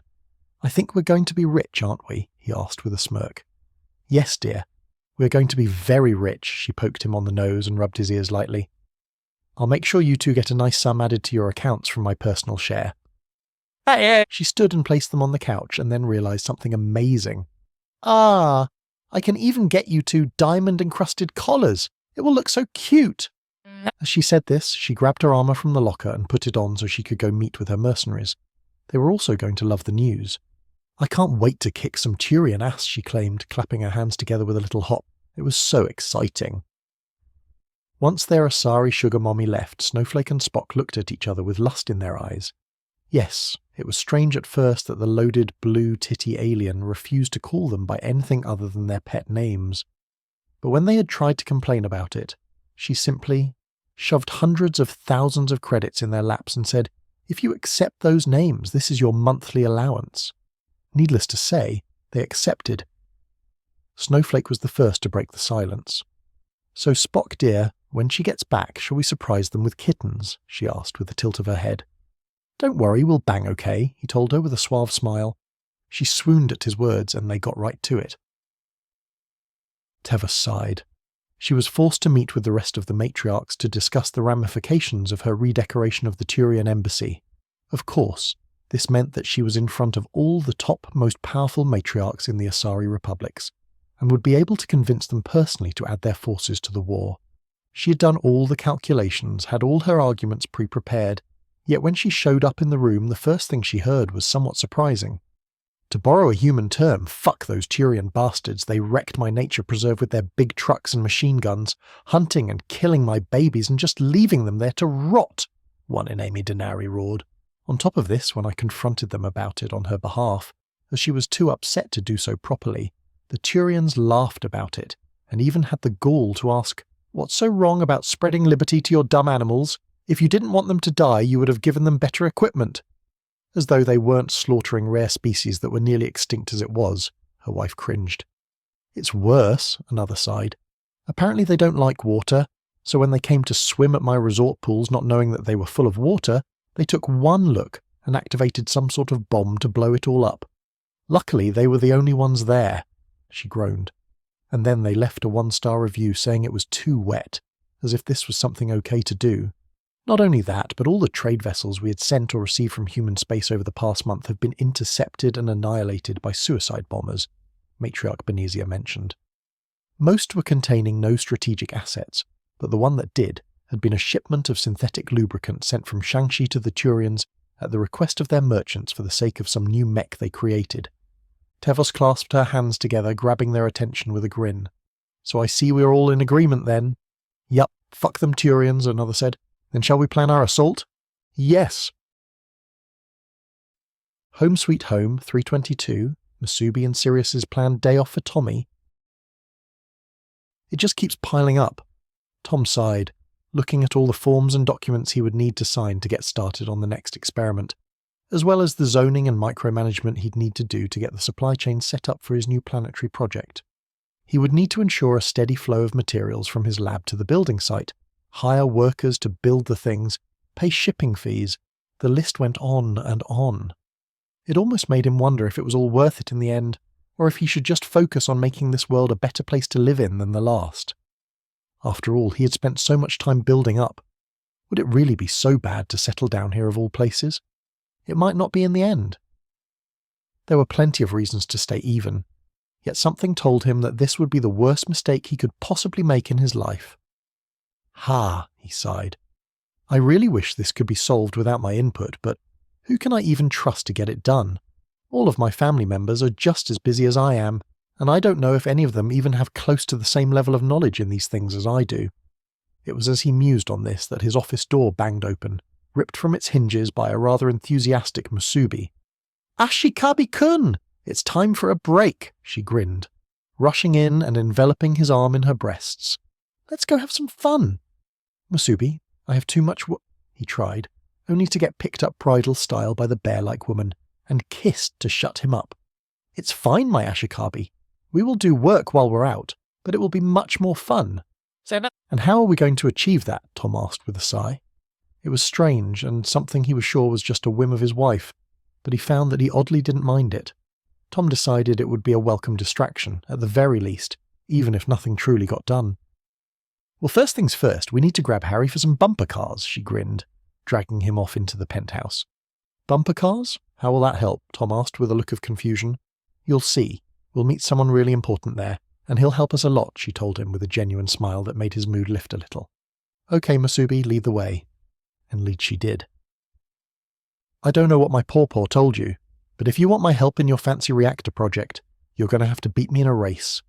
The woman known as Cindy Oram, foremost genius in magitech engineering in the modern age, chuckled. I ain't no easy woman like that, so you'll have to convince me you're a real man before I'll come work on your top-secret projects. And racing against you will prove this. How exactly? Tom asked her, Musubi watching eagerly in the background with a large and goofy grin.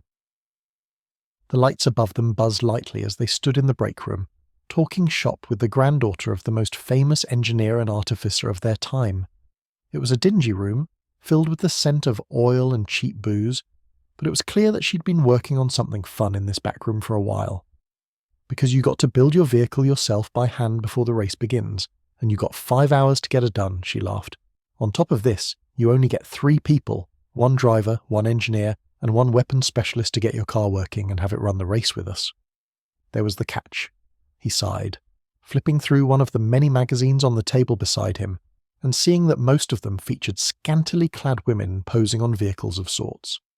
Usually overtonned classical vehicles of various types.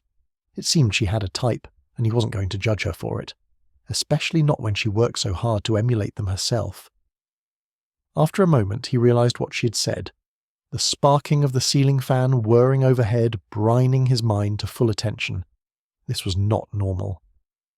Wait, weapons specialist? He asked with a groan. Is this a death race? Sure, she grinned. Ain't nobody got hurt during these races. We have the arena flooded with nanoms and biotic shield generators to keep people from dying, so we'll be just fine. Nah, I'll drive, Harry grinned from his spot near the garage door. I know I can beat her team. I just have to be put behind the wheel of a car that is fast enough. And I'll handle weapons, Musubi exclaimed with a laugh. Because it's really easy. Just give me some bombs and let's go. Tom sighed. Then I'll make something that can keep up, he grunted, placing the last of the magazines in Musubi's hand for later, one featuring Cindy herself. Any requirements for the race I need to know about? Be prepared for anything, Cindy grinned. Otherwise you might just fall behind. I'll keep that in mind, Tom grunted. With that, the group was ushered off through a dimly lit hallway in the bowels of the arena to an area where they could pick through a pile of scrap for their race. It took all the time they were allotted to create their machine, something that looked as though it was actually professionally made in a full performance factory and was simply awaiting a paint job. While many others had to worry about manually welding together various components and jury-rigging them to work in some way, Tom and Harry could easily use their magic to alchemize the parts they found into the parts they needed to make their design work via the power of their Philosopher's Stones and the Elder Wand. On top of this, Musubi was ridiculously strong, enabling her to lift and carry the things they desired without a single ounce of strain on her part. They had even managed to find nuclear fissile material, which they jokingly crafted into a few boxes of magnetic nuclear grenades and mines for her to use. They had also created quite a few more of various types, like thermite, white phosphorus, or Naki bombs, but her favourite seemed to be the EMP effect the nuclear ones would give off as a result of their detonation, or the electric smoke grenades they created as a countermeasure for some of the things that others might toss at them. Of course, their own car was shielded against attacks and hardened against EMP devices, yet what was likely the best part about their defences and weapons was that they would be able to go underwater or out into space without hindering Musubi's throwing arm, since while the top was completely open, the one-way shielding could also seal in air within the car, and they had plenty of air tanks to keep them topped up if needed. On top of this, it was a hover car, defying gravity via repulsor lift technologies, and an ESO core that also helped charge the engines with the help of the twin Magitech reactors. Something many of the other racers looked at them in both awe and jealousy for. The machine was sleek and swift in appearance, not unlike a Shelby GT 500 or some other older muscle car, something that pleased him greatly that he managed to keep such aesthetics, even when the car was an entirely different type. Yet when Cindy flew in with her own vehicle, taking the engineer's seat as some blonde man with dark glasses flew towards their starting position, Tom knew that their opponents were going to be tougher than he thought initially. The quad-engine drone in the shape of a luxury Cadillac looked like it was meant to be in a showroom, not on a dirty, half-constructed cityscape filled with dust and desert sand. Yet there was no doubt that it was every bit the dangerous race car they needed for such an event, despite appearances. "Woohoo!" she called out, smacking the side of her pride and joy. "I bet you thought you were going to have the best-looking vehicle in the race, huh?" she hollered at them with a smirk. "But you ain't there yet, Tom. Come catch my dust and watch my pretty little ass win the grand prize." Tom flipped her off. She was a real brat, and he was going to show her just how a real engineer did it. Even if he wasn't actually an engineer, but rather a researcher and a scientist, he was certainly getting caught up in the moment. "We'll kick your ass, Cindy," Musubi called back with a ferocious grin, holding a nuclear grenade in her hand. "So be prepared to suck Tom's dick." "Nor, I'll beat Yule's ass and then I'll sit on his face," she laughed maniacally, and then the announcer came on. "Ladies and gentlemen, today marks the 10th annual Bumper Cars Motor Derby," the voice called out, sounding like something you might see in a 90s anime. "For this year, we have only one prize, and that prize is very generous indeed," he chuckled. The crowd, standing tall in crowded areas around the world, played on various screens all around the domed racing arena, something made possible by the high concentration of nanoms that would shape the race as they went. "This year's grand prize will be marriage to none other than the ruler of our world, Thomas Richard Harrison," he announced with a cheer. The crowd went wild, and so did all of the racers, who were rather suspiciously mostly women. "Wait, what the hell did he just say?" "Are you ready?" he asked, and he turned to look at the stage where the announcer was calling the start of the race. "On your marks," the man grinned widely for all of them to see. "Get set." Tom glared at Cindy. "I'm going to get you back for this," he growled. "I'm counting on it," she laughed, though she looked excited and surprised by the prize offered. "Go!" And off they went, racing through the massive starting gates with Musubi tossing the nuclear grenade right in Cindy's face. It went off with a bang, and they were allowed several seconds worth of a head start as most of the cars in the race completely shut down. Cindy's driver seemed disoriented for a moment, yet was able to get back on track relatively quickly, despite the bright flash and loud sound. He almost seemed entirely unaffected by the light, in fact, yet was keeping right on their tail as soon as he could, gunning his car's engines until they were running white-hot just to keep up with Tom and his crew. They smirked as they closed in, but Harry looked back and winked, before increasing the thrust with a cheeky wave. It was clear whose car was faster by a long shot, as apparently Cindy had focused on looks rather than good parts, the dust obscuring the way as they made their way towards the first checkpoint with a surefire attitude and a guaranteed chance at first place, or so he thought, until the girl smirked, and their car teleported in front of theirs, slowing down as a man wielding an oversized sword swung at them with a wide-toothed grin. This was deflected by a punch from Musubi, but it still pushed them a little off course, and forced Harry to correct his steering in response. "Not so hot now, are we?" the man asked with a grin. "You going to make this easy for me, or am I going to have to chop your car in half?" Harry rolled his eyes in the driver's seat, moving towards one of the side roads on the map with a very narrow stretch. It might take a bit longer using that to get where they needed to go, but the car more than made up for it with its speed and agility.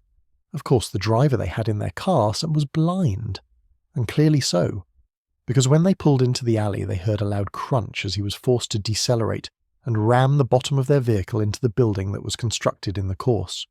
From the sounds of their swearing that merely caused their engines to stall. Of course, all it took was a bit of a detour and they were back on track, and far ahead of anyone else at that. And Tom and crew made it past the first section of the race, with plenty of time to spare as a result, and were on the final dusty stretch when he noticed something. A lot of the crappy cars from before were gaining on them, with Cindy not far behind them all. "What in the hell?" Tom asked, watching as all of the cars zoomed up behind them, much faster than they were before. "Here comes the final stretch. Will Tom and crew beat them all, or will one of these fine ladies catch the big fish?" the announcer roared, just as they were coming up to the finish line. And that was where Tom realized the gimmick. They had used the nanoms to repair everyone else while slowing their approach and sabotaging their vehicle. Well, two could play that game. He hacked the nanoms and forced them to repair his vehicle, crossing the finish lines far before the others as the crowd gasped in shock.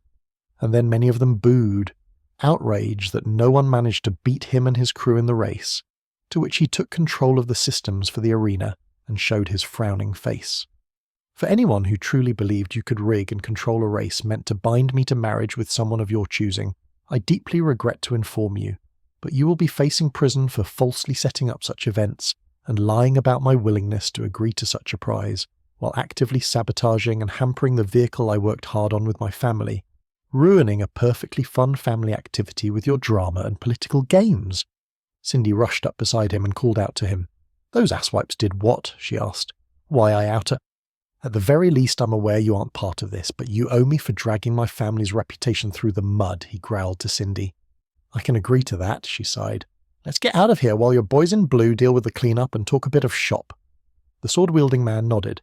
Come on, Ignis. We're going to find Noctis and Prompto and help with the investigation. Of course, the blonde man sighed. Good race, Harry Potter. I hope we can do it again in a more favourable situation. Harry nodded but said nothing. Well, what are we waiting for? Cindy asked them, putting her hands on her hips and bending over with a smirk. I know a good slushy stand nearby we can get to that will make all this trouble seem like a distant past. Let's go! And off they went.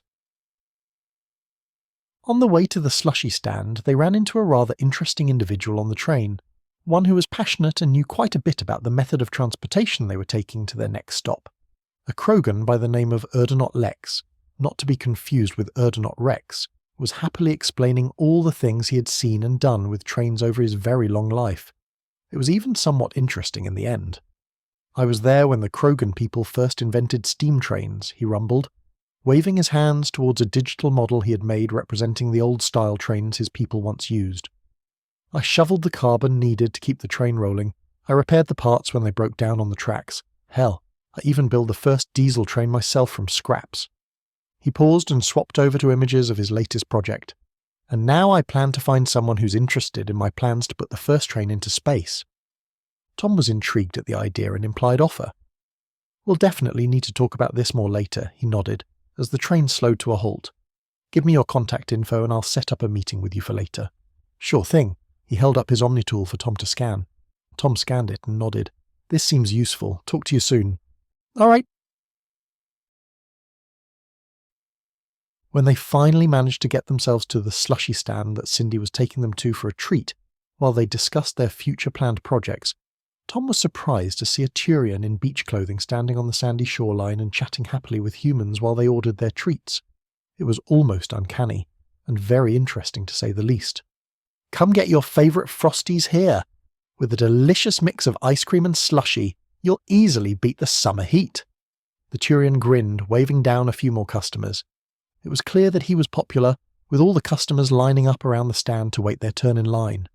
Of course, they got into line themselves at the very back and waited their turn just like everyone else. So, a Turian selling cold treats, huh? Tom asked Cindy with a look. With all the things Turians had been doing to the people of Shang-Chi and the war going on, he would have thought that such a thing would be pretty much impossible. Yet when he looked at the signage that clearly displayed Turian Santa Claus, a rather human creation, sharing shaved ice with the people, he was intrigued. No Turian from Super Palaven ever respected the culture of other people, always looking down on it and never using it for their own means.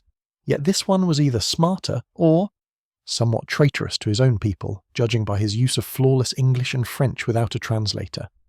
When they made their way up to the counter, he could see 3 young Turian triplets helping man the counter with an enthusiastic glee. This Turian male had probably been here a while if he already had kids. Welcome to the beach hut, one of them giggled, clearly feminine in tone. Daddy will be right with you. And sure enough, once he had gotten the other customer their food, the Turian walked back over with the Turian equivalent of a cheerful smile and spoke in clear and happy tones. Well, if it isn't Cindy, and I see you brought your friends today, he laughed. What can I get you today, dear? I'll have the banana split and a chocolate frosty. How about y'all? What are you going to get? She asked the rest of the group with a small smile, one hand on her hip as she pointed with the other to the menu. Masupi grinned. I'll have a spicy cinnamon ice cream, she grinned. It sounds weird and cool. Haha, I like to come up with new flavours for the people of Shang-Chi to try. It keeps them coming, he laughed, noting down their orders so far. Anything else? He asked. Tom thought about it for a moment and sighed. If this Turian was an infiltrator who wanted to harm them, he would have likely already prepared for such, and thus everyone in the area eating their ice cream would have had to have been eating tainted ice cream to be effective. Yet not a single one of them was harmed by the treats, and even his spells showed that there was nothing wrong with any of the food products.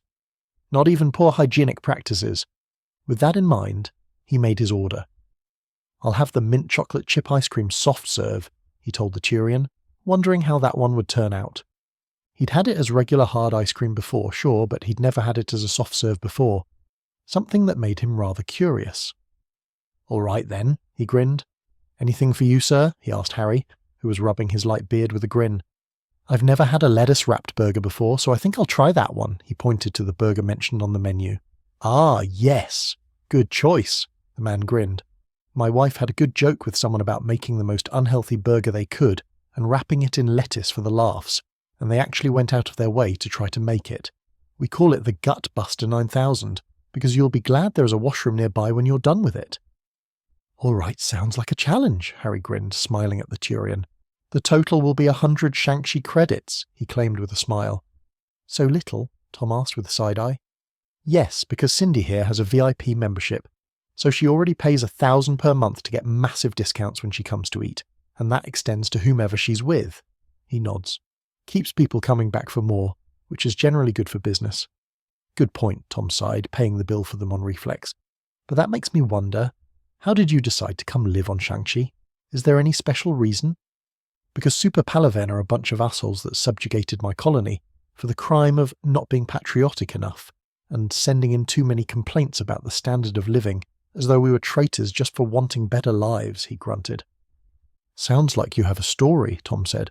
"Hell yes, but it can wait until you're fed," he told Tom with a nod. "Better to have some comfort food if you want to listen to this old man's tale." "Good idea," Musubi grinned, her eyes sparkling with mischief. "We'll be waiting by the tables and you can come tell us all about it while we eat." "All right then, I don't mind one bit," the Turian chuckled. "Let me just put up a sign for a bit while I get your food ready, and I'll tell you all about how much of a problem the Turian government is, and why I hate every last one of those shitty Helldivers." "Sounds like a plan," Harry grinned, taking their order number and sitting at a table nearby for the rest of them to follow. "So tell me, mister," Tom began, watching the Turian male with his red markings as they ate their food. "Name's Nihilus," the Turian nodded. "Born on Ilduna Prime, served in their defense force for years before things went to hell." He sighed. "I was given more training than those bastards, the Helldivers, yet their superior numbers and equipment meant they were able to throw more and more bodies at us. We barely made it out alive." "Anything specific you like about living on Shang-Chi?" Tom asked, satisfied with the Turian's answer. Nihilus smirked. "I like that I don't have to request a C01 permit to fuck my wife, only to end up waiting a year or more to be denied because our world didn't donate enough resources to the ongoing war efforts or some other such nonsense, as if that was going to somehow incentivize us to do something we simply couldn't do with such a low population count." "Huh," Tom nodded. "And what would you say if we were to attempt to bring down the Super Palaven government and install our own?" "I would say it's about damn time someone did something and ask if your men would like discounts on ice cream if they pull it off," he told Tom with a serious look. Tom chuckled. "Not free." "Yes, hell no, that would put me out of business," Nihilus chuckled. "But yes, I would love to see those bastards get their comeuppance, so feel free to come chat any time if you do decide to do so." "Noted," Tom grinned. This wasn't so bad. Tom was beginning to think he could make time for breaks more often. It might even help him be a little more productive in the end. In the background, Musubi and Harry high-fived. At the end of the day, when the trio finally made it home to rest for the night, they were greeted by Sirius Black sitting at the kitchen table working on a laptop. Surprising, but nonetheless it was good that he was taking his work seriously in the end.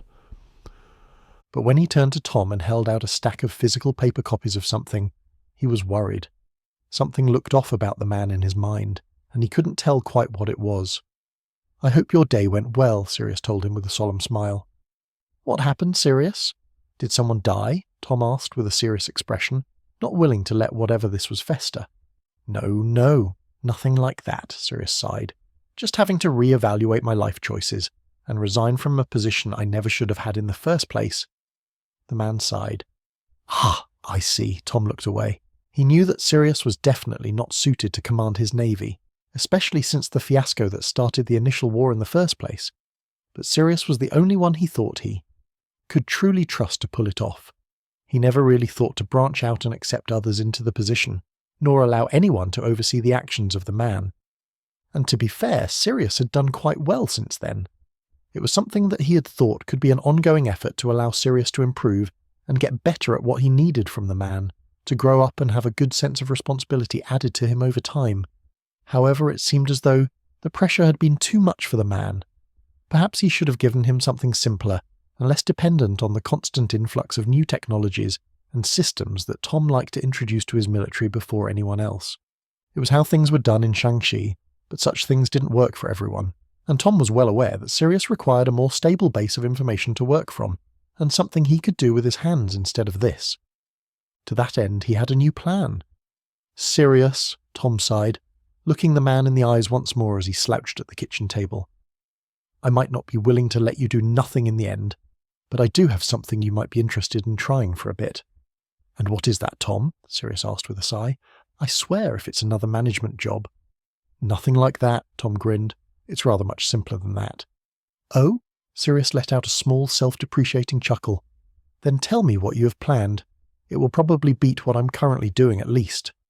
It's simple, really, Tom grinned at the man, stroking his silver beard as he spoke. You will be a security guard for my new build site, and also help Cindy Oram with anything she might need in terms of hand-on work that might need to be done planet-side.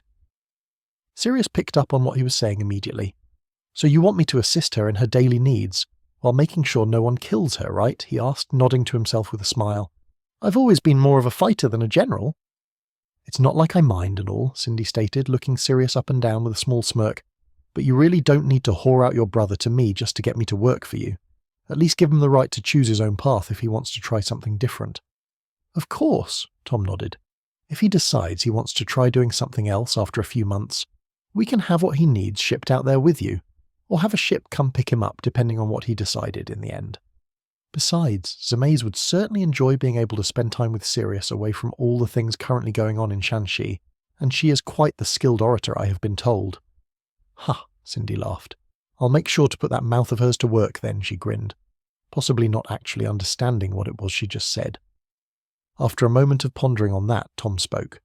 Have you already found a replacement then, Sirius? He asked, with a wave of his hand, noting that most of his family had opted to find a seat nearby, even as Musubi wandered off to grab a snack. Yes, Sirius nodded. The woman known as Miranda Lawson looked rather competent. I decided with her portfolio it would be best to have her take over my duties. Right, Tom nodded. But for some reason he had a niggling feeling that the woman's name was rather suspect, and that he should be wary. Unfortunately, he couldn't remember why, so he noted it for later, but ultimately couldn't outright deny Sirius's replacement without making it look like he didn't trust the man's judgment, which, in hindsight, was the thing that got them into such messes in the first place. Perhaps he really should look into it. Might be worth his time at the very least. All right, we going to talk business now or what? The woman asked, dismissing everything else they had dealt with so far. Yes, Tom agreed. Let's do so. HH3-23 Mercenary Interlude 1. In a rather silly mission to upload transfem Turian porn to the Turian side of the internet, all hand-drawn and animated by the spine engineer, things were going rather well.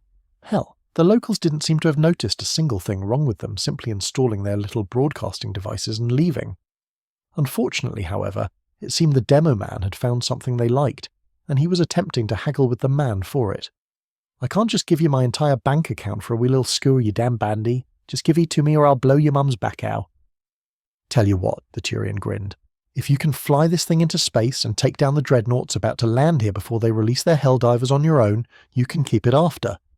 Well, of course I can. The demo man grinned, his massive Krogan body clearly vibrating with excitement from how good it would be in his mind. What do you take me for? A medic? Hey! Miranda called out from the sidelines. I'm a fucking demo man. I'll have those ships blown out of the sky in better moment, the demo man exclaimed with a smirk. Oh great, here we go again, Miranda sighed, watching as the engineer strolled over with his Omnitool out. I can help make it easier on you if you want, the Quarian engineer told them with a smug voice. If I add more gun, it will definitely be... Nay, you dumb fucking Quarian Engie! I can do it myself, the Krogan yelled, getting on the bright golden Vespa 900 GT and kicking off into the sky as though it was made for him. Miranda turned and looked at the Turian with a sigh.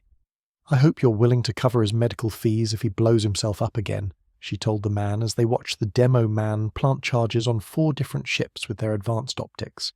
It would be worth it, the Turian smiled. When else will I get such grand advertisement for the reopening of my factory? So, the Vespa 900 GT is about to become a lot more common, no? The heavy weapons guy asked with a sigh from the background, his Gatling gun resting on his shoulders as he spoke. As the ships exploded in the sky, the Turian smirked. Well, certainly. but at least he will be a proud owner of a first-generation gold-plated special edition Vespa 900 GT, of which only 100 will ever be made. And then the second generation will come out soon after, right? The engineer nodded, rubbing the chin of his suit. Why, of course, with plenty of improvements and upgrades as well. The Turian grinned, his arms wide as he spoke of his grand plan. Bah! We'll never hear the end of this, Heavy Weapons Guy sighed, rubbing his 4 eyes with a groan. Of course not, the engineer said. That's what makes this all the sweeter. Miranda sighed. Let's just get him back in the ship and go, she moaned. And as the ships came crashing down onto the planet themselves, and the demo man drove his special scooter into the ship with them, not a single one of them said a word. Oh! Saren Arterius was having a rather bad day in the job his superiors had relegated him to, after he fucked up so badly on his very first mission as a Spectre. Oh, he had plenty of times where a superior officer came into his office and tried to demand some impossible task for their printer, like making it somehow print a full-sized poster of their favourite human girl in photorealistic quality, all in one page and in a resolution or scale that simply didn't make sense. He certainly didn't want to think of the time he had to fix a 3D printer that was in the middle of producing its 419th human-modelled masturbation tool for his superior officer, and how she told him if it didn't work after, that she'd have it blamed on him and he'd be shot for treason so that it didn't come back to her. What she and her friends on Instafuck did was not his business, and he just wished she would stop using weapons, grade materials to print sex toys for the women, or at least model them after Turians. Spirit's damn degenerate. As a result of this, when transfem Turian porn started playing loudly on her computer, and across all of the computers in the IT department, and she began to shoot each and every computer in the room, as well as a few so-called treasonous traitors that happened to be in the room when it happened, he knew it was her fault. And he also knew full well that no one would believe him if he tried to speak up about such things. So when she called for replacements of all the computing equipment and demanded he be there within the hour, he simply sucked it up and made his way down the hall with some new computers for her department. And as he made his way down, he watched as several other departments had the same thing broadcast on all their screens. Even his Omnitool and implants played them, distracting him with thick Turian genitalia hanging in his face. Ugh, he could even smell it. Gross. Anyway, while he purged that from his systems, the rather irate superior officer grabbed him and his computers, leading him over to the sparking, burning, and obviously shot computers that were still connected to the mainframe and main power grid. He sighed. And let me guess, I'm not allowed to shut off power to the room before I get to work? He asked, with a sardonic look in her direction. No, because then I won't be able to see where your hands are, she told him with a smirk. Now get to work, boy, or I'll have you shot as well. All right, he grunted and got to work. Home Sweet Home 324. So how does this future fortune thing work? Tom asked, looking at his apparent ancestor with a small sigh. Because I could use a little good luck right about now to get things off the ground. Well, it's something I would say is probably a little bit instinctive, the Pipe Fox grinned, poking him in the chest. It might be a little abstract, but try thinking about something you really want to have now and that you absolutely cannot do without in the short term, and maybe something will click for you. He needed a bit more than that to go off of, but he supposed this would have to do for now. All right, he closed his eyes, imagining the reactors and the planet he needed built as soon as possible. He felt it might burn too much of his future wealth to go for the whole planet all at once. But if it was just the reactors, well, it should be fine. As he thought about it for a moment or two, he felt a slight pull come from somewhere. Something that felt like liquid greed flowed through him and pulled from the end of his spine, his tailbone, all the way to his heart. He paused. It was ready, poised and aimed at the plans for the reactors in his mind, and making sure they were completed both before the end of the month and ready for initial testing. All that was left was for him to release it, and so he did. The rush of energy, of pure fortune that flowed through him all at once made him feel alive, and as he sat in his office chair, his ancestor grinning at him, eyes glowing with mirth unspoken, he received a call. His Omnitool buzzed with the messages of several of his orders being ready to ship to wherever he needed them to go, orders of parts he thought he was going to have to create himself from scratch to get them done in anything remotely resembling a decent time frame. Of course, that was not the end of it.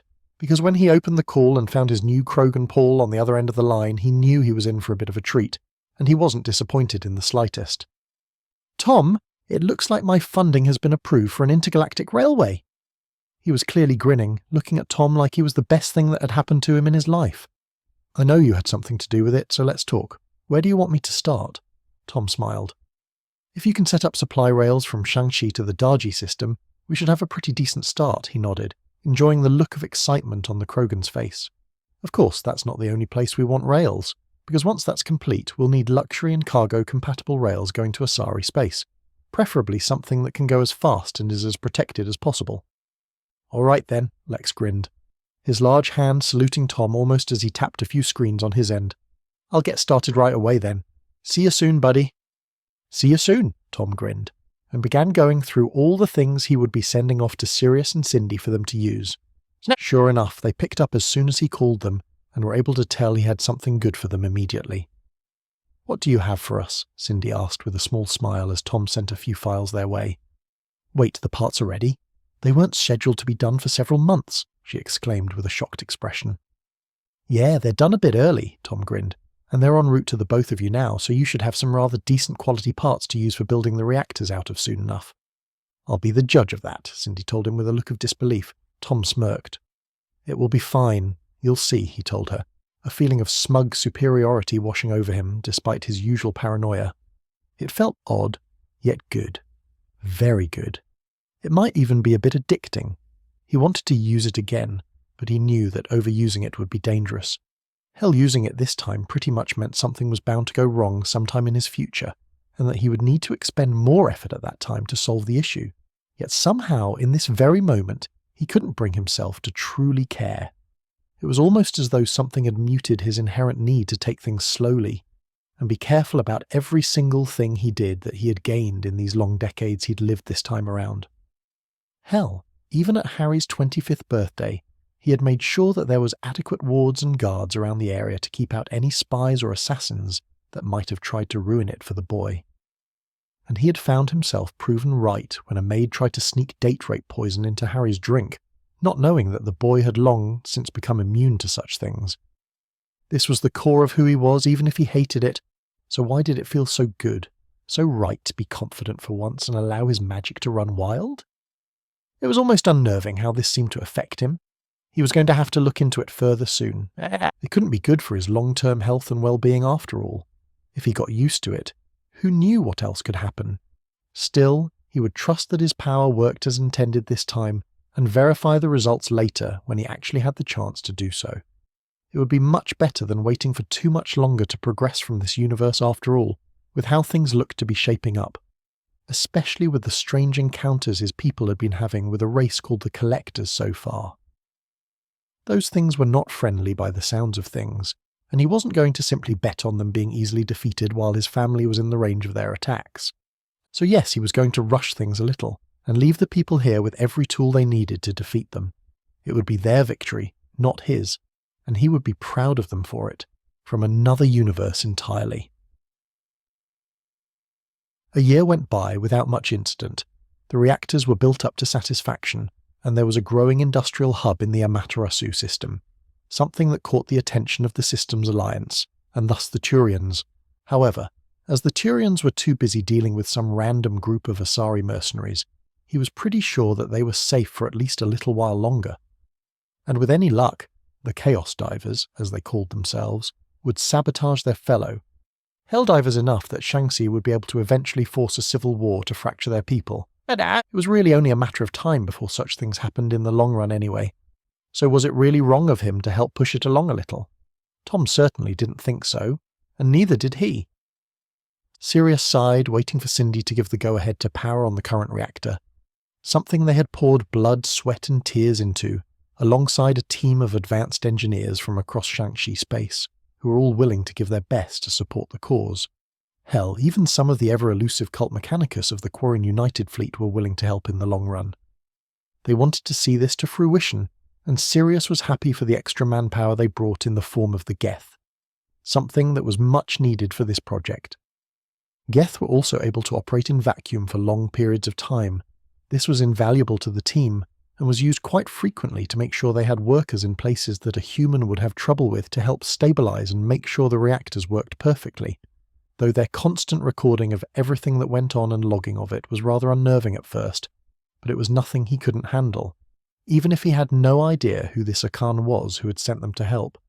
Apparently she was some sort of big-shot inventor who thought what Tom was building was brilliant work and wanted to lend a little hand.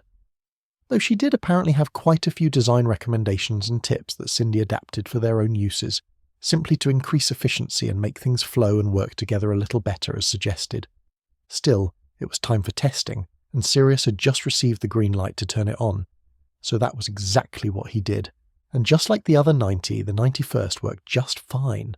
So with a few readings and tests done here and there, mostly as a formality, he stabilized it at 100% power and left it running for a while to begin charging the equipment in the area for the next few stages of the plan. The actual armouring and construction of the internal cities and critical equipment on the planet, as well as the defences and manoeuvring thrusters. Since they were working on a hexagonal pattern for each panel, it was interesting that several of those hexagons would have manoeuvring thrusters that could be repaired or replaced in seconds, while there would also be larger sections on the support pillars that also carried massive thrusters to accelerate them in one direction or another. And since they had a lot of support pillars going up, this meant that they were going to be able to move in any direction rather quickly the moment they needed to, especially with all the synchronized ESO-cores that happened to help lighten the planet's mass, while also providing gravity on the planet for those who were on it. This project was huge, and Sirius didn't really know about everything that was being put into it, but he hoped it would work as well as he thought it was supposed to by the end. Because if it did, it would be an incredible piece of work and one that he had personally helped with.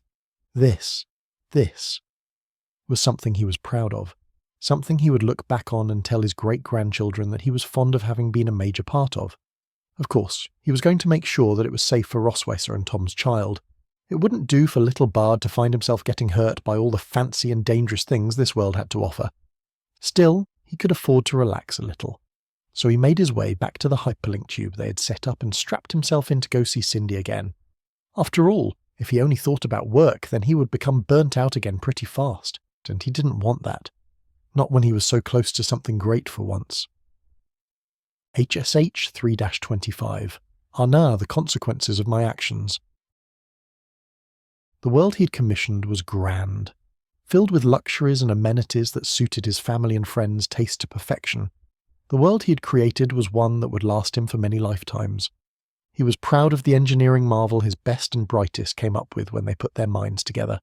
It was absolutely glorious. Of course, while it had only taken a month, he had been feeling incredible throughout the entirety of the time it was being built. Little rushes of pure fortune flowing through him to see the project to completion as he did his best to take advantage of it. A project that would quite possibly have taken him decades longer to complete finally being finished, in what amounted to a fraction of the time. He could tell it was nearing completion, as the closer it got to being done, the more sudden flashes of fortune he felt going into the project to have it finished, and the biggest one of all was burning its way through him as he approached. It was incredible. He couldn't wait to see what lay in store for him and his family. Still, he knew he had been acting strange lately, that his power had made him far more confident than he'd like. But when you felt the power of luck and good fortune replacing the very blood in your veins, you couldn't help but feel good, like you were invincible.